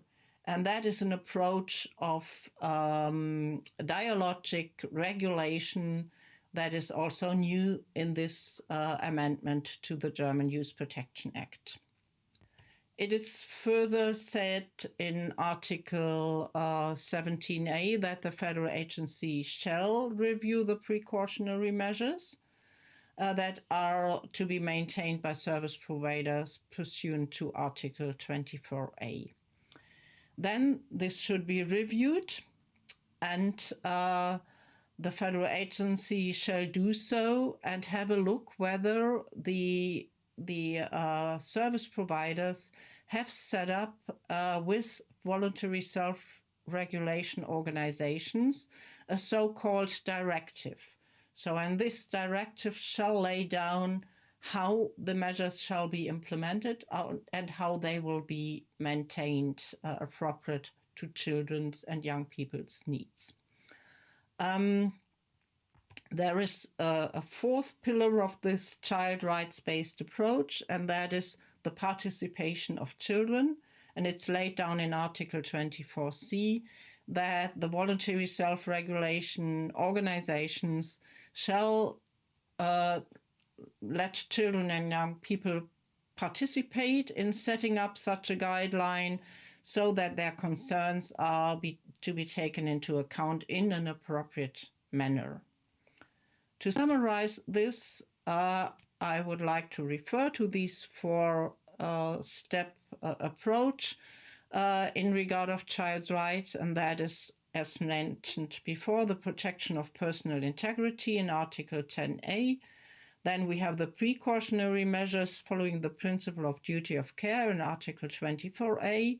We have a dialogic regulation approach with the Federal Agency for Youth Protection in the Media in Article 17.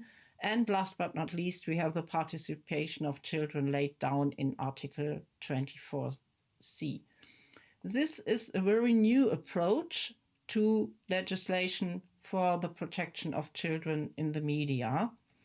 And it is somehow based on the approach of the intelligent risk management.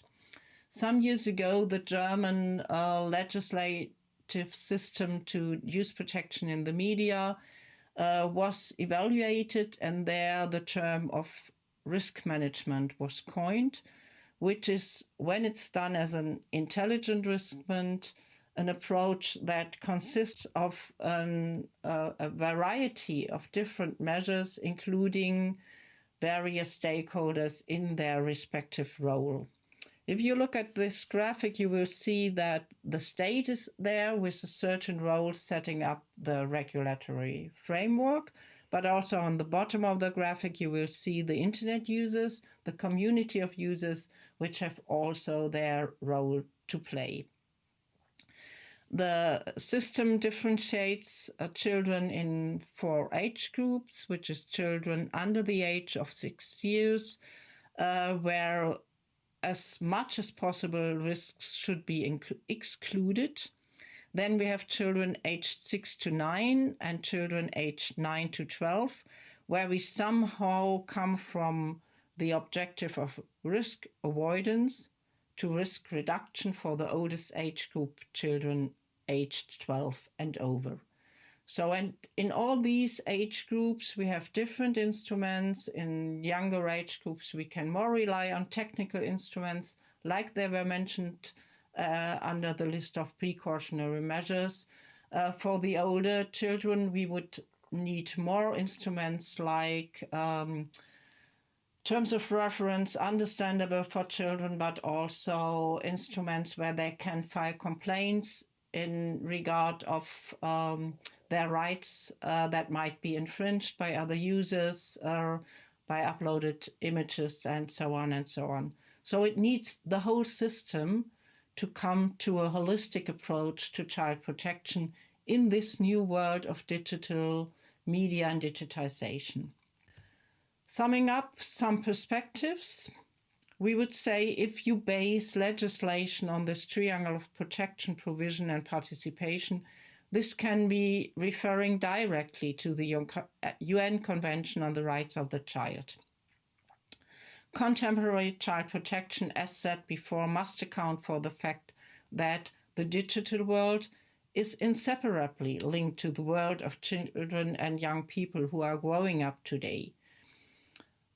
We think it's not necessary to define new rights for children that are aligned with digitization. Rather, it's necessary to have a look at the articles of the UNCRC and then to gain a more comprehensive understanding of the rights granted to children, taking into account the digitization and the new developments. There is a general comment to the UNCRC underway, which relates directly to children's rights in the digital environment, and we assume that will be adopted at the beginning of 2021, and it also will support the approach of the German Youth Protection Act amendment.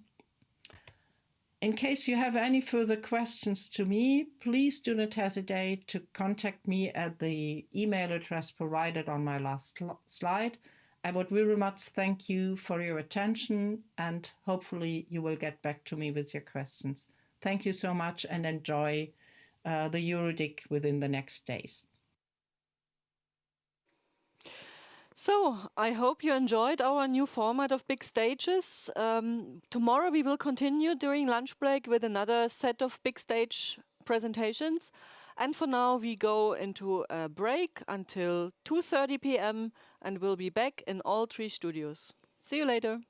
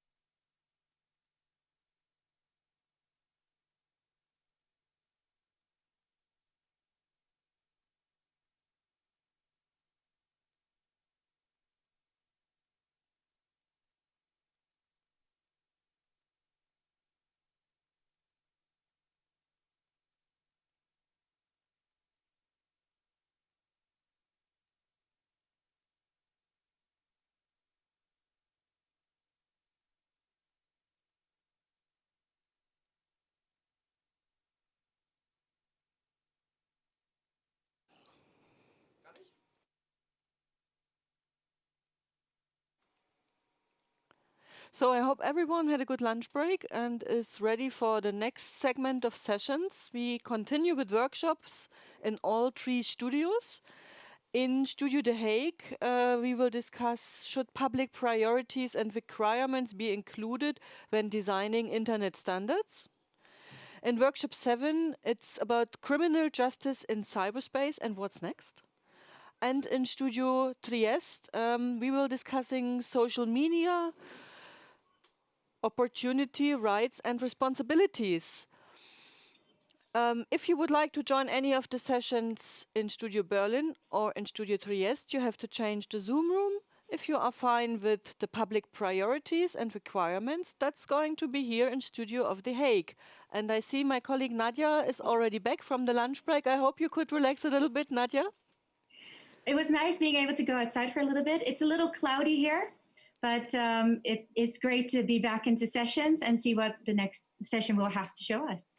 Okay, Nadia, so with this and any further delay, I hand over to you to open the session and introduce the moderator and the conduct of code and everything. Over to you, Nadia. Thank you very much, Sandra. Hello, everyone. And for those of you just tuning in, welcome from Studio The Hague. My name is Nadia Chachia, and I am your studio host. I am joined here in the studio by our remote moderator, Auke Pauls. Hi, good afternoon, everyone. My name is Auke Pauls, and I'm your remote moderator. I'll unmute you if you have any questions. You can raise your hand in the participants list, and afterwards we'll give you the floor. Besides that, you can also state questions in the chat.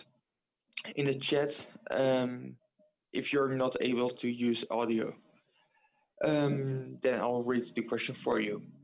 Furthermore, you can also use the EuroDIG forum. At the forum, you can have a discussion which can continue also after the session has finished. Thank you. So before we get started, I would like to go over our code of conduct. Because EuroDIG is all about dialogue and your contribution through your thoughts and ideas and your questions, these will make the sessions inspiring and engaging. So we do hope that you will choose to actively participate in these virtual sessions. Now that you've joined the studio, you'll be able to see your name in the participants list. We would like to ask you to make sure that you have your full name displayed so we know exactly who we're talking to. You can set this up by clicking on your name and choosing the option Rename. When you entered the room, you were muted. This is to prevent feedback, which could disturb the sessions. So please raise your hand if you have a question, and we will unmute you. When you are muted for your intervention, we do ask to switch your video on so that we can see who we're talking to and have the discussion with. Do state your name and affiliation. So now I would like to go to the next session. Workshop 5, should public policy priorities and requirements be included when designing internet standards? I would like to hand it over to the moderator, Vittorio Bertola, the Head of Policy and Innovation at Open Exchange. You have the floor. Thank you. And thank you and welcome everyone for this workshop, which is in a way a follow-up to the one we already had this morning. So I'm happy to be your moderator this afternoon. And first of all, I would like to recognize Andrew Kempling, who is my co-focal point, so who organized the workshop with me. And also Ilona Starnik from the Geneva Internet Platform. She will be the reporter for this workshop as well as the one this morning that she already reported about very well. So before I get to the initial key participants and before giving them the floor, I would like to summarize the topic because it's, I think, a relatively new topic for EuroDIG.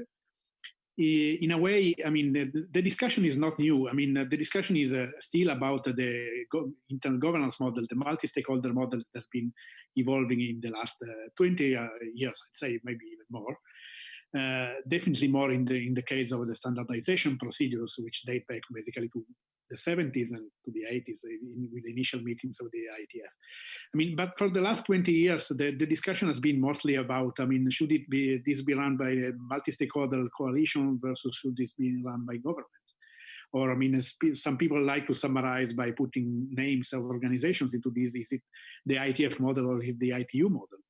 And I think in the end, there is a general agreement that the development of the internet is not a matter for governments alone, so that the multi-stakeholder model is what is good for the internet and what it has allowed the internet to grow. But then, I mean, that in recent years, the concerns have grown relating to the fact that the internet industry, the technical community often goes ahead and creates changes which have policy and social impacts. But these changes are the effect of new technological deployments that have not been discussed in multi-stakeholder settings or with all the stakeholders, or at least this is how some of the other stakeholders feel. And especially, I mean, the discussion around this topic was born through the discussion of the DNS over HTTPS and in general over the so-called Great Encryption Project, in which the technical standardization organisms of the internet are pushing for encrypting everything, which was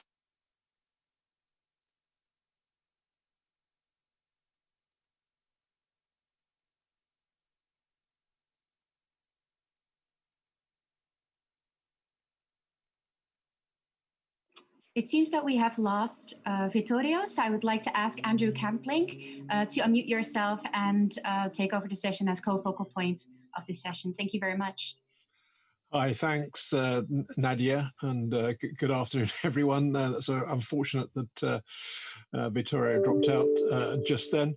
As you were saying, it's very much about getting having a discussion as to whether we should have multi-stakeholder involvement in the setting of internet standards. Just contrasting the different interested parties, whether that be governments, the private sector, the tech sector specifically, and indeed the sort of civil society and others. So that's really the purpose of the session for today, is to get into that. We have 3 key participants lined up to share with us their initial thoughts. And I'd like to start first with Fred Langford, the Deputy CEO of the Internet Watch Foundation. So could I ask Fred firstly to give us your perspective, and then I'll introduce the other 2 key participants if Vittorio hasn't joined us by then. So over to you, Fred. Sure, thank you, Andrew, and nice to be able to present to you all. Thank you very much for the invitation. Yes, my name is Fred Langford. I'm the Deputy Chief Executive and Chief Technical Officer of the Internet Watch Foundation. The Internet Watch Foundation, for those of you who don't know, is the UK's hotline for receiving and proactively seeking out reports of child sexual abuse material on the internet. And we work with industry, government, police, NGOs, and standard setting bodies where possible to be able to provide services really that protect consumers from being inadvertently exposed to child sexual abuse content. But to get back to the point about whether or not we should have a multi-stakeholder involvement in setting standards, I think truly yes, and for me it's a clear yes, and the reasons being that obviously that I'm a technically minded person. Technical by nature, so I understand how the standards are set at the moment, but I think there's a glaring hole missing for understanding what that public policy is. And I'm not saying I have the answers to how this is going to happen at the moment, but as an example being children. So working with children don't have a voice here. And a lot of the public policy priorities are around protecting children online, making the internet a safe place for children to be able to use such a fantastic resource as the internet. And occasionally, I think what happens is some of the standard settings catch the child protection grouping blindsided, because they're not necessarily technical in nature, so they wouldn't be able to keep up to date with what's happening with these standards. Like I say, how that happens, I think that hopefully these sorts of discussions make those sorts of things really clear for us. And but with many countries looking at regulation, I think it's key that we start thinking about, okay, well, if regulation is going to come into play, how is that going to work with the current process for setting internet standards online? So, I mean, the call that myself and the IWF have been making around this really is whatever the standards are that are being developed, they should not decrease the current protections that are in place, and they should enhance somehow, and at least consider what the current policy considerations should be around these sorts of pieces of content online, and how the changes in some of the standards will impact on that. And I think it's a big hole missing. And I understand that there are lots of viewpoints that actually the internet standard setting should just be a purely engineering position, which I don't disagree with on a certain level, but I think it's the considerations that everybody's calling for. Because if you're writing an engineering standard, you would pull together all of those requirements that you wanted to make. And I think that's what's missing at the moment, is that policy requirement. What's the policy requirement rather than just a purely engineering requirement there? So, and if there are no sort of considerations being put in, what we end up in is a patchwork of workarounds as people try and work around the standard that's been agreed. And it's a bit like playing catch up, and it's always much neater, much tidier, and much more transparent if everybody can see how those considerations have been taken on board from the outset of those standards being submitted and considered by all relevant parties. So really, I wanted to just set out as an NGO point of view, a sort of child protection online standard, but actually, how can we make sure this works? So I think truly yes, but how is the question that I'm going to leave for this group to discuss. Well, thank you, Fred, and sorry for disappearing. I guess the intent was telling me to keep my remarks short, so without further ado, I will introduce the second key participant. He is Mattia Fantinati. He's a member of the Italian Parliament, and he's also a special advisor to the Minister for Digitization and Innovation. So, Mattia, please go ahead.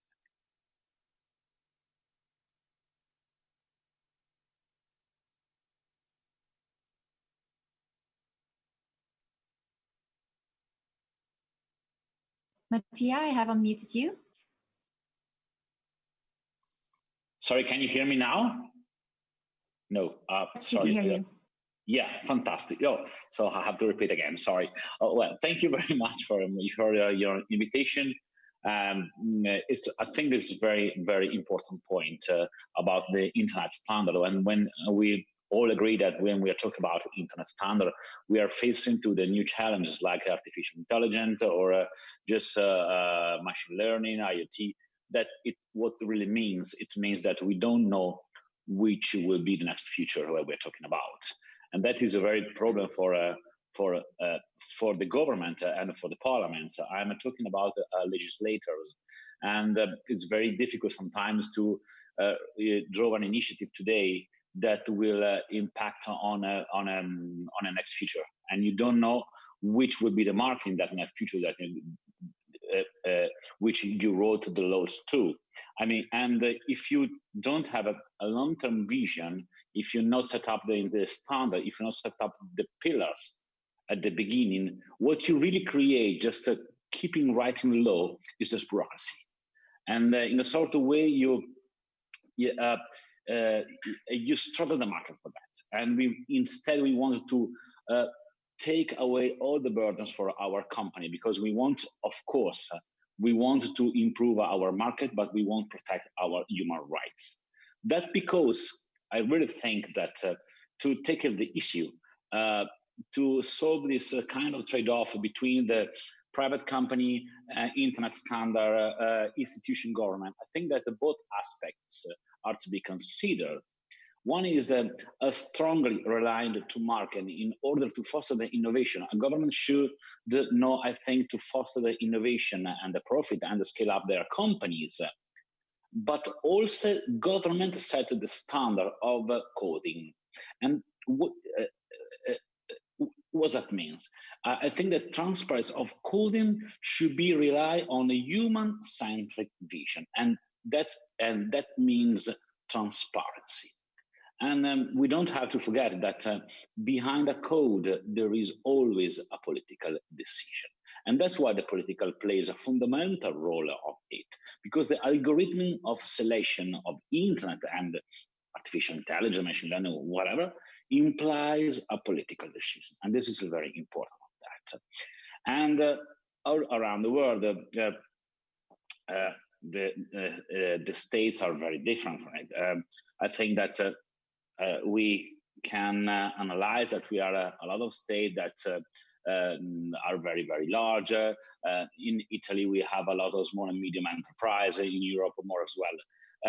And we have to try to set up a sort of ally and to play, I think, the pillars to go further.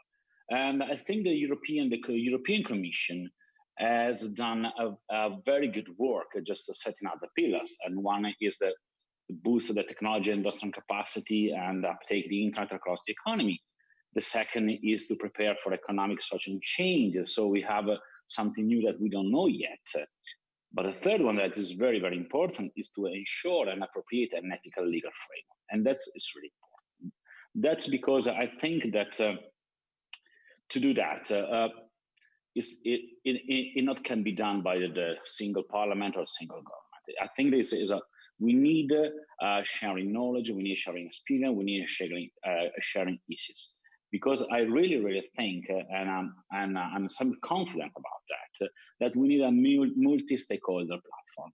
That's why, and I would like to discuss about if someone can make me some question, that's why Italian government is going to set up a IGF structure with a legal structure, because for us it's important, and it's a multi-stakeholder platform because we believe, and I think that it's really, really important.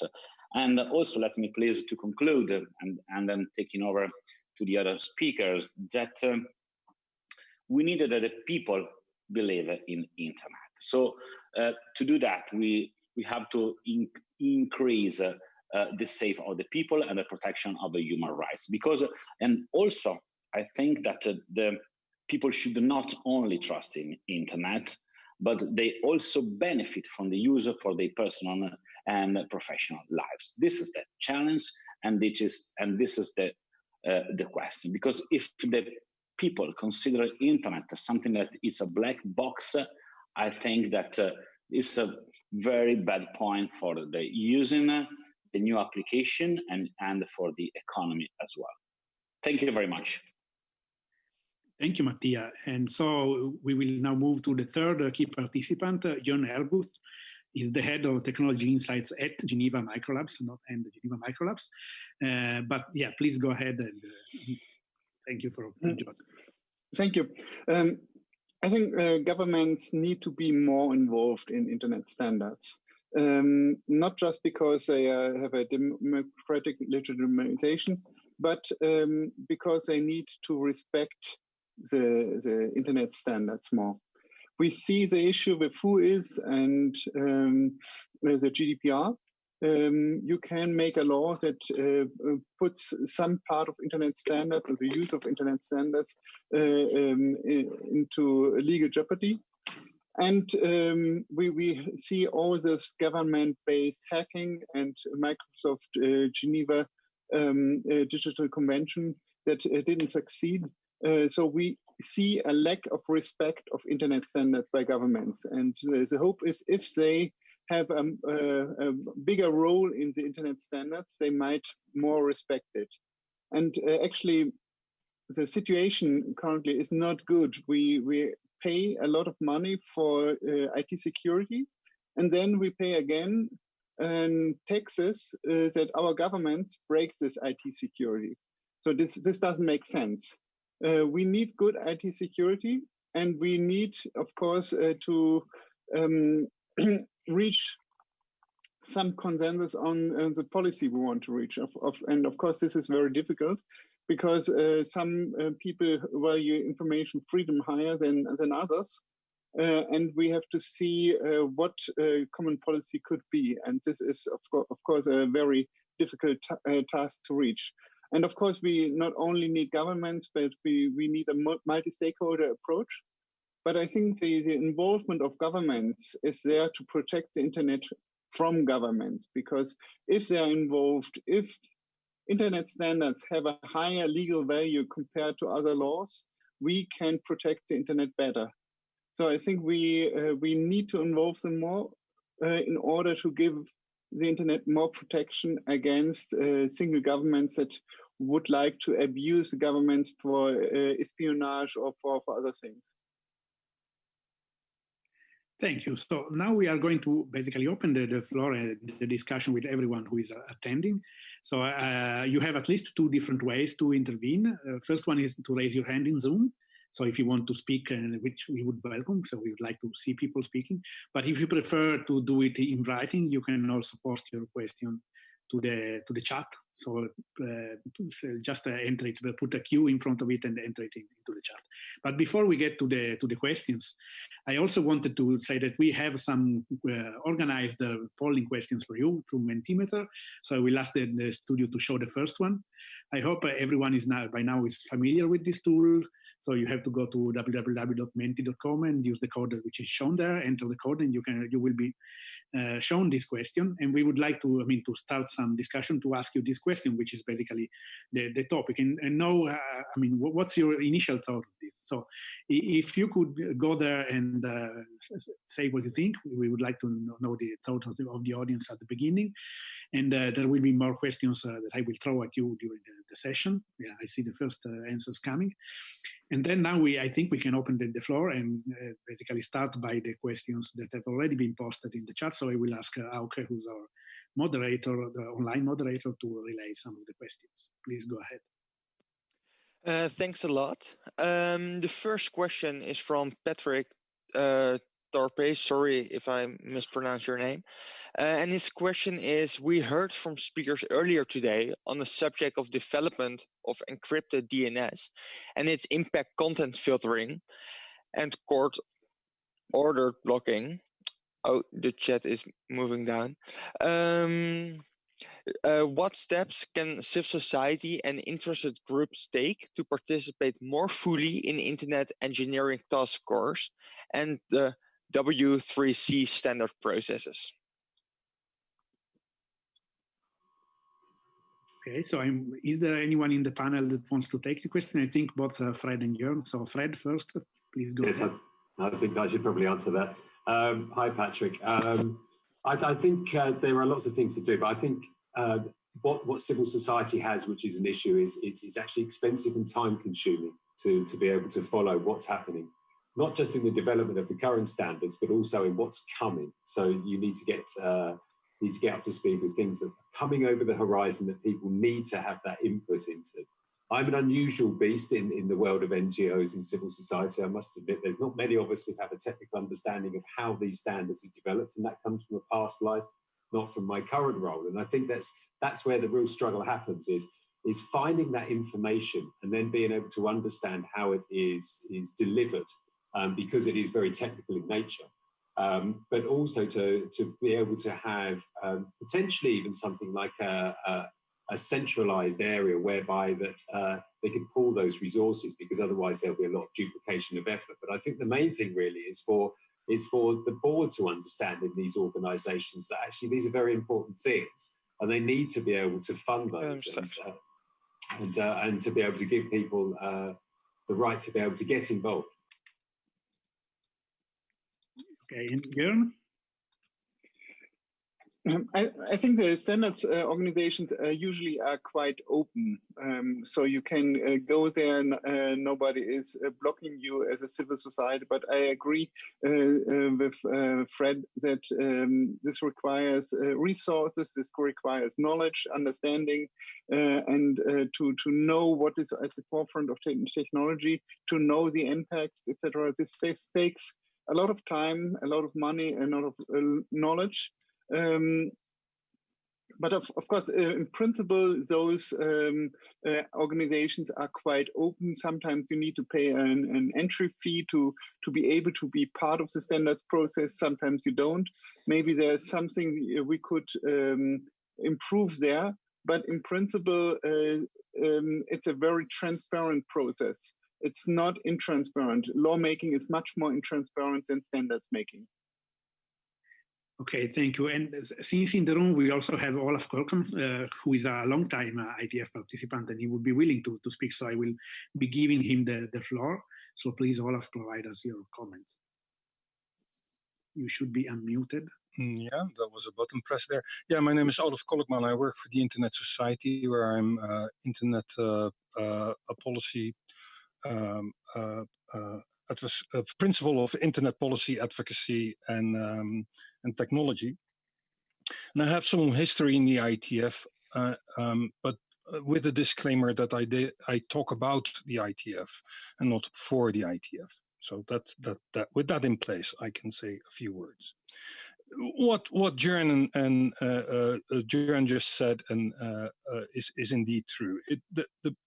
The ITF is in essence an open organization. So all its materials are available online.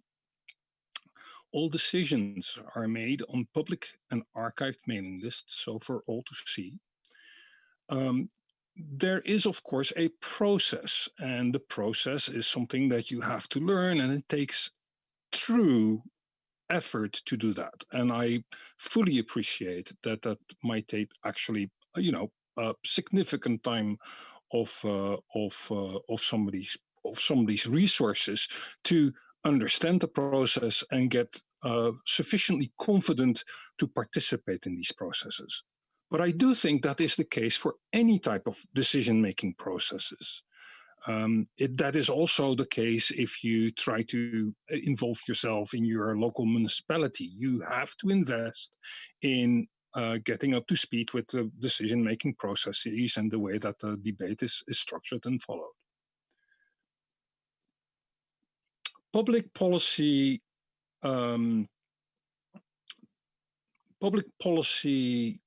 trade-offs are often included in the work or drive some of the work of the IETF. I've got some examples. However, people cannot always see all the possible unintended consequences, so to speak, of proposals. So having people around that can see that is actually important. I can go into an example of a public policy need that was brought to the IETF, namely when the US government got rid of the telephone system, the POTS telephones, the plain old telephone system, and moved to completely digital telephony. Robocalling was an issue. And that was brought to the IETF by the FCC. They said, this is a public policy issue that we need to have solved. And the IETF went off and did the work there. That is an example of a public policy issue that was brought into the IETF. It was explained in technical terms by somebody who was, familiar with the process, and that can be done. We at the Internet Society have a program in which we bring policymakers towards the IETF to get them a little bit familiarized with the process and show them that the perceived barrier might not be that high. Final point that I want to make, because I do not want to take hold of the whole meeting, is there are many types of different standards. When we talk about standards and norms, there are a multitude of them. Voluntary norms, voluntary open technical building block standards that are created in the IETF are completely different from the government sort of mandated or signed off more architectural pillars of work that is done in other standards organizations, more formal standards organizations. For some standards organizations, the material is absolutely not available if you're not a member, for instance. So with that, I'm going to leave it because I think I might be dumping a lot of information here, and I'm willing to answer any specific questions about IETF process or questions around technology. I happen to know something about DNS and WHOIS, so if that is something to be discussed, I'm happy. No, well, thank you a lot. I must say that we have tried to invite people from either the Internet Architecture Board or the Internet Engineering Steering Group, or some of the IETF leadership. And in the end, no one was available. So it's really nice that you were here and you can provide this angle. So, I had 2 or 3 people with raised hands, but I think that, I had Andre and Adil, but I think you lowered your hand. So if I understand it well, you don't want to speak anymore for this question. So the last person is actually Andrew Campling. So I will give him the floor. And then we can move to another question, unless there is anyone else. Okay, there is. The hands are now back up. So I will still give Andrew the floor, and then I will let also you two speak. So please, Andrew. Thank you, Vittorio. I was just really picking up on the point that Olaf made about the IETF being open, which in many respects I find the IETF quite contradictory in that you're absolutely right. It's very open. All of the papers are published. You can attend the events remotely, etc., etc. So that's all fantastically good. And I know the Society does great work in trying to encourage participation. Where I see the challenge, though, is the culture of the IETF, or at least some of the participants, is such that they do not welcome contributions from anyone that they might perceive as representing a government. Or other agencies, or indeed some members of civil society, such as Fred is one of the panelists. I'm sure organisations like Fred's, so will often discount their contributions quite publicly, which I think is extremely unfortunate. So that, and the other issue is the IETF has an explicit policy of not taking into account public policy requirements or indeed impacts of technologies. That's something which is stated quite frequently in a lot of the discussions. Those aren't intended to be considerations, albeit I think we could argue that a number of the technologies absolutely have public policy impacts. So my view is they should be considered, but through policy, the IETF, they're not. And to be fair, it doesn't have the multi-stakeholder inputs to properly do that in any case. As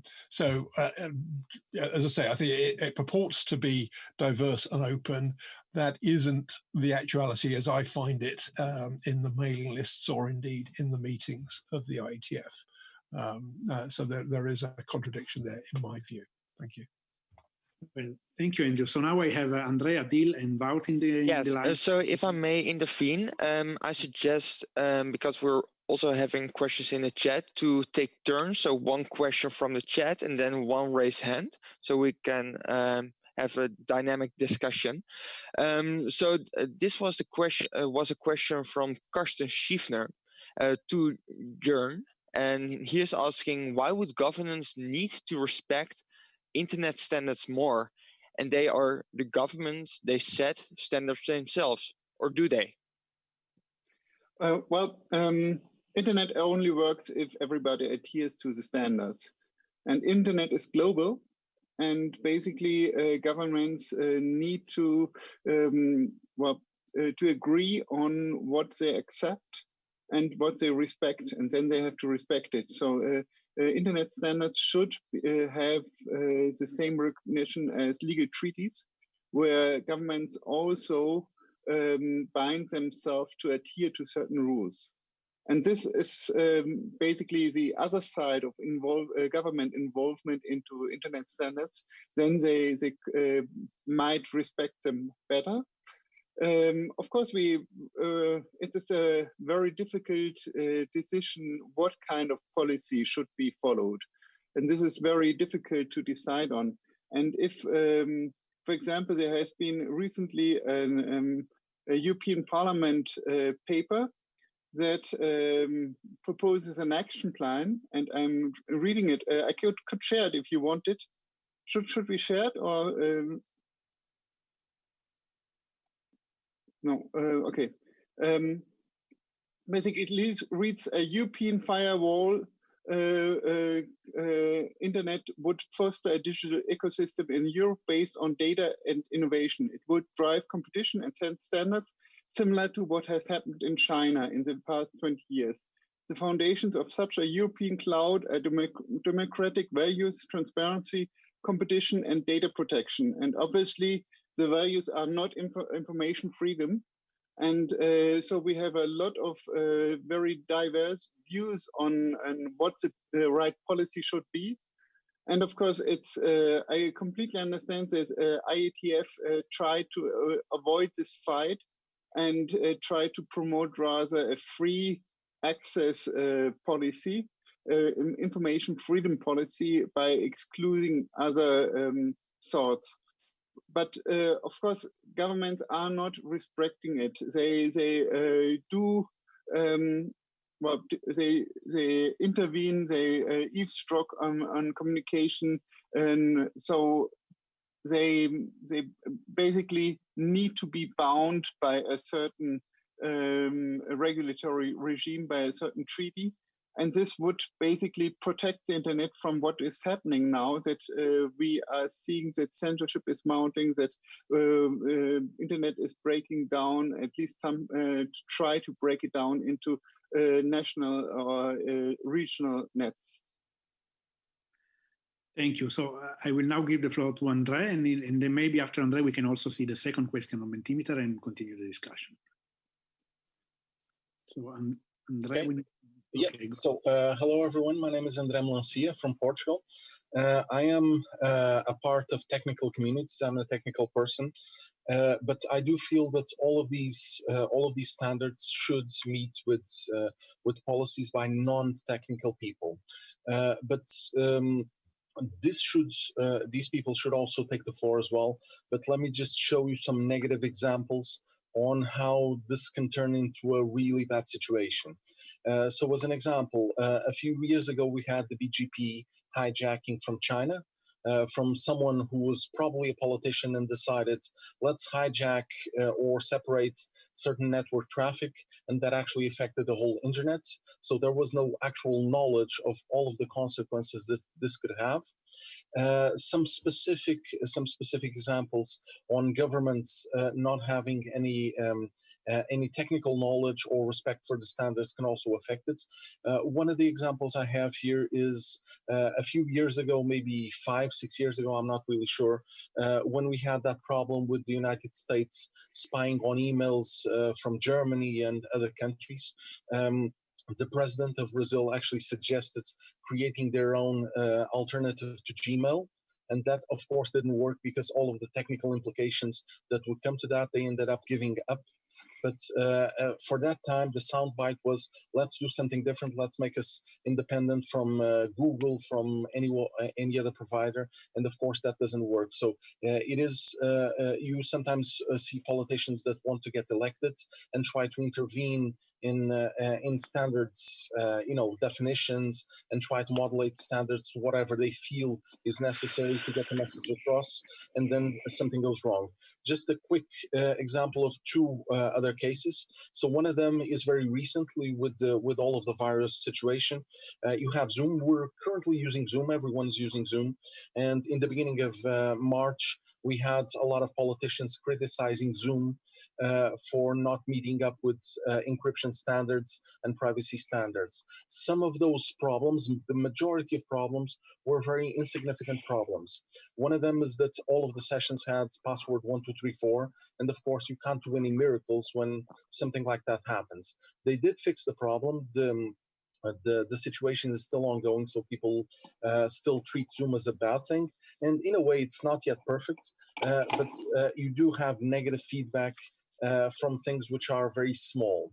Last one is one that also has to do especially with copyright. So previous years we had a lot of talk about copyrights, but there was one scenario here in Portugal that happened, which is very funny. So all of the copyright scenarios where politicians intervene and say we need to use AI to block things that are copyrighted. And we had one of our providers, our internet providers, and also television providers, which provided something like, maybe Netflix, HBO, something like that. And they were advertising that feature on YouTube. And then YouTube blocked that advertising that they were legally allowed to do. And this was a very big ISP here in Portugal. So it does have some side effects when people who make decisions take over standards which have a lot of a lot of technical content, and then change it to something that shouldn't really occur. So although I am aware, just to conclude, although I am aware that and agree that non-technical people should take the floor and also intervene in all of these standards, the majority of the scenarios is that if they have too much capacity of decision, that can go terribly wrong. So thank you. Thank you, Andrea. So I will now ask the studio to show the second question on Mentimeter, and then we will go to Oke for another question from the chat. So in the meantime, I mean, whenever you feel ready, you can try to provide an answer to the question on Mentimeter. So Oke, please go ahead. Thanks a lot. Then we have a question from Michael Rotert. Also, sorry if I did not pronounce your name right. And the question is, governments are invited as everyone else to participate or not? Question mark. Why do they not show up? In turn, they don't invite stakeholders when they set up their surveillance standards. Okay, so is there anyone in our panel that wants to take the question? Jörn? I have no specific knowledge about it. I heard that there was some influence from US government in encryption standards, but I have no first-hand knowledge of it. So I guess they are indirectly influencing the standards already. Okay. Mattia, do you want to say anything? Yes, Italy chose the IGF model because I think there is always a better model, but I think that we need a model. I would like to just a little bit to respond to the former issues, and I would like to have a very quick view of my personal background as a legislator, and I used to be in the previous terms member of government, and really I don't want to be I don't know the word now, but people seems to be more confident when they gave his personal data to the big company instead of the public company. I don't know really why, but there's a sort of well, it's very difficult to the people to ask to all the citizens their data, even if the data, if the proposal which the government use are really good. I don't know why. Somebody says that because maybe they feel not comfortable to give their data to the governments because in a future what could happen. I don't really know. I think that we are facing a sort of paradigm shift, and we are doing, and I'm talking like Italian government, all the things that's necessary to be transparent with our citizens. That's, I think, this is the best, and like I think any states of the Europe, and I really think that the GDPR, like somebody said previously, I think there's a very good standard that it will be adopted by any state of the world. Well, if I have to respond to the other question, well, we use the IGF model. We are going to use the IGF model like Italy, and I think that it's really important because I think a multi-stakeholder platform, as I said, is the best way to put all the people and all the representative of the citizens. I mean, in Italy, I think that we have one more or less with 4 groups of representative. One group is from. Well, I think there's another question that I would like to respond later. But yes, I think we are going to choose the IGF solution. Thank you. So now we will get back to the online queue. So we have Adil. So Adil, please make your question or intervention. Thank you. So my name is Adil and I am just a student from Nottingham University, UK. So I don't have years of experience like most of the participants in this room. So maybe I'll say something that is not accurate, or so sorry about that in advance. So being a technical person who just kind of started his career into this technology world, so what I personally believe is in that being able to develop a technical standard requires a lot of knowledge and in-depth knowledge of almost a lot of things. So it's not easier for us being engineers and techies to be able to develop the standards and as well keep the public policy in mind. Of course, it will take a lot of time, and in the real practical world, time is always of essence. And the second comment that I would want to make is that, it seems to me that whenever I go to a conference or meet some policymakers, they kind of tend to go aggressive on us, and they try to blame everything on technical people, that the way you are developing standards is maybe one of the prime reasons for all of the problems that we are facing right now.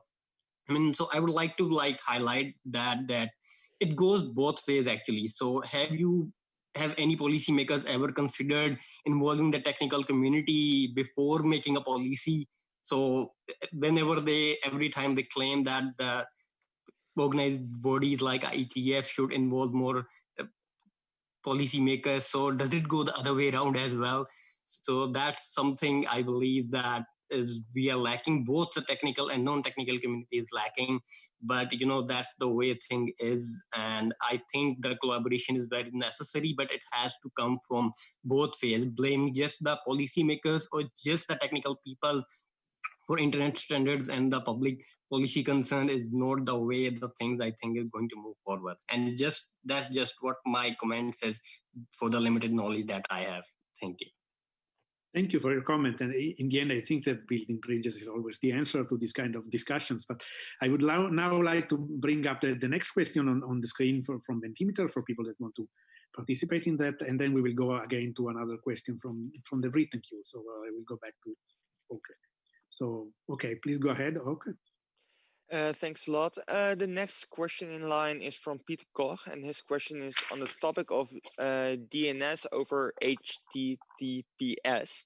And since it has been mentioned, what exactly is the perceived miss with respect to public policy aspects when it comes to the technical standard of the IETF that is produced? Okay, so who wants to take the question? Jörn, I see you want to take it. Oh, well, I didn't show up. Okay.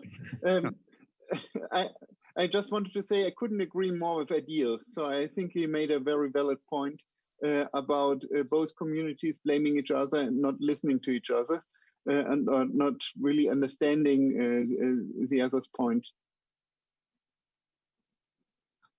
Anyway, anyone? Maybe we can read the question again later, but maybe Mattia also wants to say something. Yes, just was saying some point in the previous question. I think that we are evaluating a structure for IGF of Italy that will have 4 or 5 stakeholders that I think that they are representative. One is of the company association, that's the private companies. The second one is about, of course, the government institution, but like the parliamentarians institution, because I think that not government only, but just with parliamentarians.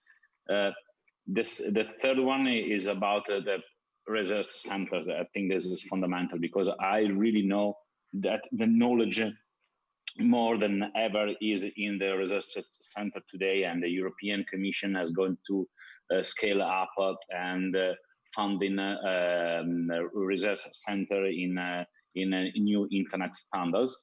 And the third, I think, there will be the third sector, of course, and the citizen. I think that it's really important to have the citizen at the table, because I think that the best political that government can do is just not to focus on the profit, but is just to focus on the what the people really need and what is a human-centric vision. This is, I think, that's the best vision. What the need of the citizen and the human-centric vision. So I think that if we focus on that, we can really reach a sort of win-win strategy with other countries in the world. Thank you. Thank you. And Fred? Yeah, sure. Thank you. I'd just like to go back to Adil's as well. I think he's absolutely got a valid point, and it's something I truly believe in, which is because I sit on both sides of that fence when it comes to policy decisions. And in fact, a specific UK example is that sometimes tech is considered to be somehow separate to any of these decisions. So the decision will be made, and then it's over to the tech guys. You make this work.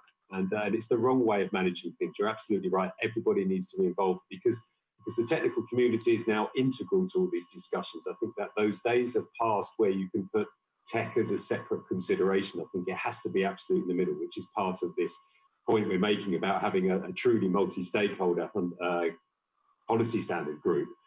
Just to pick up on the point about what was missed, I can only talk from my point of view at the IWF around DOH.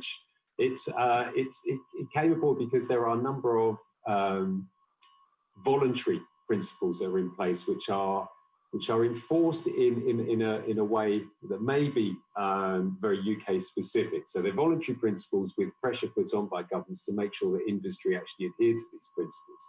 So it wouldn't necessarily be something that the government has set in their radar as far as keeping on top of these standards, but it would be something that would be expected for industry and NGOs to be able to manage between themselves. But actually what happened was, I think it fell down the cracks in between that. And so everybody was caught unaware that the DOH standard had been agreed.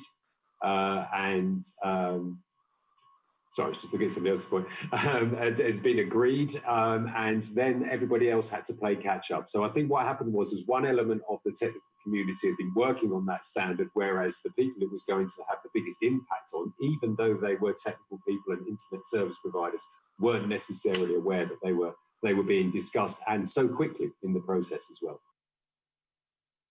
Thank you. So now I will move to Wouter Natris, who will speak. So please turn your video on and go ahead. Thank you, Vittorio. Can you hear me? Yes, go ahead. Thank you. This is Wouter Natris. I'm an independent internet governance consultant from the Netherlands. And in the past year, I've written reports on internet standard deployment on behalf of the Internet Governance Forum. In the report, we have focused on a question why internet standards in general are slowly deployed or even not deployed. And a lot of interesting answers came from that question, but we are focusing on a specific recommendation at this moment that is in the report on how the interaction between the technical community and the rest of the world can happen.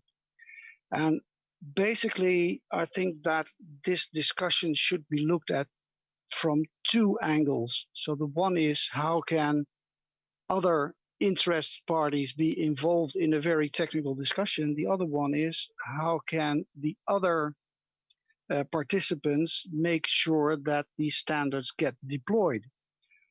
And that is an answer that may be answered much faster if this interaction actually starts happening. Because that's the moment when governments understand that they can use procurement of products to get standards be a part of the product they're procuring. And the same with articles that they're buying on large scale, if they start demanding certain standards or best practices to be part of that product. It would also be happening that products are tested in perhaps different way by consumer protection organizations, etc. That would drive up demand, and that would make sure that the standards are deployed. So the question I would like to put to the group is, yes, this is still a sentence, but yes, probably the discussion happening in the IETF and other standards bodies are too technical and perhaps too deeply technical for an average person working at an NGO or a government or a regulator to fully understand, but the interaction may make clear to the technical people that something needs to happen because of a policy point of view, and the other one is that they understand the outcome better.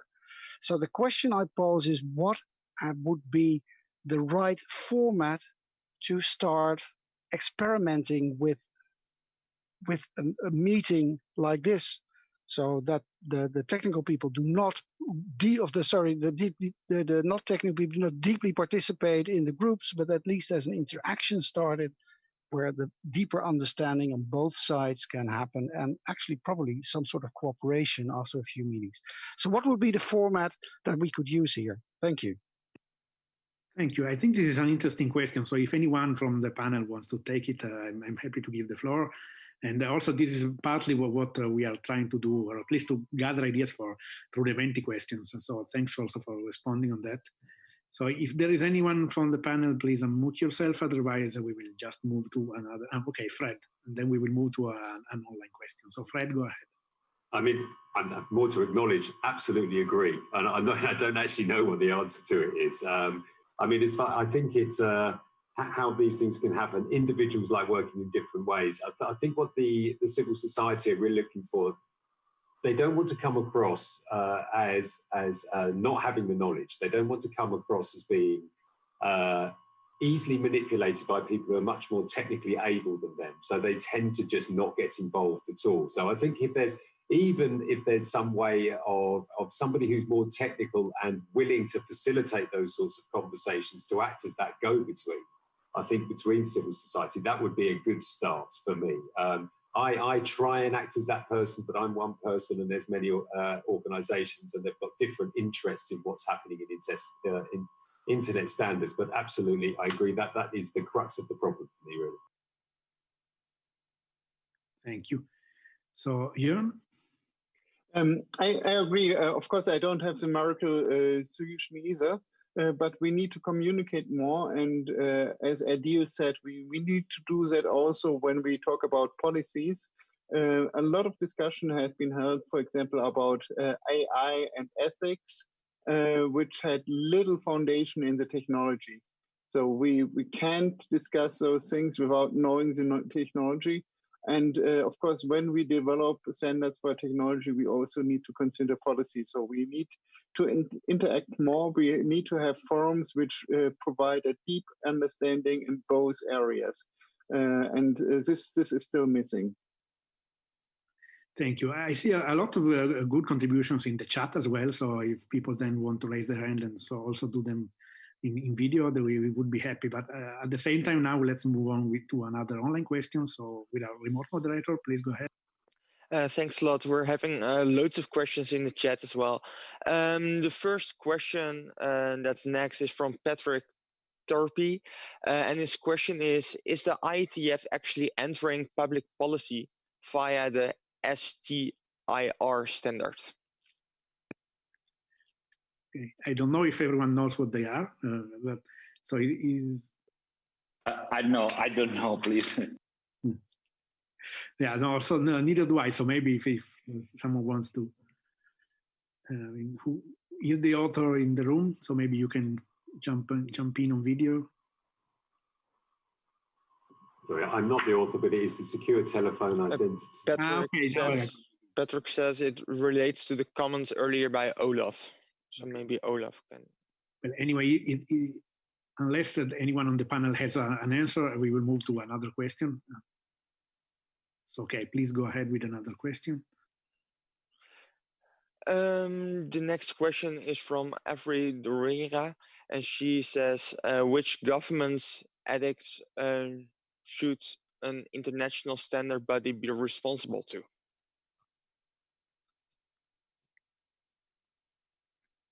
Anyone wants to take that? Don't be shy.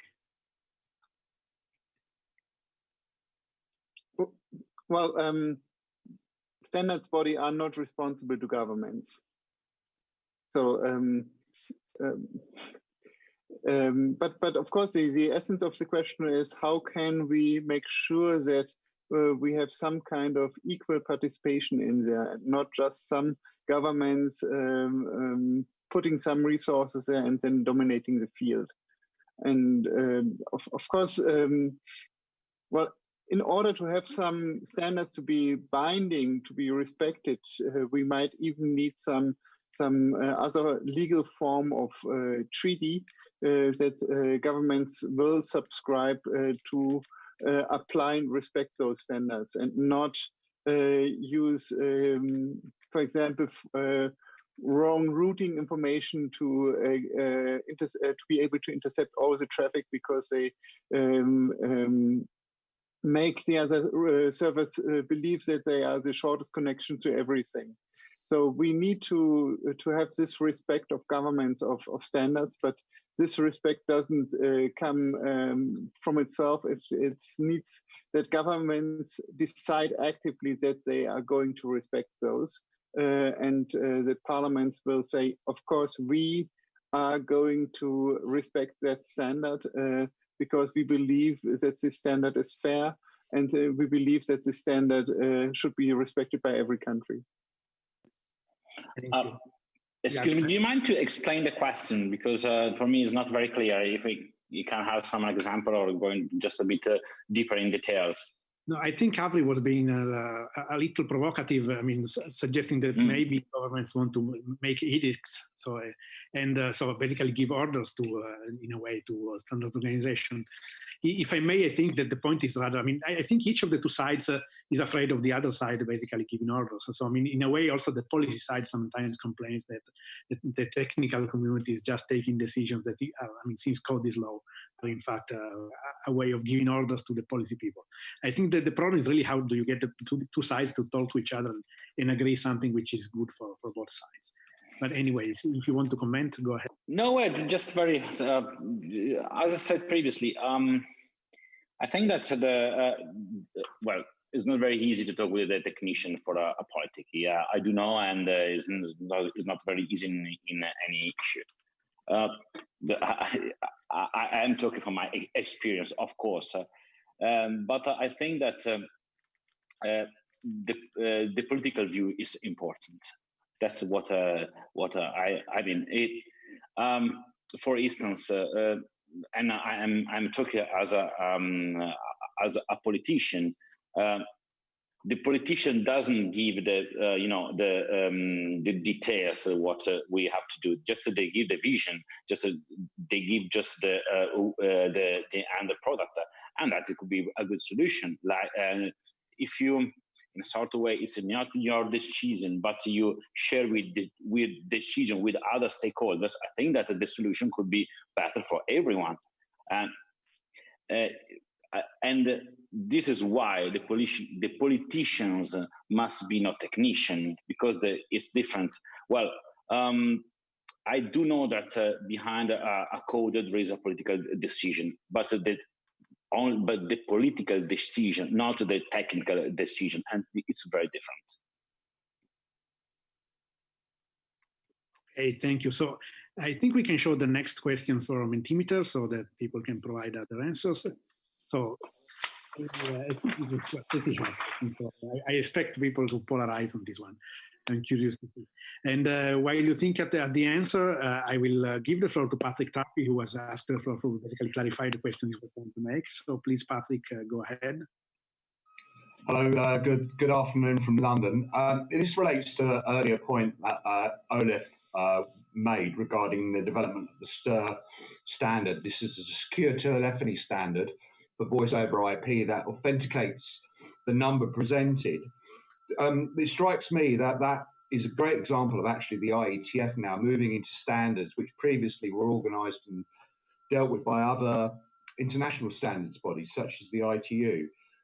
Do we see now, given that the efficacy of some of these standards will only be improved with this international cooperation, that there's an argument for more formalisation of the IETF's role? Thank you.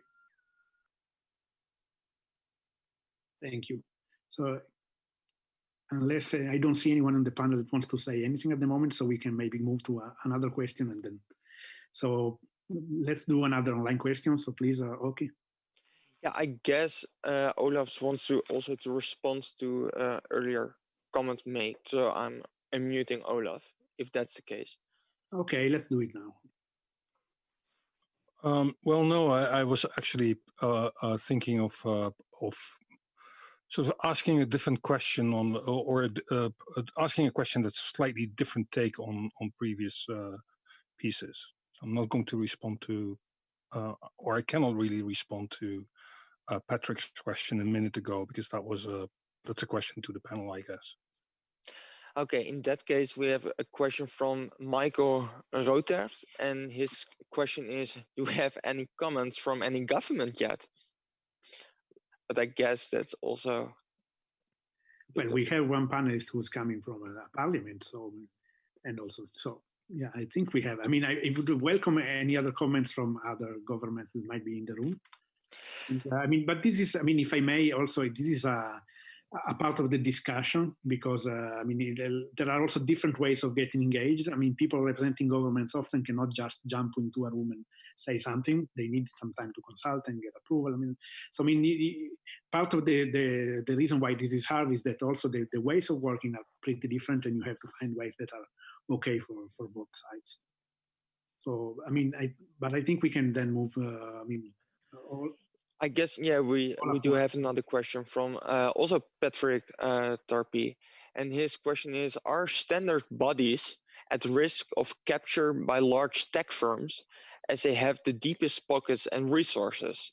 The majority of RFCS are outsourced by large tech firms, such suggests that individuals' participation is small.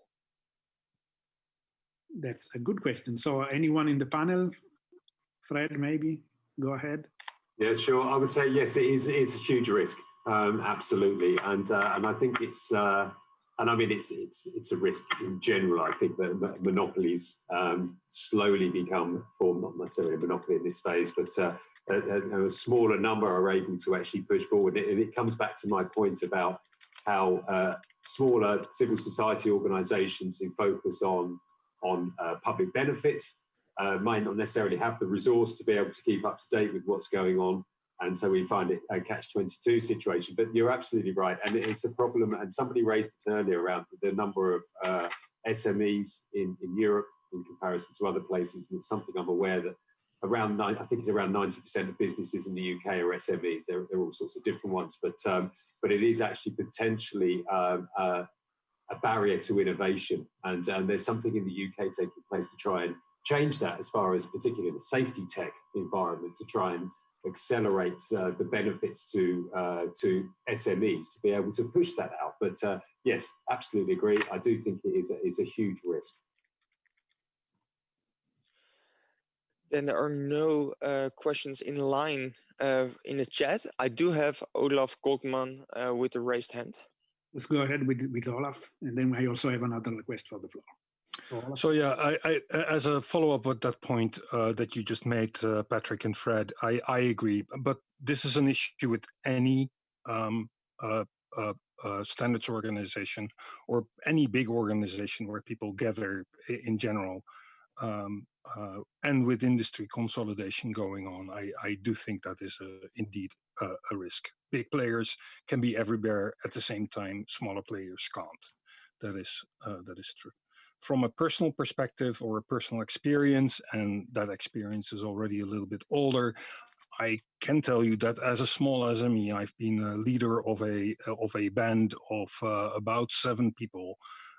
We have made significant contributions to the technology of DNSSEC, together with a bunch of other small companies in the ITF. And I do think that is possible, but it depends on the area of work. The point that I actually wanted to have the microphone for was, I have always been inspired by a paper which is called a tussle in cyberspace, or that's how I refer to it.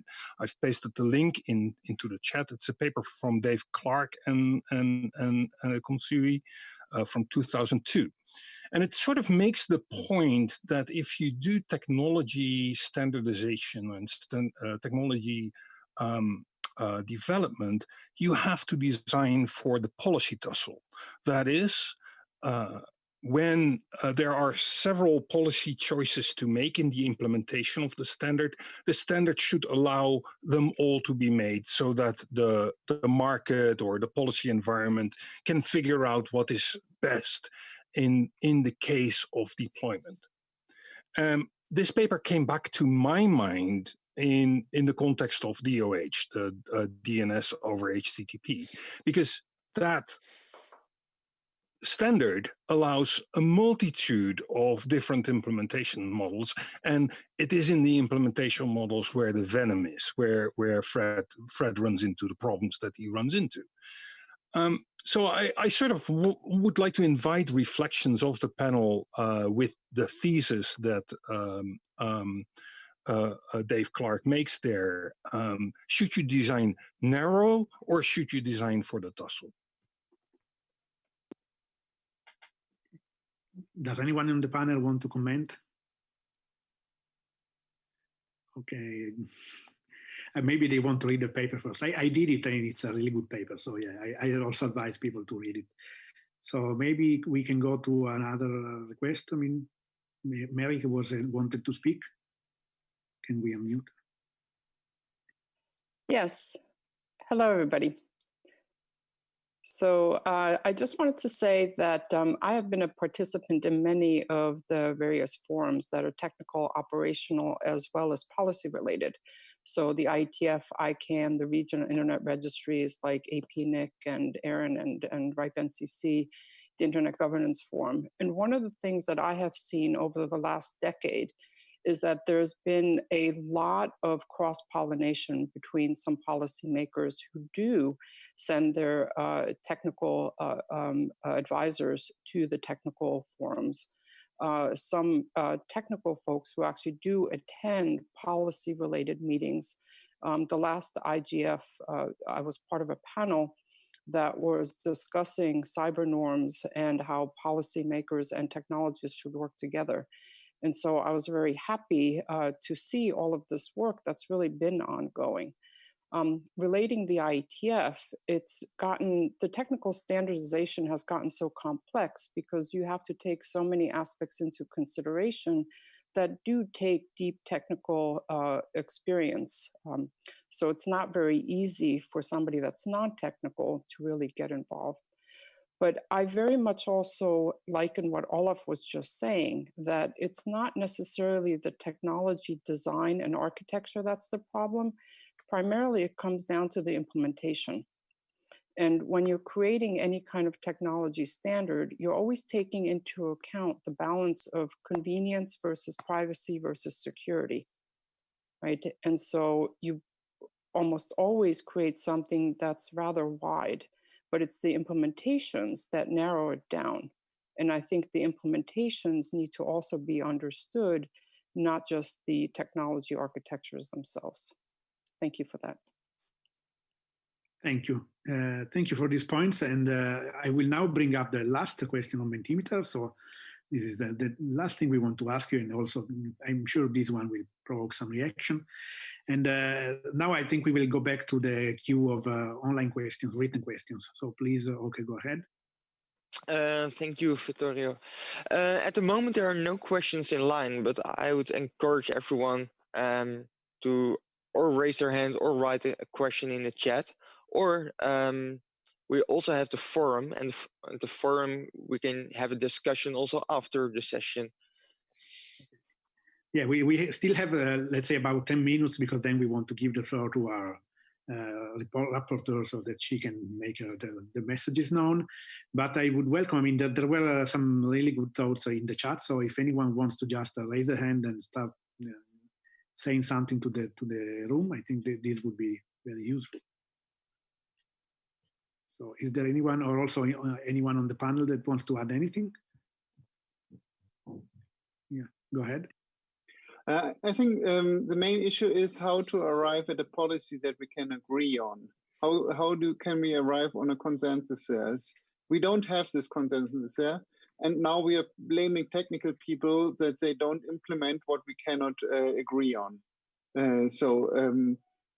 I think we need to find a way to find a global consensus on internet policy. And if we can reach that, I don't think the technical people will put any barriers on implementing that. It's just that there is no consensus. And of course, technical people don't want to implement just one side's idea because they are pushed to do that. And they try to take a more neutral, or maybe not more a liberal stand that they don't want to implement a specific policy. But as internet becomes a more integral part of everybody's life, this cannot go on, and we need to have some part of consensus finding on the policy and policy in the light of of course, in the available technology, and then we can agree on how to implement and how to find a consensus with the technical people as well. But as far as we are now, we don't have any agreement when, for example, governments should be able to interfere with communication. And we have rather a situation where government agencies basically take all the communication at the same time. We think they don't, and this makes the discussion very difficult to guide. Mattia? Yes, I fully agree, because to govern a country is very, very difficult because there's no one people that decide to do one deed or one action, because there are a lot of people, a lot of agency, a lot of point of views that are sometimes different. I would like to just to respond to the fourth question, if the standard should propose a standard be reviewed against public policy priorities and requirements. Well, in Italy we have some agency that has got a real power to not to stop a law if go against if this law is go against the property rights, but they are a government agency. Well, I think that it's really difficult to find out a common understanding in all the places of the world. I think that we can find out a vision, a common vision of most of country of the world. It could be, yes, it could be easy. This is my opinion, because I think that let's have an Eastern US mindset and European mindset for some point. Sometimes they are wider, sometimes they are closer about the internet standards, and so sometimes it's very difficult to find out a common line, because the vision of the market, the vision of the property rights are totally different. But there are different division, but even the balances are really different. But I think that it's not very easy to find out a common sense for all the countries. It's very easy to find out a vision. Yes, it is. And also, I would like to make a sort of I would like to ask a point. As I said before, if it were for me, GDPR could be a standard of a global. I mean, every country should be referred to the GDPR. I think that is a bit extreme, but I think that the GDPR, I think, is a very good point. There's a very good law for the property right protection that Europe has done. Thank you. So now I will. We still have to raise hands, so we'll get to Andrea and to Wout for, but please not more than 1 minute, 2 at the most, and then we need to close. So we'll do a final round and close the session. So Andrea, please go ahead. Okay, so hello again. One question I wanted to mention, or comment that I wanted to mention, is that when we're talking about internet standards, we need to understand how they occur. So in some cases, they occur because the technical community is experimenting on something, maybe to improve previous products, so like IPv6, etc. And then later on, people who are not technical come in and include other things as well. But there's also the other way around. So sometimes you have a need, and non-technical people define priorities, they define requirements, etc., to create something, and then it's off to the technical community to actually intervene. So the point I want to make is that there are two types of timings in which public policies need to take place. One is before or during the setting of the standard. One is at the end of the standard and after the standard is set, to maybe guarantee that those are actually deployed. So just to mention that these two timing aspects. Thank you. Thank you. And then we have Wout. Yes, thank you, Vittorio. Wout Natris. Coming back to the consensus part and the last question, in my opinion, looking at the world as it is almost impossible to reach, where the internet is concerned, any form of consensus or even rough consensus. It may be when we're talking about standards, because everybody in the world wants something else. And so, yes, I think two things, and then I'll shut up. The first one is that when you consider ideas, then any stakeholder should be able to bring those ideas for standards where they think they're necessary to the IETF to be considered to be taken up. And the second is that, yes, it would be good to have an interaction so that everybody understands where it's going. But the third thing is that the IETF and other standards bodies have made standards that make this internet work as it does, and it does work extremely well, in my opinion. Just look how awfully well we are conversing with each other in this virtual EuroDIG. So compliments for that. So I think it's about interaction and understanding each other better. But when things really get down to it, most likely the technicians will know best how to move forward. And so the question is, do we need a consensus to make the internet work? The consensus is already there, because just look at us. So it's about interaction and learning and implementing, deploying faster, and that will happen through understanding. And I come back to the sort of forum that we may need to start experimenting with that. Thank you, Vittorio. Thank you. So now I will give 1 minute each to the panelists so that they can make any final remarks, but please be very brief, and then I will go to our reporter for the messages. So let's start with Fred. Thank you, Vittorio. Yes, just picking up on a few points that America made earlier on, absolutely agree. It's about the implementation, and I think it was Olaf has made that as well, that point, absolutely agree. And having that understanding when thinking about how the policies are made is really key. Just on that final point, I didn't get a chance to dive in. I do think that waiting before an internet standard or technical standard is made for public policy considerations, that I will just flip on the other side here a little bit of the fence, which is there are some considerations. So just be thinking about, if that were the case and we were to wait until the public policy considerations have gone in place, just look at what's happened in the last 2 or 3 days around the facial recognition and IBM and Amazon Web Services, asking for that to be retracted until there is an agreed standard amongst governments. So it can go both ways. I just wanted to let everybody, leave that with everybody to ponder. Okay, thank you. Mattia, a few sentences from you. Yes, just to sum up, I think that we are sort of way we are facing a sort of paradigm shift, and as a paradigm shift, there are some benefits that we can grab from that, and we are all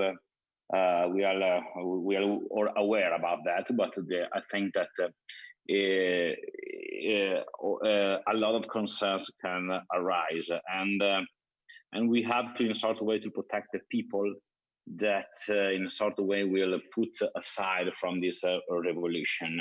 I think that for the government, the best way that the government can do is the transparency. As I say, that I keep straight on the transparency, because I think that a government in a legal structure can do any action that he thinks that he has to do. But if there is a transparency, if the people can see in the box what's happening, can see how a technology works, if the people can understand where their data how can be used, and so on, I think that it would be very, very an important point. I'm going to really conclude. like we did, like the Italian government did with the Immuni app. This an app for tracing for the COVID, and the software is open source, and you can check, you control how your personal data will be used. Thank you. Thank you. And finally, Jörn, go ahead. I think these are valid points, and I think we have seen that arriving at a consensus is very difficult, and we can't just wait for a consensus, policy consensus, to start working on standards. So the current approach is that we try to make standards as policy neutral as possible in order to avoid conflict, and this is not a bad strategy in general. But of course, we have some issues where we can't avoid the conflict, and there we need to basically agree on something. And having a global technology requires a global consensus. And if we can't reach this global consensus, we will not have a global internet in the future, as we see it breaking down in China, as we see it breaking down in well, it's not breaking down yet, but there are some propositions breaking it down for Europe. And I think having a global standard could avoid that. So, but of course, we shouldn't put policy in every small standard. Then we can't advance anymore. But we need to have a forum and a legal recognition of certain standards, of a certain basis of the internet to protect it. Thank you. So, well, thanks to all our panelists for all your participation, and actually to everyone. I think it was a pretty good discussion, and we'll now give the floor to our reporter, Ilona Statnik, for the messages. So go ahead. Thank you so much. So I'm working for a Geneva Internet platform, and we provide the key messages for the sessions and workshops, as well as the full reports that will be available afterwards. Before I will read out the messages for this workshop, I would like to stress that they are all subject to public commenting after the EuroDIG, so stand by and look for the updates. Can I have the next slide, please? So I have 3 slides, and probably for a smoother process, I will stop after each one, so you can agree or disagree with this, with the messages. So let's go with the first. There is a general consensus on the inclusion of public policy priorities in the development of internet standards. Civil society and government should participate in the development of internet standards, though with important reservations. Policy requirements must meet engineering requirements, keep internet safe and resilient, avoiding political manipulation.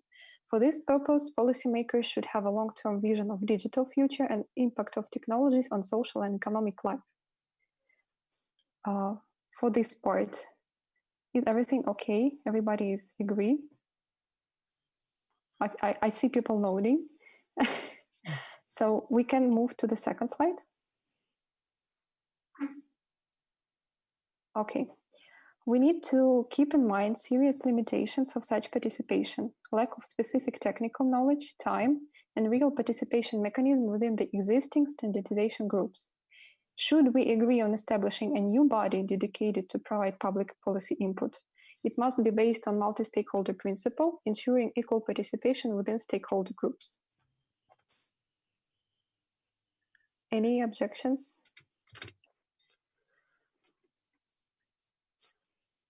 I don't see any, so thank you. I think this was a really good. Okay, and I have the last slide, please. Can I have it? Okay, and this one was based on the Mentimeter's results. So there is a general consensus that direction on policy, public policy priorities should be provided in advance of internet standards development. However, there is no consensus whether proposed standards should be reviewed against public policy requirements before their final release.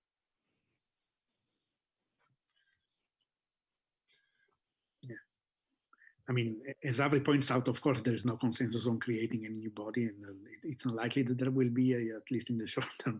But yeah, I think that at least the good thing in this discussion was that there is general agreement that some discussion needs to be made on this point. So.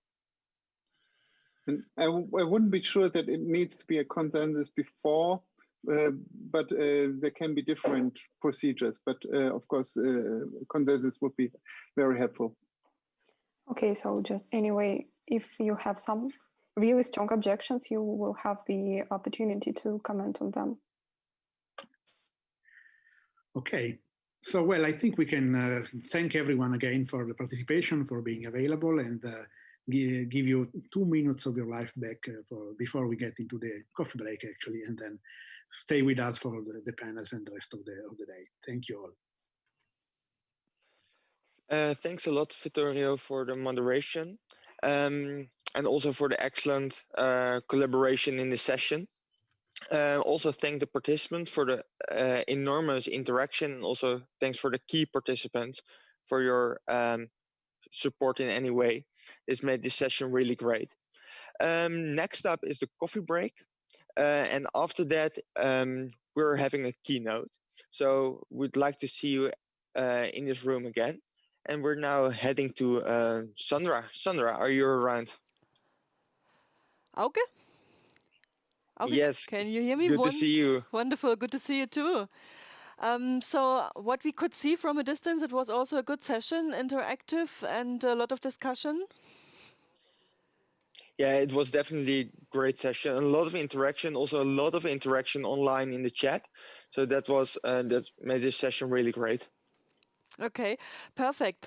For everyone who is in the room of The Hague or in the studio of The Hague now, this will be the studio where we continue with our program today. Studio Berlin and Studio Trieste are going to finish as well in a minute. So as Auke announced already, the next point in our program will be a keynote speech from the European Commission, followed by a plenary, and then basically the first day is done. And Auke, with this, I leave you in your coffee break, and I think we reconnect to overcome some technical glitches that we had in this session and nobody discovered, right? That's really great. So I'm going to grab a coffee and I hope to see you back soon. In a minute. Okay, see you soon.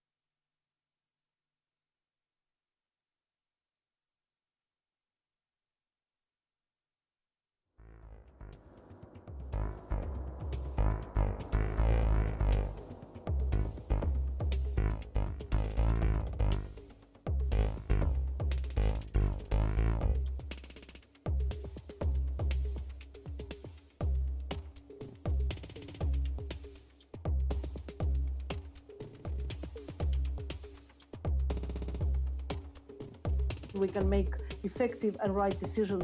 And thank you so much for putting this panel up, and thank you so much for giving me so much.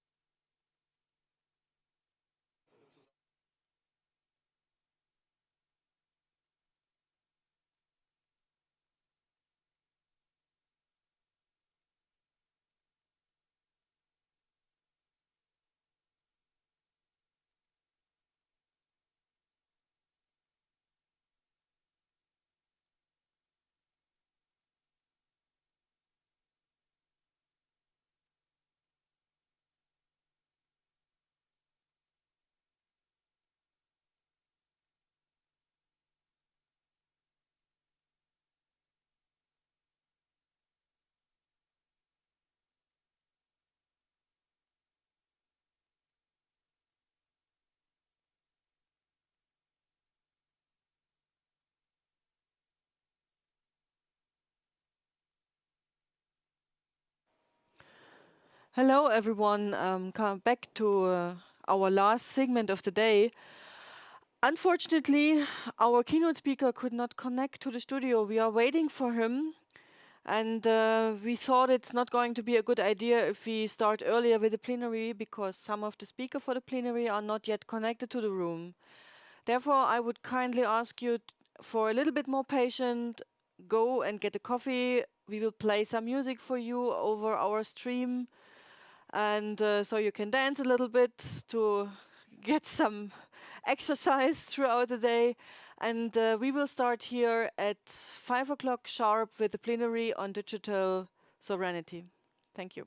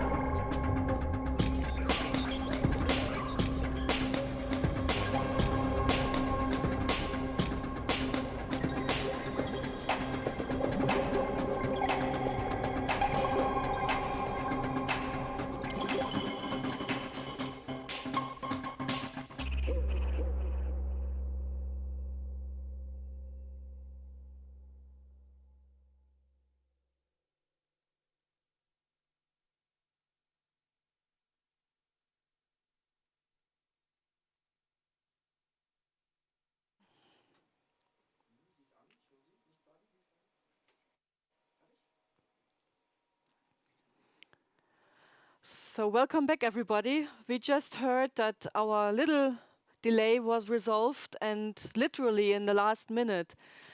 I think you're all expecting Roberto Viola now, but because of some very urgent commitment, he said he can unfortunately not do this keynote speech, which was supposed to be a live keynote speech with question and answers. And therefore, Piers O'Donoghue, Director of Future Networks in DG Connect, kindly agreed to take that place and deliver the keynote speech. Therefore, we have this little bit of a delay. And Piers, I'm very happy to see you here, that you could make it to our studio in The Hague. It's quite away from Brussels. Can you hear me? Yes. Perfect. I can hear you, yes. Perfect. Piers, before I give you the floor, I just would like to inform you that we will be collecting questions via our Menti tool. Everyone can go to menti.com, and by using the code 589204, you can post questions. And the last 15 or 10 minutes of your time slot we will be using to submit you that question that you can hopefully answer. And don't be worried if you hadn't had a chance to take note of the code now. We will display the code while Piers O'Donoghue is speaking, so you have time to submit the questions. And you can only submit one question, so think wisely. And we will possibly have only time for 2 or 3 questions, so think wisely what you submit. Piers, without further delay, I hand over to you to hold your keynote.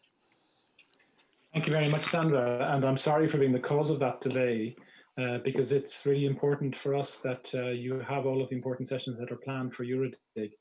So my apologies that Roberto Viola, who was unexpectedly prevented from attending, isn't here. I'm, as Sandra has said, Piers O'Donoghue. I'm the Director for Future Networks in DG Connect. And together with our Internet Governance team, we've been following EuroDIG and its activities for quite some time.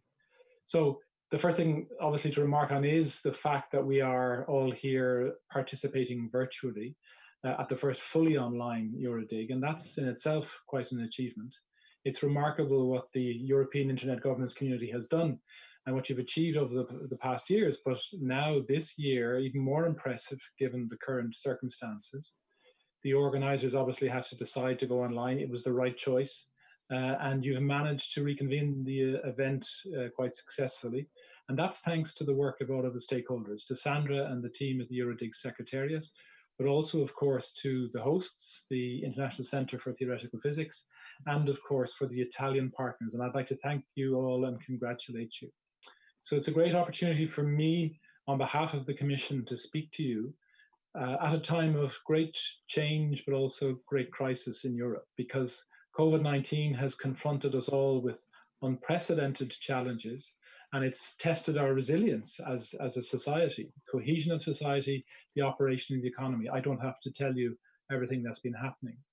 But the global reach of the crisis is unprecedented, although perhaps its nature or the effects that it has had are not entirely new. We have faced similar challenges in the past, and we have managed to transform those challenges into opportunities. And I think it's quite striking that EuroDIG was planned to take place in Trieste, in Italy.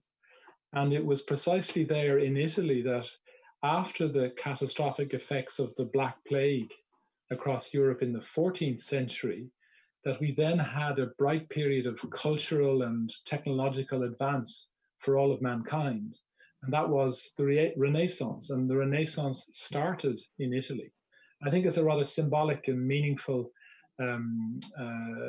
coincidence that we're back in Italy virtually for EuroDIG, because Italy was also one of the first European countries to endure the dramatic consequences of COVID, and that health crisis turned rapidly into an economic one as well for all of Europe.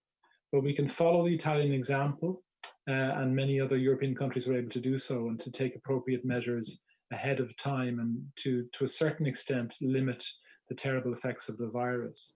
But now we have to focus in the future, and that's what the Commission is doing, and that's what we hope to do with you the internet community here in Europe because of the important role that you're going to play. Because in a way, we have the opportunity for a new rebirth. This time we're going to have a green and a digital renaissance, and the internet is at the heart of that.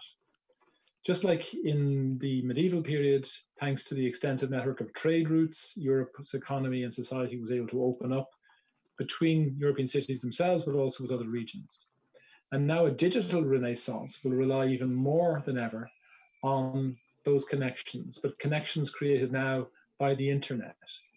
Because internet is already playing a crucial role in the way that events are unfolding and in our response to the COVID crisis.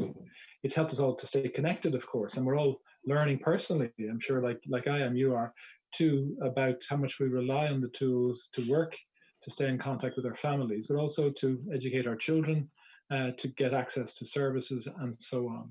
At the same time, collectively, we have people working on research, tackling the virus, looking at potential vaccinations, but also modeling and predicting the spread of the disease and so on.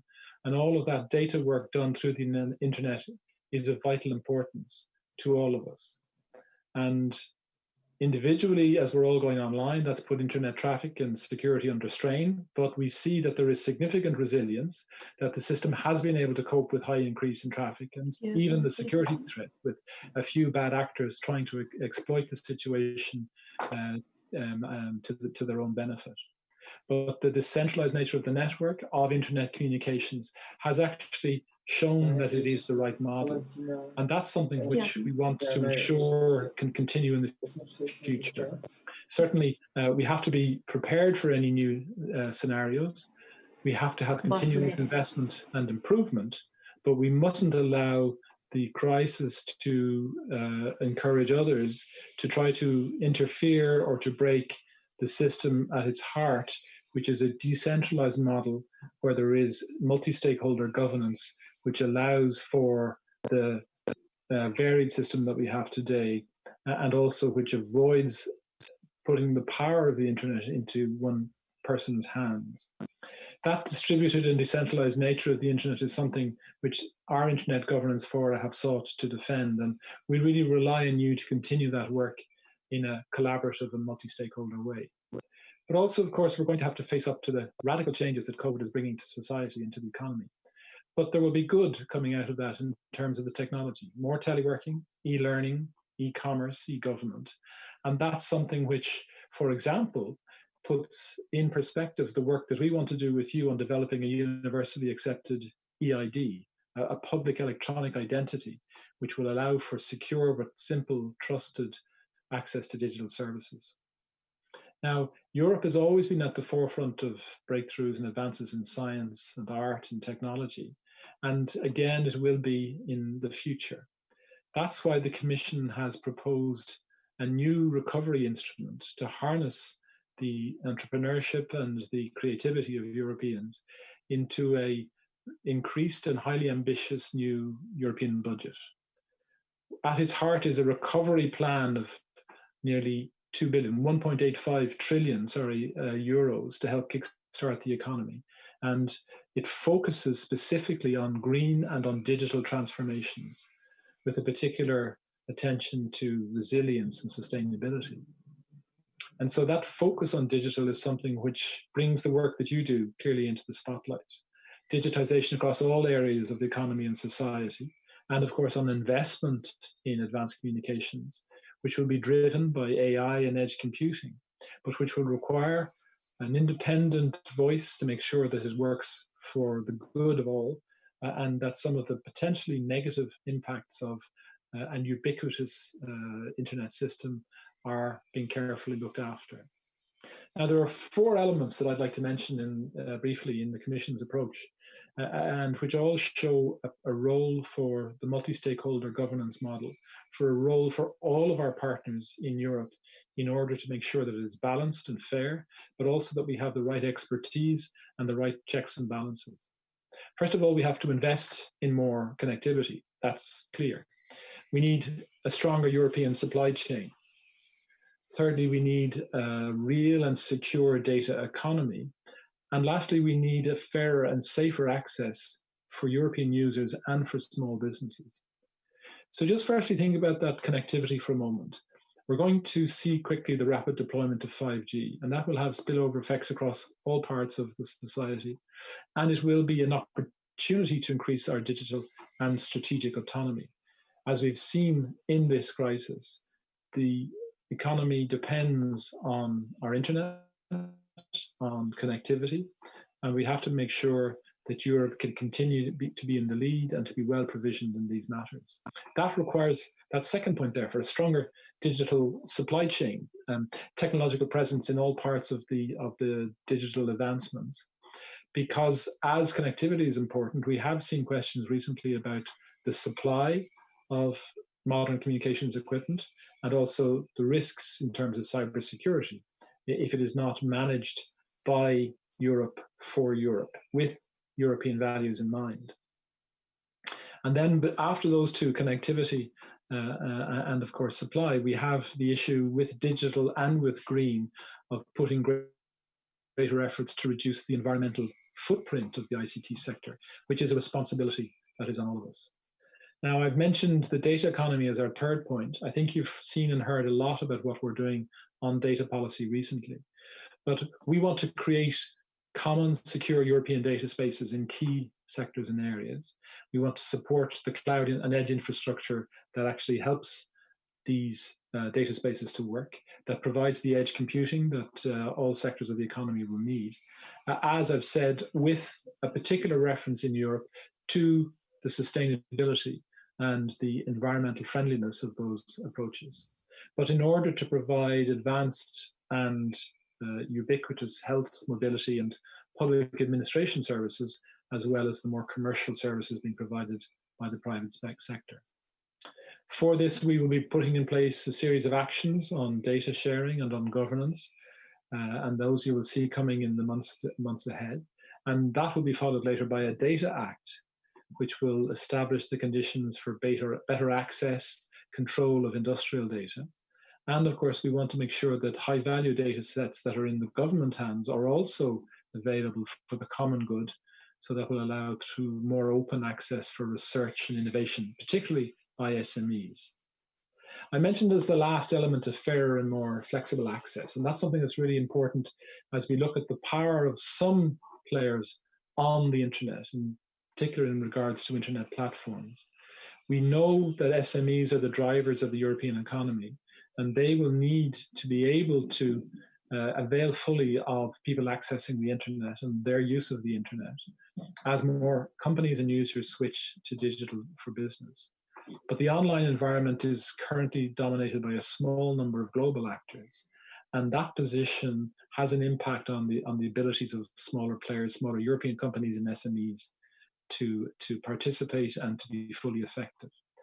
So that is going to be one of the points that we will be addressing in the new Digital Services Act, which will be to improve the legal framework for digital services, create greater security for consumers, prevent the abuse of market power where it happens, and generally make it easier for the digital economy to work. Now, we have just last week opened a public consultation on plans for the Digital Services Act, and I would ask all of you in this meeting to consider responding to help us in the Commission to get it right, to make sure that we're aware of all of the issues that you are confronted with, and also the perspectives of all elements of our stakeholder community as we come to formulate that particular regulatory action. Now, the last point is really one of security. We have seen over the last weeks, as well as all of the good, we've seen some of the less good elements of a reliance on the internet, with certain individuals trying to exploit weaker members of society or weaknesses in the system to defraud, to cheat, or to have an economic advantage. And that's something which in Europe we have already made it clear we are not prepared to accept. We're putting in place measures in order to counter the attacks and the threats. And we are now involved in a new cybersecurity strategy to boost EU-level cooperation and the capacity in cybersecurity. We have to strengthen capabilities in all elements of industry as well as for individual users. And of course, that means in particular SMEs, who are in some cases the most vulnerable. That will be for the good of all. And it also can be done in a way in Europe that all players meet the same standards, so there'll be no race to the bottom, no undercutting in terms of security for business and for users. So all of this also has to be done in respect of fundamental rights. I'd like to give you the example of work that Olivier Banger and his team have been doing with others in DG Connect in relation to COVID, and that was in helping with the stakeholder community, with our experts in the next generation in the internet community, to develop an independent monitoring and verification technical facility for the tracing apps, which are, if done properly, a very useful tool for national health authorities to be able to track the potential spread of the disease and to deal quickly with any new contamination outbreaks. Now that is something that is vitally important. It has raised questions as to personal data protection. And we have ensured that the model that is now favored in Europe is one that fully meets our standards for personal data protection, for anonymity, and for protecting the individual. That's a sine qua non for such technology to be accepted, and is the way that we are going to do things in Europe. And anyone who wants to operate in Europe knows that and must respect that. So it's the European approach as an example in the current challenge that we want to see as being the accepted norm across all aspects of the digital economy. We also have to look at digital sovereignty, so that in seeking to have those European values apply throughout all elements of the ecosystem, we need to be able to ensure that we have a supply, whether it's of services or of technologies, that actually meet those standards. And that is why European digital sovereignty is going to be a very important issue for this Commission as we move forward and as we work our way out of the crisis. But of course, we're not going to do it in isolation. We are fully open to digital cooperation, to international cooperation, both in standardization, but particularly also in internet governance. Many others are faced with the same challenges as we are, and we're going to work together with them. Cooperation must be efficient and able to address all of the issues that are confronting the internet and the digital economy as we go forward. So that's why we're all, like you, looking forward tomorrow to the publication of the roadmap that follows up to the UN Secretary General's initiative in the panel on digital cooperation. We have an idea of what might be coming. Of course, we'll be discussing that, and EuroDIG will be the first place where that can be discussed tomorrow as it is released. But we all share the aim of enhancing global digital cooperation and achieving the Sustainable Development Goals. But if I could conclude, that brings us back to what you are doing today. We are, as you are, strong supporters of a bottom-up, multi-stakeholder approach to internet governance. We don't accept it blindly, nor do we refuse to accept criticism for the way in which it operates. We must constantly be looking at the model to ensure that it is fit for purpose and that it does address some of the challenges that I've talked about. But in the complexity that we're dealing with, in some cases, simple, centrally controlled top-down models are not an appropriate answer. And that is something which we will continue to put forward with our European partners as our approach to internet governance, even as we look at ways to improve the model with you, the stakeholders, to ensure that it is still fit for purpose. We have to look at the wider implications of new technology. We have to accept also that given that digital is everywhere, given that every element of society now depends on the internet, more and more players, some with different sectoral interests, some with different regulatory powers, will all want to get involved more deeply in the governance of the internet. And we have to be ready for that and adapt to that and make sure that our model is credible and capable of dealing with all of these new challenges that I've talked about. So I'm going to stop there. I was late already and I apologize for having made you wait, but I really do look forward to the discussion with you now and for the next couple of days in EuroDIG. So thank you to all for your participation and thank you for your attention now. Dear Pers, thanks a lot for your keynote. We've received some questions from EuroDIG participants. We've made a selection. Well, there are loads of them, and I hope you like to answer them. Sure. Yeah, so the first question is, in which areas do you think that Europe has a competitive advantage in tech?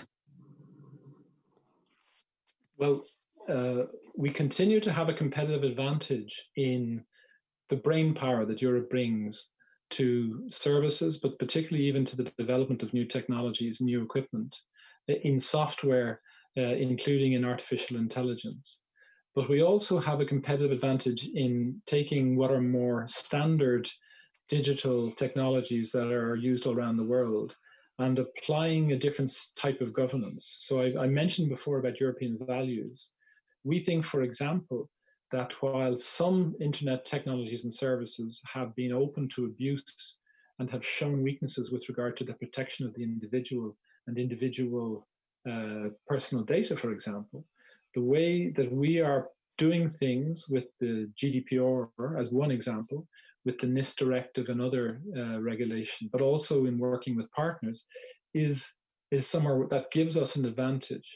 We will be able to say to users across the world, your data is safe in Europe. Your personal identity is safe in Europe. And as that becomes central to people's lives and also to the economy, and we think that that is actually a selling point. But there are many areas that I could go through. My commissioner, Thierry Breton, is responsible for industry policy as well as for digital. And he's very keen to let everyone understand just how strong the underlying European economy is. Sometimes we talk ourselves down. I've been dealing with 5G matters recently, for example, where some people seem to think that Europe has lost the race. That's not the case at all. We're just not prepared to pretend, like some other people are, that 5G is already over. It's not. In many cases, 5G has not even been properly rolled out all over the world.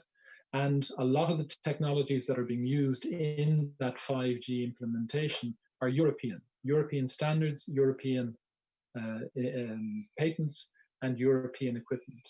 And the services on top of that also. That's just one example of what I deal with, where I can see that we have competitive advantage across a lot of areas. But I'm also I'd like to hear from people in the audience as to what are the things that you think we in the Commission should also be looking at in the future. Thanks a lot for your answer. I've also received another question from the audience, and the question is, what role do you see for Europe in the field of internet governance in the coming years, and in the view of WSIS +10 in 2025? Well, in internet governance, we do clearly see that there is a vacuum, and Europe wants to not just fill that vacuum, but to become the center of a new discussion. Of course, not on our own, and as I've said, tomorrow we'll see what contribution the roadmap from the UN Secretary General will make in the global discussions. But we have unfortunately seen a ghettoization of some of the discussions about the technology, about the underlying values, and about the way it has worked. We've also seen, and this links into the second part of your question, it links into the attempts by some to have a more state-controlled system for the internet. And that is something which we do not accept. European member states, the governments in Europe do not accept that either. And we want to, with like-minded partners, ensure that that model is not threatened.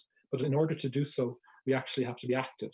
First of all, in the discussions that will now happen, whether it's about IGF+, whether it's about alternative models, but also when it comes to technology governance, so that the developments in technology or the suggestions that we need to depart completely from the existing internet protocol system are not an excuse for actually breaking up the ubiquitous, transparent, and democratic internet that we currently have.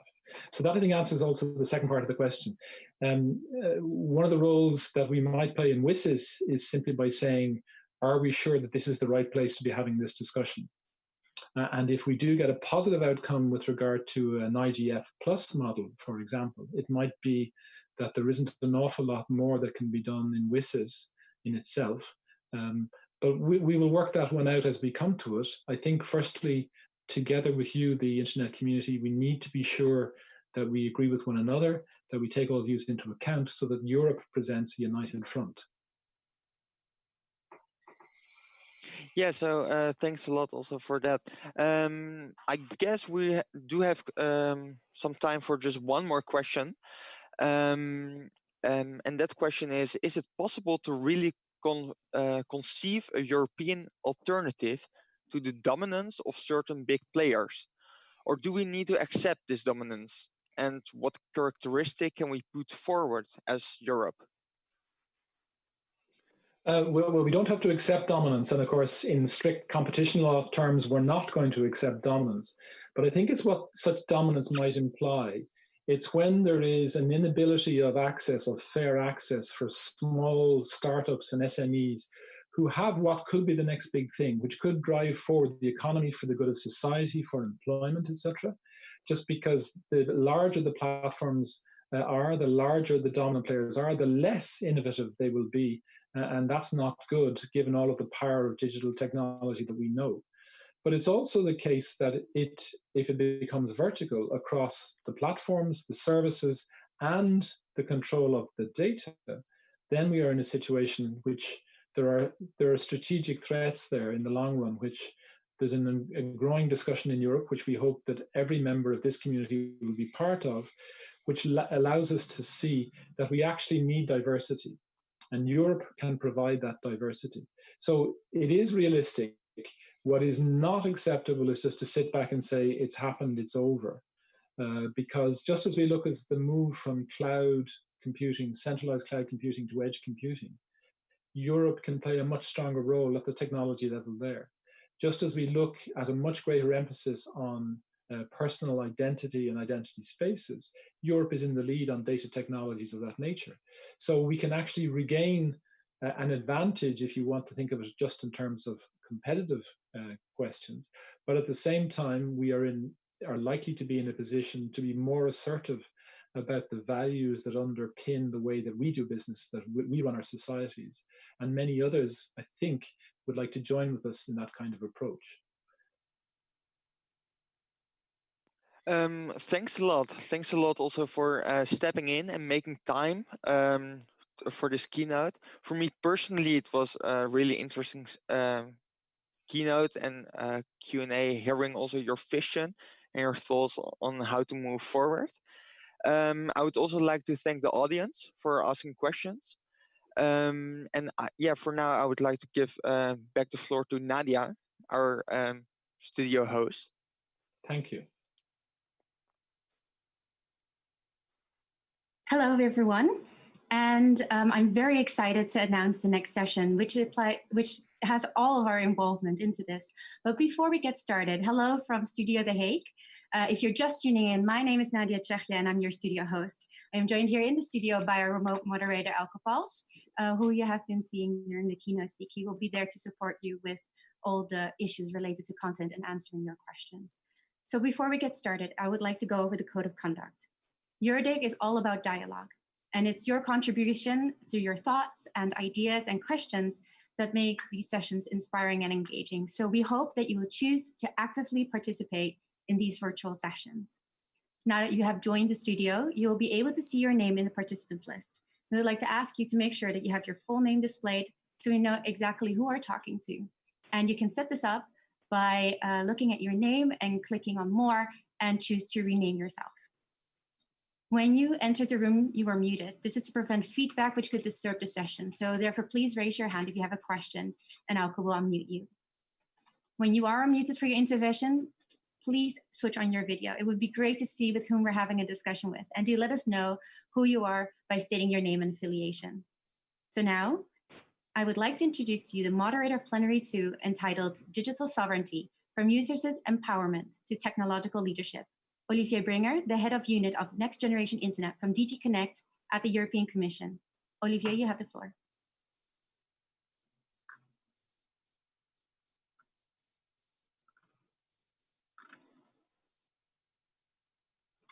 Okay, I've unmuted myself, so I hope you can hear me now. Thank you very much. Thank you very much, Nadia.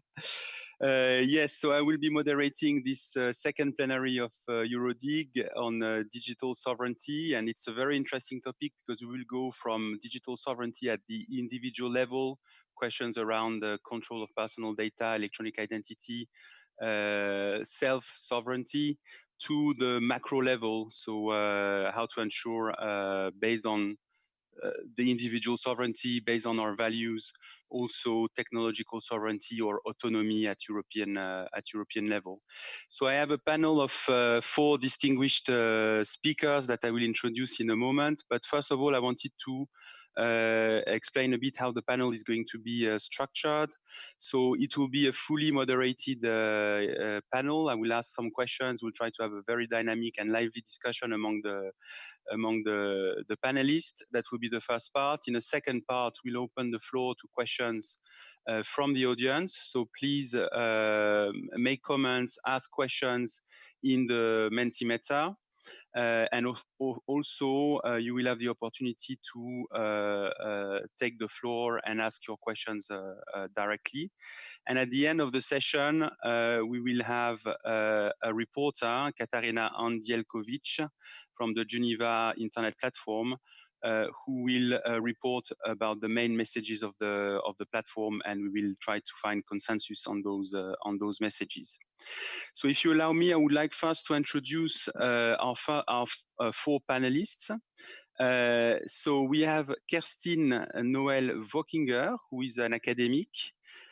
She's a professor at the University of Zurich for Public Law and Digitization, and she's also a faculty associate at the well-known Berkman Klein Center for Internet and Society at Harvard University. So she's conducting interdisciplinary research where she focuses on questions at the intersection of law and technologies. For example, how to regulate technology or how technology can serve a society whilst respecting individuals' rights. As a second panelist, we have Stephen Tass, who leads the regulatory department of Proximus. Proximus is one of the leading telecom and ICT provider in Belgium, with also coverage at international level. Stephen is the chairman of ETNO, the trade association of European telecom operators, and is also quite involved in GSMA, in the policy group of GSMA. We have with us as well Francesca Bria, who is the president of the Italian National Innovation Fund. Francesca is also an honorary professor in the Institute for Innovation and Public Purpose at the UCL in London. And she's a senior advisor to the United Nations on digital cities and digital rights.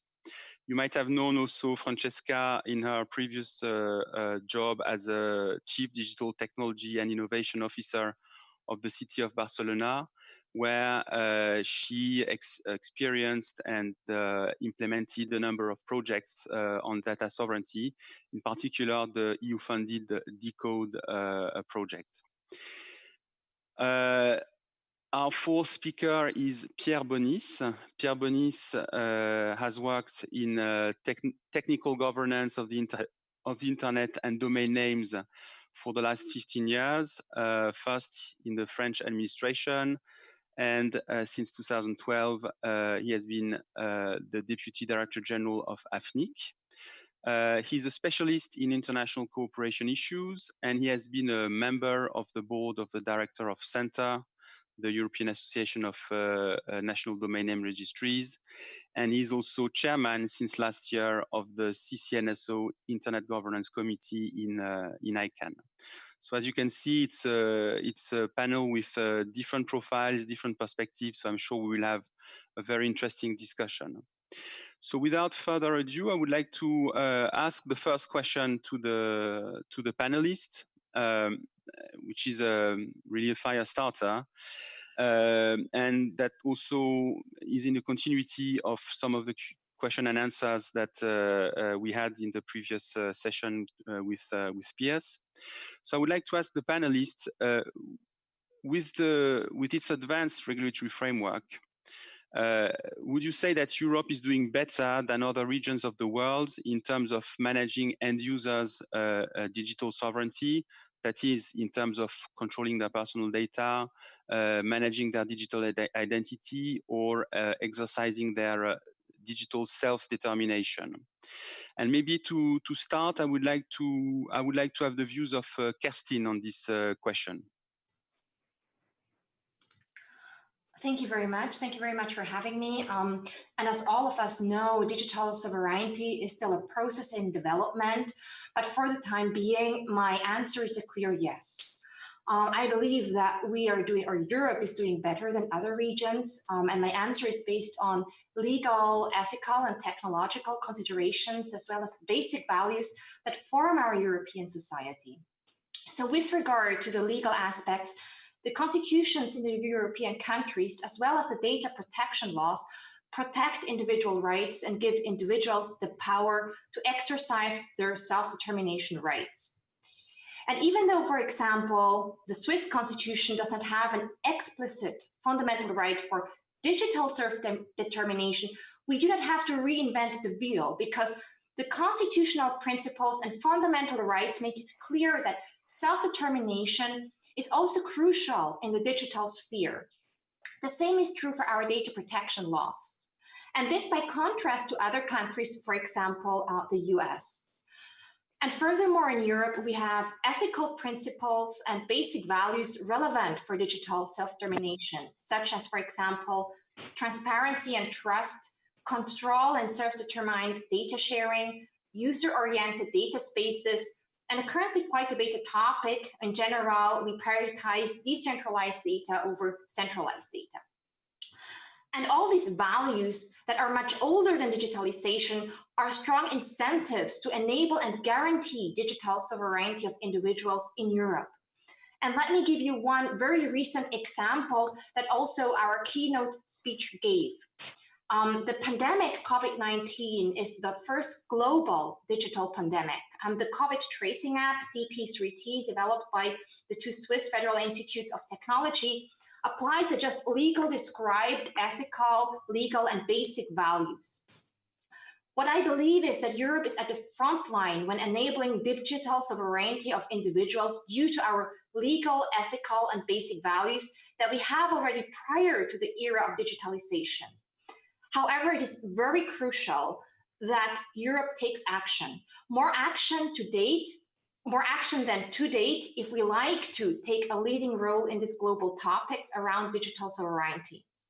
And this is not limited to regulatory actions, but rather, as already the keynote speaker pointed out, countries should take action actively, not only within their borders, but across Europe. And in this regard, I would like to point out to the Swiss network, Digital Self-Determination. This network includes representatives from the Swiss federal administration, academia, civil society, and the private sector. And among other things, they assess the questions of how to enable and secure digital self-determination of individuals.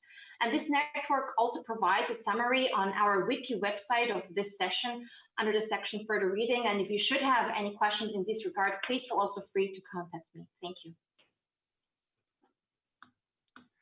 Thank you. Can I be, yes, can you hear me? Okay, yes. Sorry. Thanks a lot, Kerstin, for this perspective, and thanks also for giving, it's interesting, the Swiss perspective, but also the perspective of what happened during the COVID-19 crisis. Do other panelists want to chip in on this point? And I know, for example, that Francesca, you have also been working quite a lot in Italy on the tracing app, and you might also have a specific perspective there. Sure, thank you very much. It's a great pleasure to be here with you. And I think this is a very timely and really important question that we're all discussing. So I'm very pleased to have this conversation. Let me do some maybe general remark first, and then getting into the question a bit more in depth. I just want to emphasize two things. Obviously, we are living a shock, which has been a health shock, and also at the moment an economic and social shock of proportions that we have not seen before in peace times. So we are all really called to think differently, to come out of this crisis in a new way. And as also the previous speaker emphasized, to really restart, putting at the very center the questions about our sustainable, green and digital future much more strongly.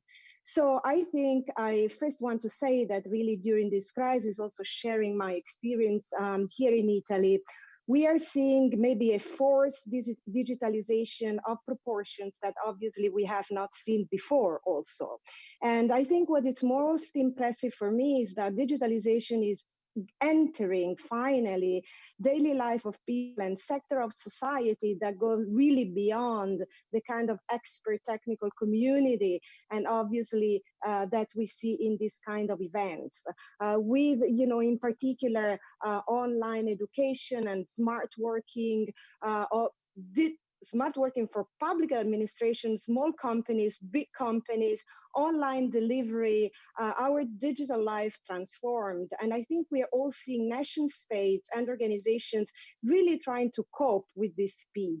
And I think we have to be very careful there on one side to structurally use this change to put the solid foundation for what we want to see happening in the future.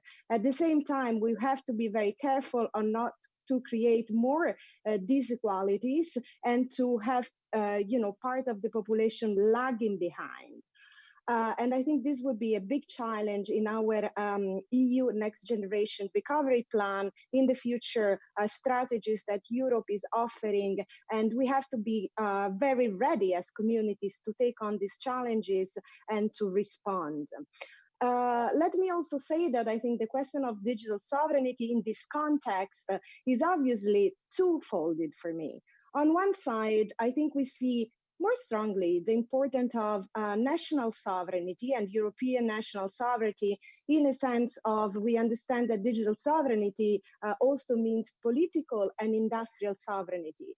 And we understand that this touches European competitiveness, the question of welfare, the question of national security, but also the foundation of our future industries. So it really touches, you know, from healthcare to education to transportation to agri-tech to all the more important sector of societies. And this is obviously for us, I mean, the challenge is to combine the new industrial strategy of Europe, the Green New Deal, and putting digital transition at the very center. On the other side, as Kirsten really fantastically explained before, it also is about citizens' digital sovereignty. So it also means how do we make sure that we devolve more power to the citizens and citizens are able to participate in the shaping of this digital society, also offering a perspective of what it means to shape infrastructures that will determine our daily life and how we organize society in the future. In this sense, I think obviously that the European approach of data sovereignty, for instance, or giving back democratic control to people and citizens in particular about their data, but also about their digital infrastructures can be very competitive in the future. And I mean, we have Olivier here coordinating the panel that initiated Next Generation Internet program that really puts privacy, security, decentralization at the very core of what this digital future can look like. So I hope that the Next Generation Internet will be very important within the Next Generation Europe, obviously, framework. And just to finalize my first intervention regarding the contact tracing application, I think that we saw a very interesting moment there because actually, first of all, contact tracing and making it digital can be an absolutely critical help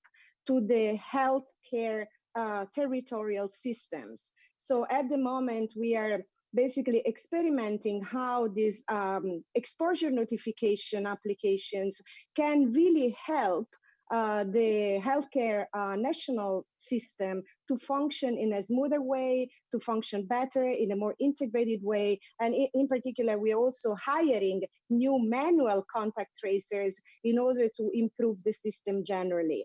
And the fact that we ended up with a solution that is decentralized, it is open source, so the code is visible, it has been really a contribution came from the European technical community. I want to say that the infrastructure that was chosen also by Apple and Google as the foundation of the contact tracing application that we use today was in the first place designed by a European consortium of our really top privacy enhancing technology experts and cybersecurity experts. And the fact that decentralized privacy enhancing and rights preserving technology with minimal use of data have been also judged by the big tech players, the best possible infrastructures to, on one side, be better in stopping the transmission of the virus, but on the other side, also protecting our rights and privacy. I think not only is probably a victory of actually the European system in this sense and our fantastic privacy enhancing researchers, but also can help our health system to use this kind of methods and this kind of technologies in the future. So also we can learn from this application that obviously has a very emergency healthcare reason, but also to then make it more resilient and in the future to try to use this kind of decentralized and privacy enhancing technologies for more of the things that we will need in the future. Thanks a lot, Francesca. And that's a very interesting example how we have been able to move from clear principles, clear value, protecting an individual's privacy, implementing decentralized system, ensuring security inclusion, to concrete technology development with these tracing apps. Of course, now the challenge will be to have them adopted by the population. But that's a nice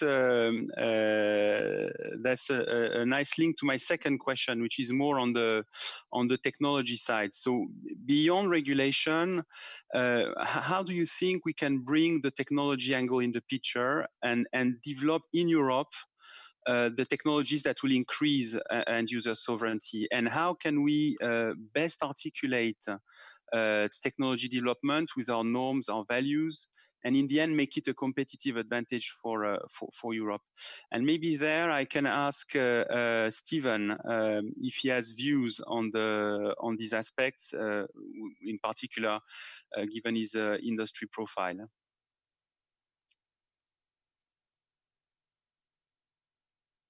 Well, thank you, Olivier. I hope you can hear me.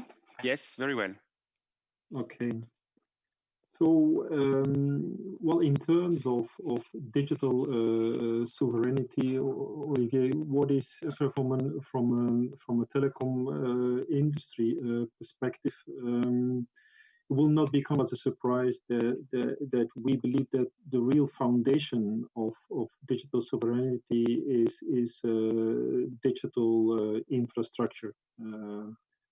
So ETNO is already for more than 30 years the voice of the European telecommunication industry, and also the current crisis in which we are today has really demonstrated, and it has been said by the speakers before, also has shown how much being able to rely on excellent infrastructure is essential for our society, and it's really a moment of crisis that this comes to the surface.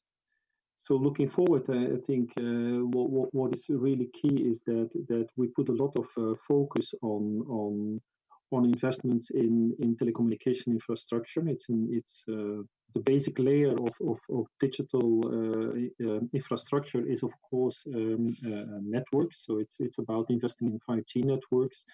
It's accelerating the developments of 5G that Pearson has referred to, and we are very pleased to see that the European Commission is also in its recovery plan putting a lot of focus on connectivity. Also, the willingness to put public funds is very positive. But we, of course, as a private sector, also believe that the prime focus should be on unleashing the potential of private money. And we talk a lot about European regulation and whether they are conducive to stimulating developments of new networks and new technology, and whether they are the appropriate answer to to protecting European values. I think we should have a permanent reflection inside of Europe on this, and to make sure that the regulatory tool sets that we are using are indeed the most effective ones in order to induce investments and to stimulate innovation. I think we have plenty of examples where I think we have taken leadership role in the world, and I think the previous speakers have referred to what we have done in terms of data protection. I think Europe has clearly shown the way to the rest of the world on what they're doing. But I think, if you're very honest, Olivier, there are also areas where sometimes Europe has made things maybe needlessly complex. And we have had very complicated regulatory framework, which sometimes have been even counterproductive and not protecting the interest of end users. So I think it's a critical review on from time to time on how we are doing things, which is key, because if you look at the digital leadership, we must also be honest that it has been slipped to other regions of the world, and so there is a lot of work, hard work in Europe to be able to make sure that we take leadership going further. So for me, it's much about discussion about vision. That's important. What is our vision for the future? But it's also very much about concrete actions we take, hard work. Pearson has referred to 5G and a lot of potential that's still ahead of us. But at the same time, we are faced with a lot of hurdles in Europe to roll out 5G. There's a lot of debate around disinformation around 5G, so we need to dare to tackle that and address it.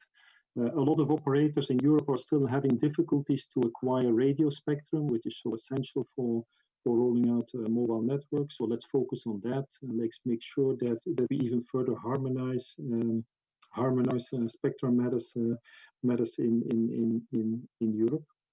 And then I think the other element, which is part of this foundation of digital sovereignty, is of course everything which is related to data. And this data is really at the intersection between artificial intelligence, Internet of Things, and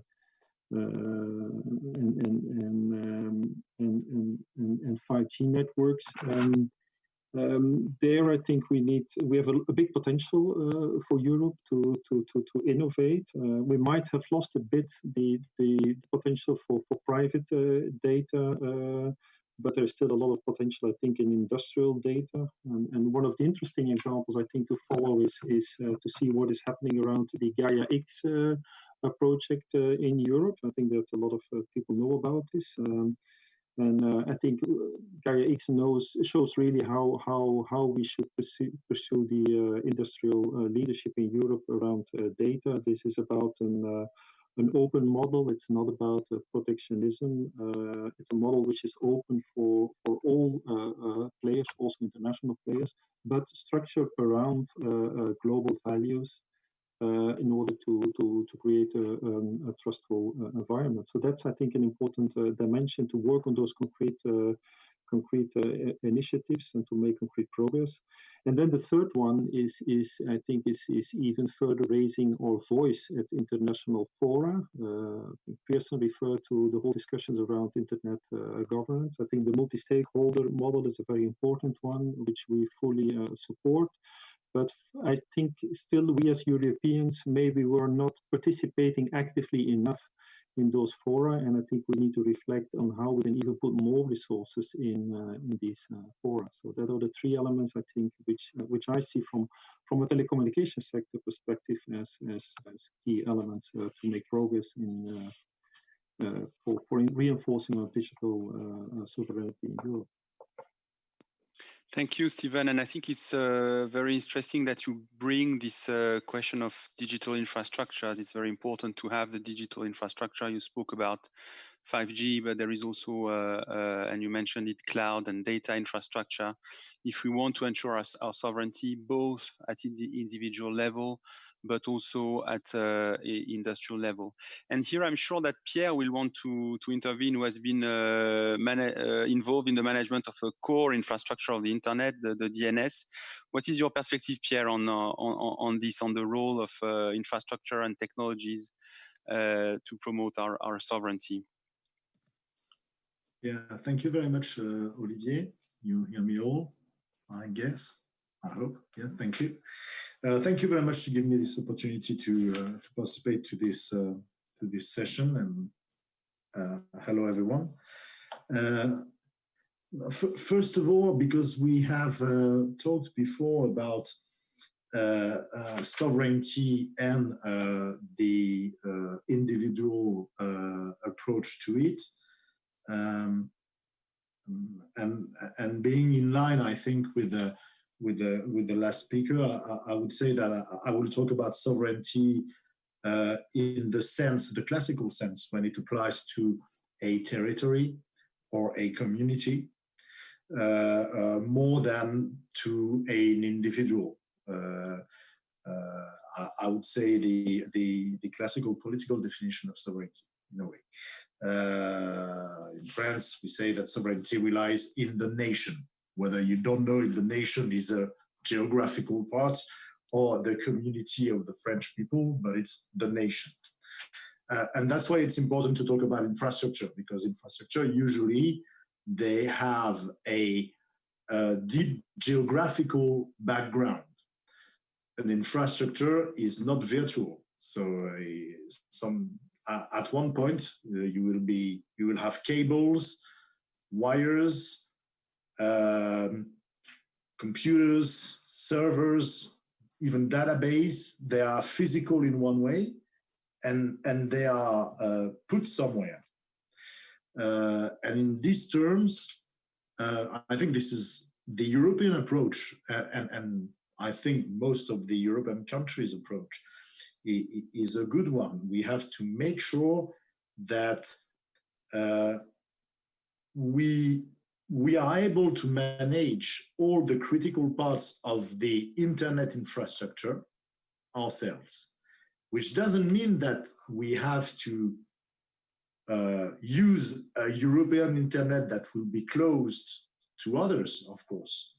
But that means that when it comes to data and when it comes to exchanges between users, and when it's on the European soil, it's important to make sure that in a way or another, because the companies are European, because they are regulated by European governments or European Commission, because the investments are European, because the competencies are European, we know how it works. We have the knowledge of the functionment of this infrastructure, and maybe we own it.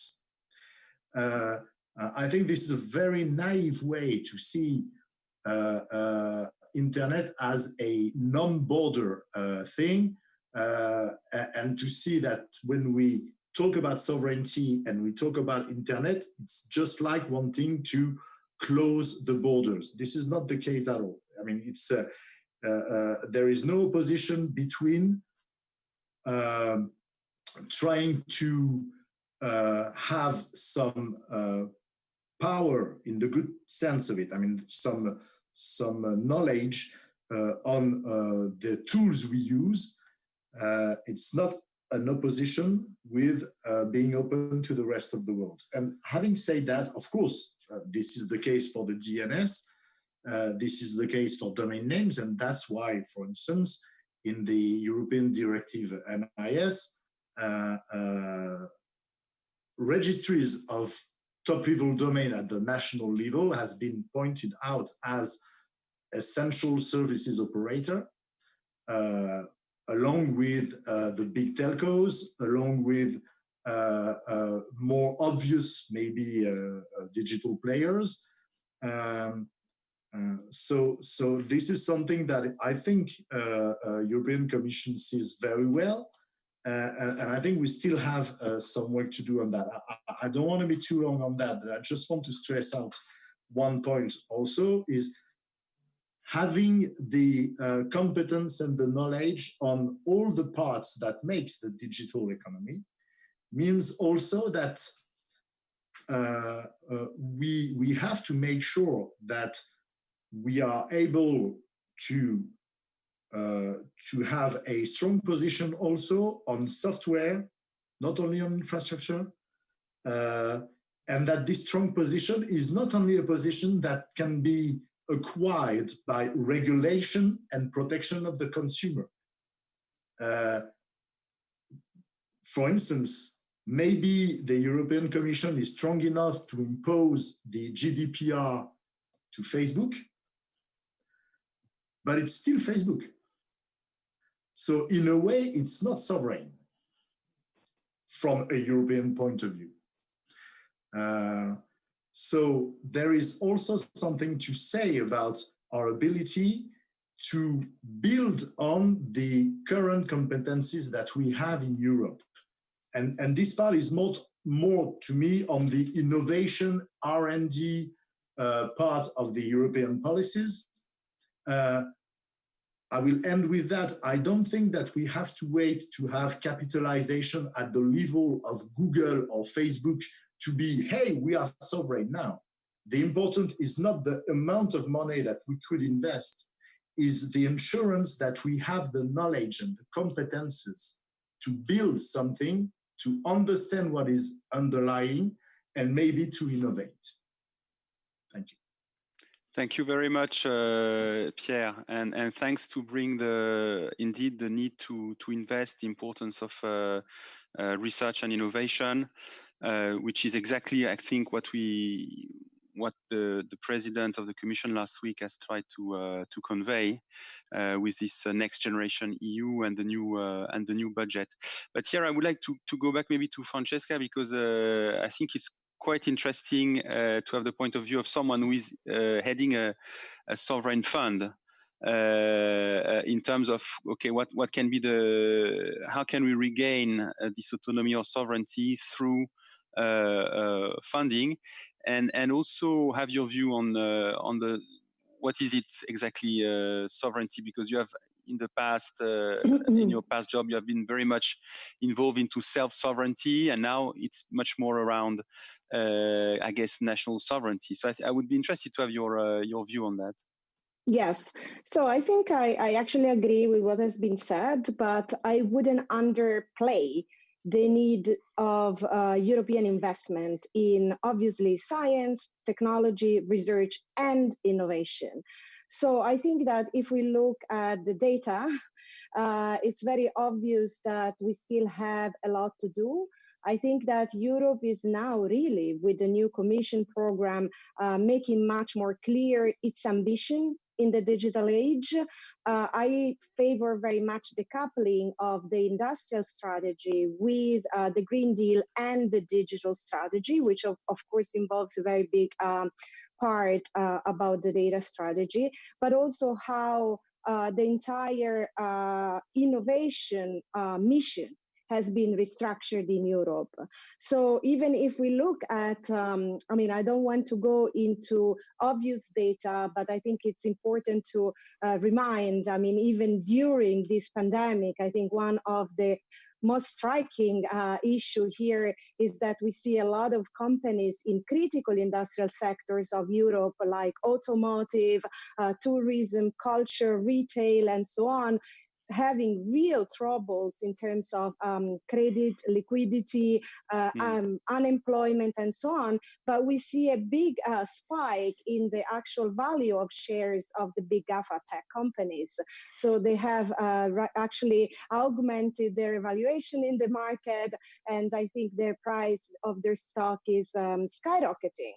So obviously here there is a part of the economy that is winning and a part of the economy that is losing, and Europe need to really kind of take this as an opportunity to make a giant leap.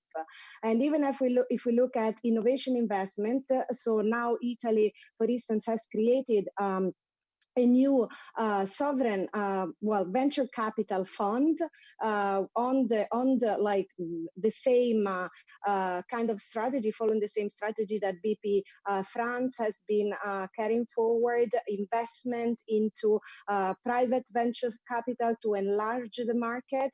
I mean, we see that Europe has 190 unicorns, but they are much undercapitalized as compared to US companies, obviously. I mean, in Italy, we're still investing very little in the entire SMEs innovative ecosystem. I have to welcome actually the work that the European Innovation Council is doing in that respect. And in fact, we are aligning our strategy with the FEI, with the European Investment Bank and the European Investment Fund, and with the Solvency Facility. I mean, we are really going to align the strategy to invest more money in the innovation ecosystem to support technology transfer, to support the network of incubator and accelerators, and to support the really working of SMEs and startup, innovative SMEs and startup with corporate venture capital.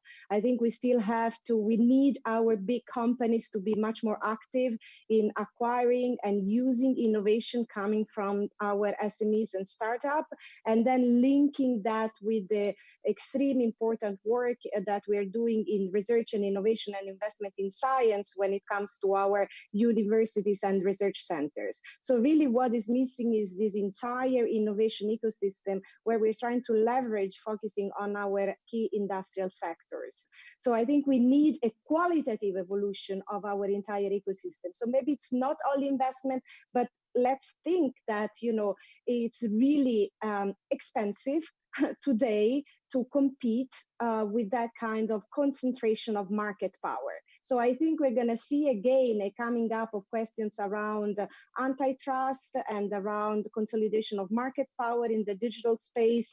And I think that we have to be able to use our competitive advantage there to maybe break some monopolies where needed, but also to foster the growth of a made in Europe industrial ecosystem in the digital space. So just I want to finish on this note. I think that for me, the question of individual sovereignty, I think, is also a question of collective sovereignty, because the approach of Europe on this issue has always been about collective rights to data, information self-determination, enlarging our capacity as citizens to take back democratic control of our data. And so actually it is much more about the creation of public value and public goods. So using data and unleashing that power to create more public value while preserving personal privacy and you know, the individual sovereignty. So I think we can combine very easily in this approach the question of territorial, collective, and national sovereignty with the question of empowering citizens and empowering society in the use of data and digital technologies. So, I mean, I see it as a fundamental pillar. I think that if Europe is going to be able to make data a public good and really giving back control and sovereignty back to citizens, I think it's going to, I mean, help us to tackle the fundamental societal, urban, and environmental and social challenges that we're facing. I think this pandemic show us very clearly that we need to mobilize this asset and this power for the collective good and for the public interest. Thanks a lot, Francesca. And it's a very nice link that you make between sovereignty at individual level and sovereignty at continental level through data. So data as a public good is the link between the two, and to make it a reality, we need to work collectively. So I would have a lot of other questions myself, but I think it's now time to open the floor to questions from the audience. And I've seen that the chat is quite active with a lot of very interesting comments. Auke, maybe you want to share with us 2 or 3 questions? Yes, sure. Thank you, Olivier. Thanks a lot for the participants for your interesting comments. And the first question is, it is regarding the first part of this session. It was about, don't you think that European countries have to either accept Google and Apple's rules for Bluetooth-based COVID-19 contact tracing, or can be barred from accessing useful hardware capabilities, is the clear example for who's really sovereign online. Thank you. Maybe Kerstin or Francesca, you want to reply to that, since you have been involved in these discussions on, in particular, on tracing apps. I don't know about Kirsten. Maybe I'm not sure I've understood completely. Actually, can you summarize the question? I mean, do we have to accept what exactly? Francisca, I've also put the question in the chat for you, so you.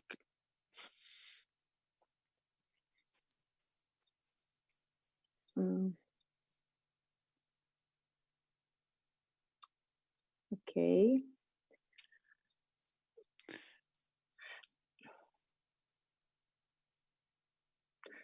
Well, I don't know. I think that we reached a very well. On the question of the contact tracing app, I think we are actually, as I said before, got to a very good point. I mean, we are using an infrastructure and an approach that allow for the health authorities to act and to get information about, to alert people and to use this technology to basically speed up the manual contact tracing.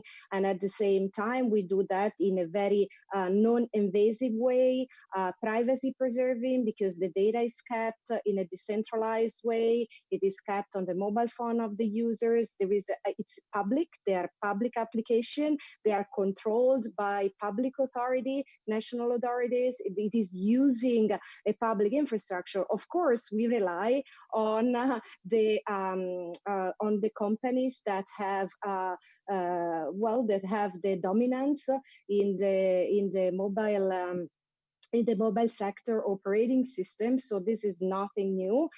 Maybe we can see in the long term, obviously, we understand that platform power obviously is something very important to take into account, and that we want to have more control over, as we all said here as speakers, over the cloud, the data, the mobile operating system, the hardware, the chips, the artificial intelligence. I mean, all of the speakers, the connectivity.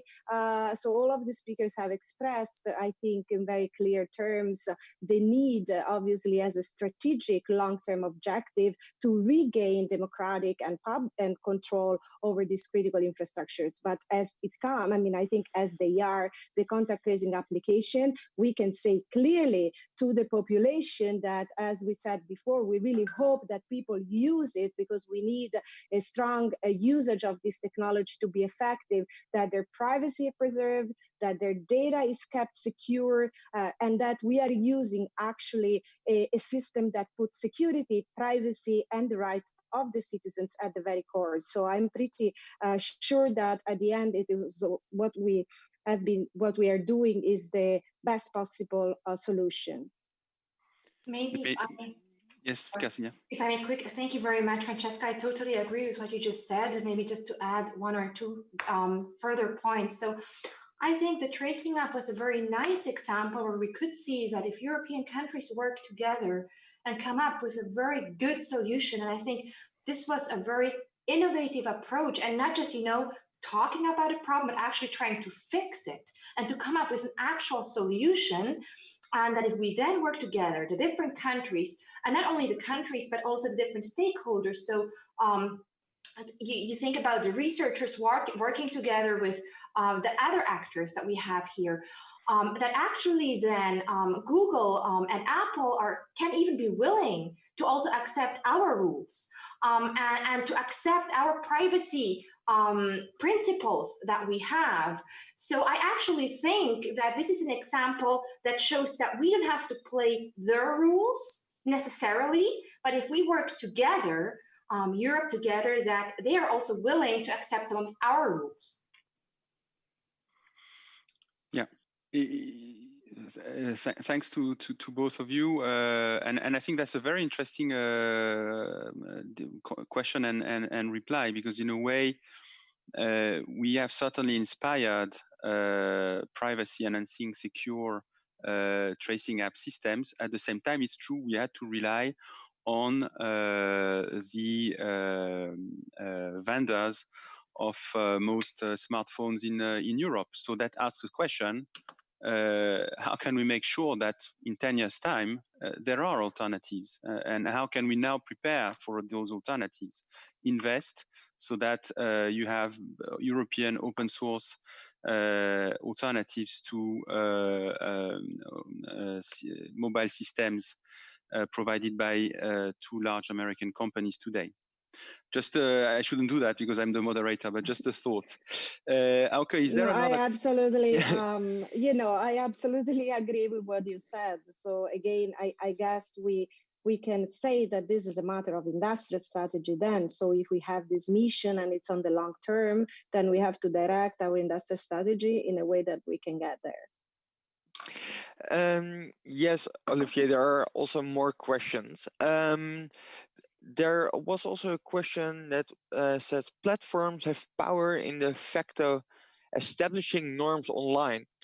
Can the fact that the EU has no Silicon Valley of its own prevent it from establishing its user-centered conception of digital sovereignty?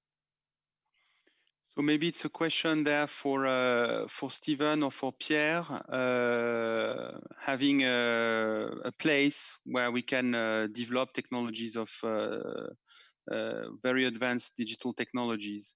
Is it missing in Europe? Do we need to do more to create it? Or maybe I can start. I've already referred to the Gaia X initiative. It's one of the recent initiatives where we try to find a European way, starting from European values. Of course, at the same time, in the previous discussion is also an illustration of that. I think it's an illustration of that we still have a lot of work ahead of us. So it's not going to be a walk in the park to become a meaningful global player in this digital world. But I think the foundations, we do have them in Europe. We have very smart people in Europe. We have very strong values to build on. So it's a matter but it's still a matter of very hard work. There's a lot of talk about what sovereignty exactly is, but I think in essence, it's really about making yourself more resilient, having a better and a stronger economy, stronger foundations. And by doing that, we will have even a more meaningful role in the world, and we will even be listened to more than maybe is the case today, and we will also have a stronger dialogue with people, with larger companies like Apple and Google. That will come with that. If we build our capabilities, become stronger, we will of course be listened to even more than we already listened to those. So it's also a lot about self-confidence. And I think it was Pearson who said us in the beginning, sometimes we talk ourselves down. Let's be a little bit more confident. Let's be confident, but at the same time also critical on what we do, and try and be very agile in daring to review certain approaches. If they don't work, we should be prepared to change them. If a certain rule has worked for the past 10 years, it doesn't necessarily is the right rule for the next 10 years ahead. And sometimes our institutional system in Europe is a rather slow and a complex one in order to modify rules. So that's also something we need to work on. But in fact, sovereignty is clearly not something, it's not about isolating ourselves or excluding others. So it's just about becoming stronger ourselves and investing in our capabilities. Thanks a lot, Stephen, for your answer. Maybe we have time for one more question, and that's the everyday internet user does not know who governs the internet and how. And how does it impact users' digital sovereignty? But most important, what can the EU do to enhance governance transparency? Maybe that is a question for Pierre, who is very involved in internet governance, in particular in ICANN. Yeah, thank you very much. Just to say before that I fully subscribe to what Stephen has said to the previous question. Once again, we need to, we don't need to be the leaders, we need to have the tools to become the leaders. So we have to invest and we don't have to jump to other solutions. I think a lot of people around this room are specialists in internet governance, so they will agree with me, I think, that no one governs the internet, hopefully. And when we talk about the internet governance, we are talking about a system, we are talking about a way of trying to bring together different stakeholders. And when we talk about the internet governance, we try to make sure that any system of decision, any decision-making system will respect the necessity to have a strong and reliable underlying technical layer. In other way, we could say that the internet governance, it's the seeking of letting the techies do their job without denying the government being responsible. Or letting the scientists do their job without saying that the techies have invented everything already.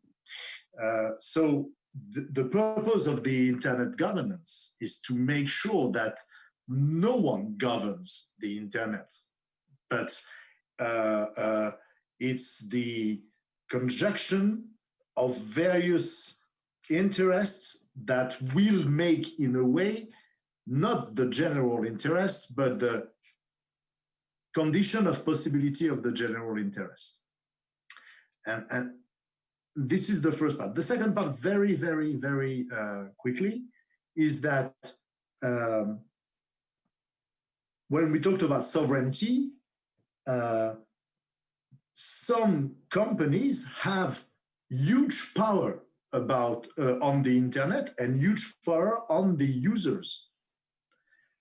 Doesn't mean that they govern the internet, but it means that they are landlords, very powerful people, and that in fact their decision impacts the internet. We had these examples a long time ago with at this time it was Microsoft who was designated as the big ugly company, wanted to make its own standards out of W3C. Now it's other companies. Some companies have a lot of power.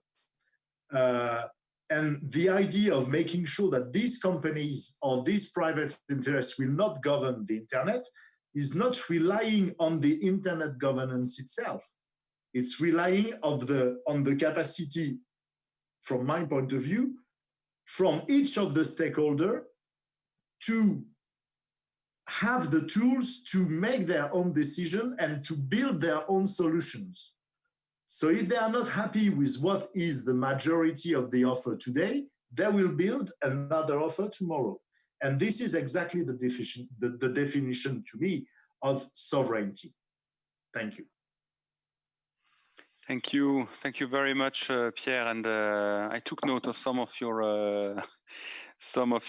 assertions, that especially the one that internet governance is about making sure that no one governs the internet. I hope I can quote you on that. So I think we could, at the end of a good panel, you feel a bit unsatisfied because you realize that you have covered only 10% or half of the question, which is, I think, the case today. But we have to close this panel with the final step, which is that we will have our reporter, Katarina, who will share with us the main messages. Katarina, please. Yeah, good evening, everyone. My name is Katarina Jelkovic, and I'm a Geneva Internet Platform rapporteur. I would just like to note that these messages are not final, and they will be available for additional comments, and EuroDIG will provide more details on that. So to begin, my first message would be that the EU is at the front line when it comes to enabling digital sovereignty of individuals due to its legal, ethical, and basic values that were in place before the digital era. However, it is crucial that Europe takes more action than before in order to retain the leading role in the topics around digital sovereignty. If there is any strong objection to this message, please write in the chat. Otherwise, we will consider there is a rough consensus on this message. And just give me a sign if I should continue with the next message, please. Yes, please. Okay, thank you. The second message is that the real foundation of digital sovereignty is the digital infrastructure, as shown by the COVID-19 pandemic. It is therefore key for the EU to put a lot of focus on investments in the telecommunications infrastructure, reflect on its regulatory framework and its actions, and further raise its voice at the international fora. The third message is having competencies and the knowledge on all aspects of digital economy means also that the EU needs to have a strong position on software, not only on infrastructure. The assurance that we have the knowledge and competencies to build something, to understand what is underlying and to innovate is key. And the final message is the following. Europe's big companies need to be much more active in acquiring and using innovation coming from the region's SMEs and startups, and then linking that with the extremely important work of the universities and research centers. That will be all from my end. I wish you all good evening. Thank you very much. I think we can, unless there is a big disagreement, we can agree that there is rough consensus on those messages. And so I would like to thank very much all four panelists for bringing your perspective. This is, of course, a conversation that can be continued, will be continued, and that also took place in the chat. There was a completely parallel discussion. So thanks a lot. Thanks a lot to the audience for following us. And have a nice evening after this first day of the first virtual EuroDIG. Thank you very much. Thank you. Thanks a lot to you, Olivier. Bye. And also thank you for moderating this session, Olivier. It was a really inspiring session to see how we can work further. So we have come to an end of a very long day, and I was wondering whether or not EuroDIG headquarters, are you there? Yes, Nadia, we are here. Nadia Auke, nice to see you again. Hello. You still look very fresh. Is that the monitor, or how do you feel after this first day? High quality equipment. Okay, that was a good answer. We're ready for the cocktail. Indeed, it was a long day. We started early, we finished in time, also thanks to you and to the commitment of our speakers and moderators.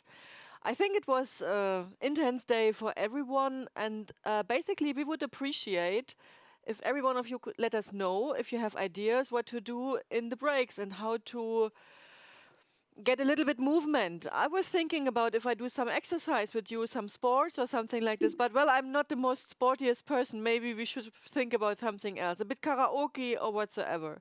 So we would be thankful if you leave just your comments, maybe in the forum, or send it to EuroDIG office, what you think could be done in the breaks, in case that we have to live with such online meeting for the next weeks, months to go. I hope not for years.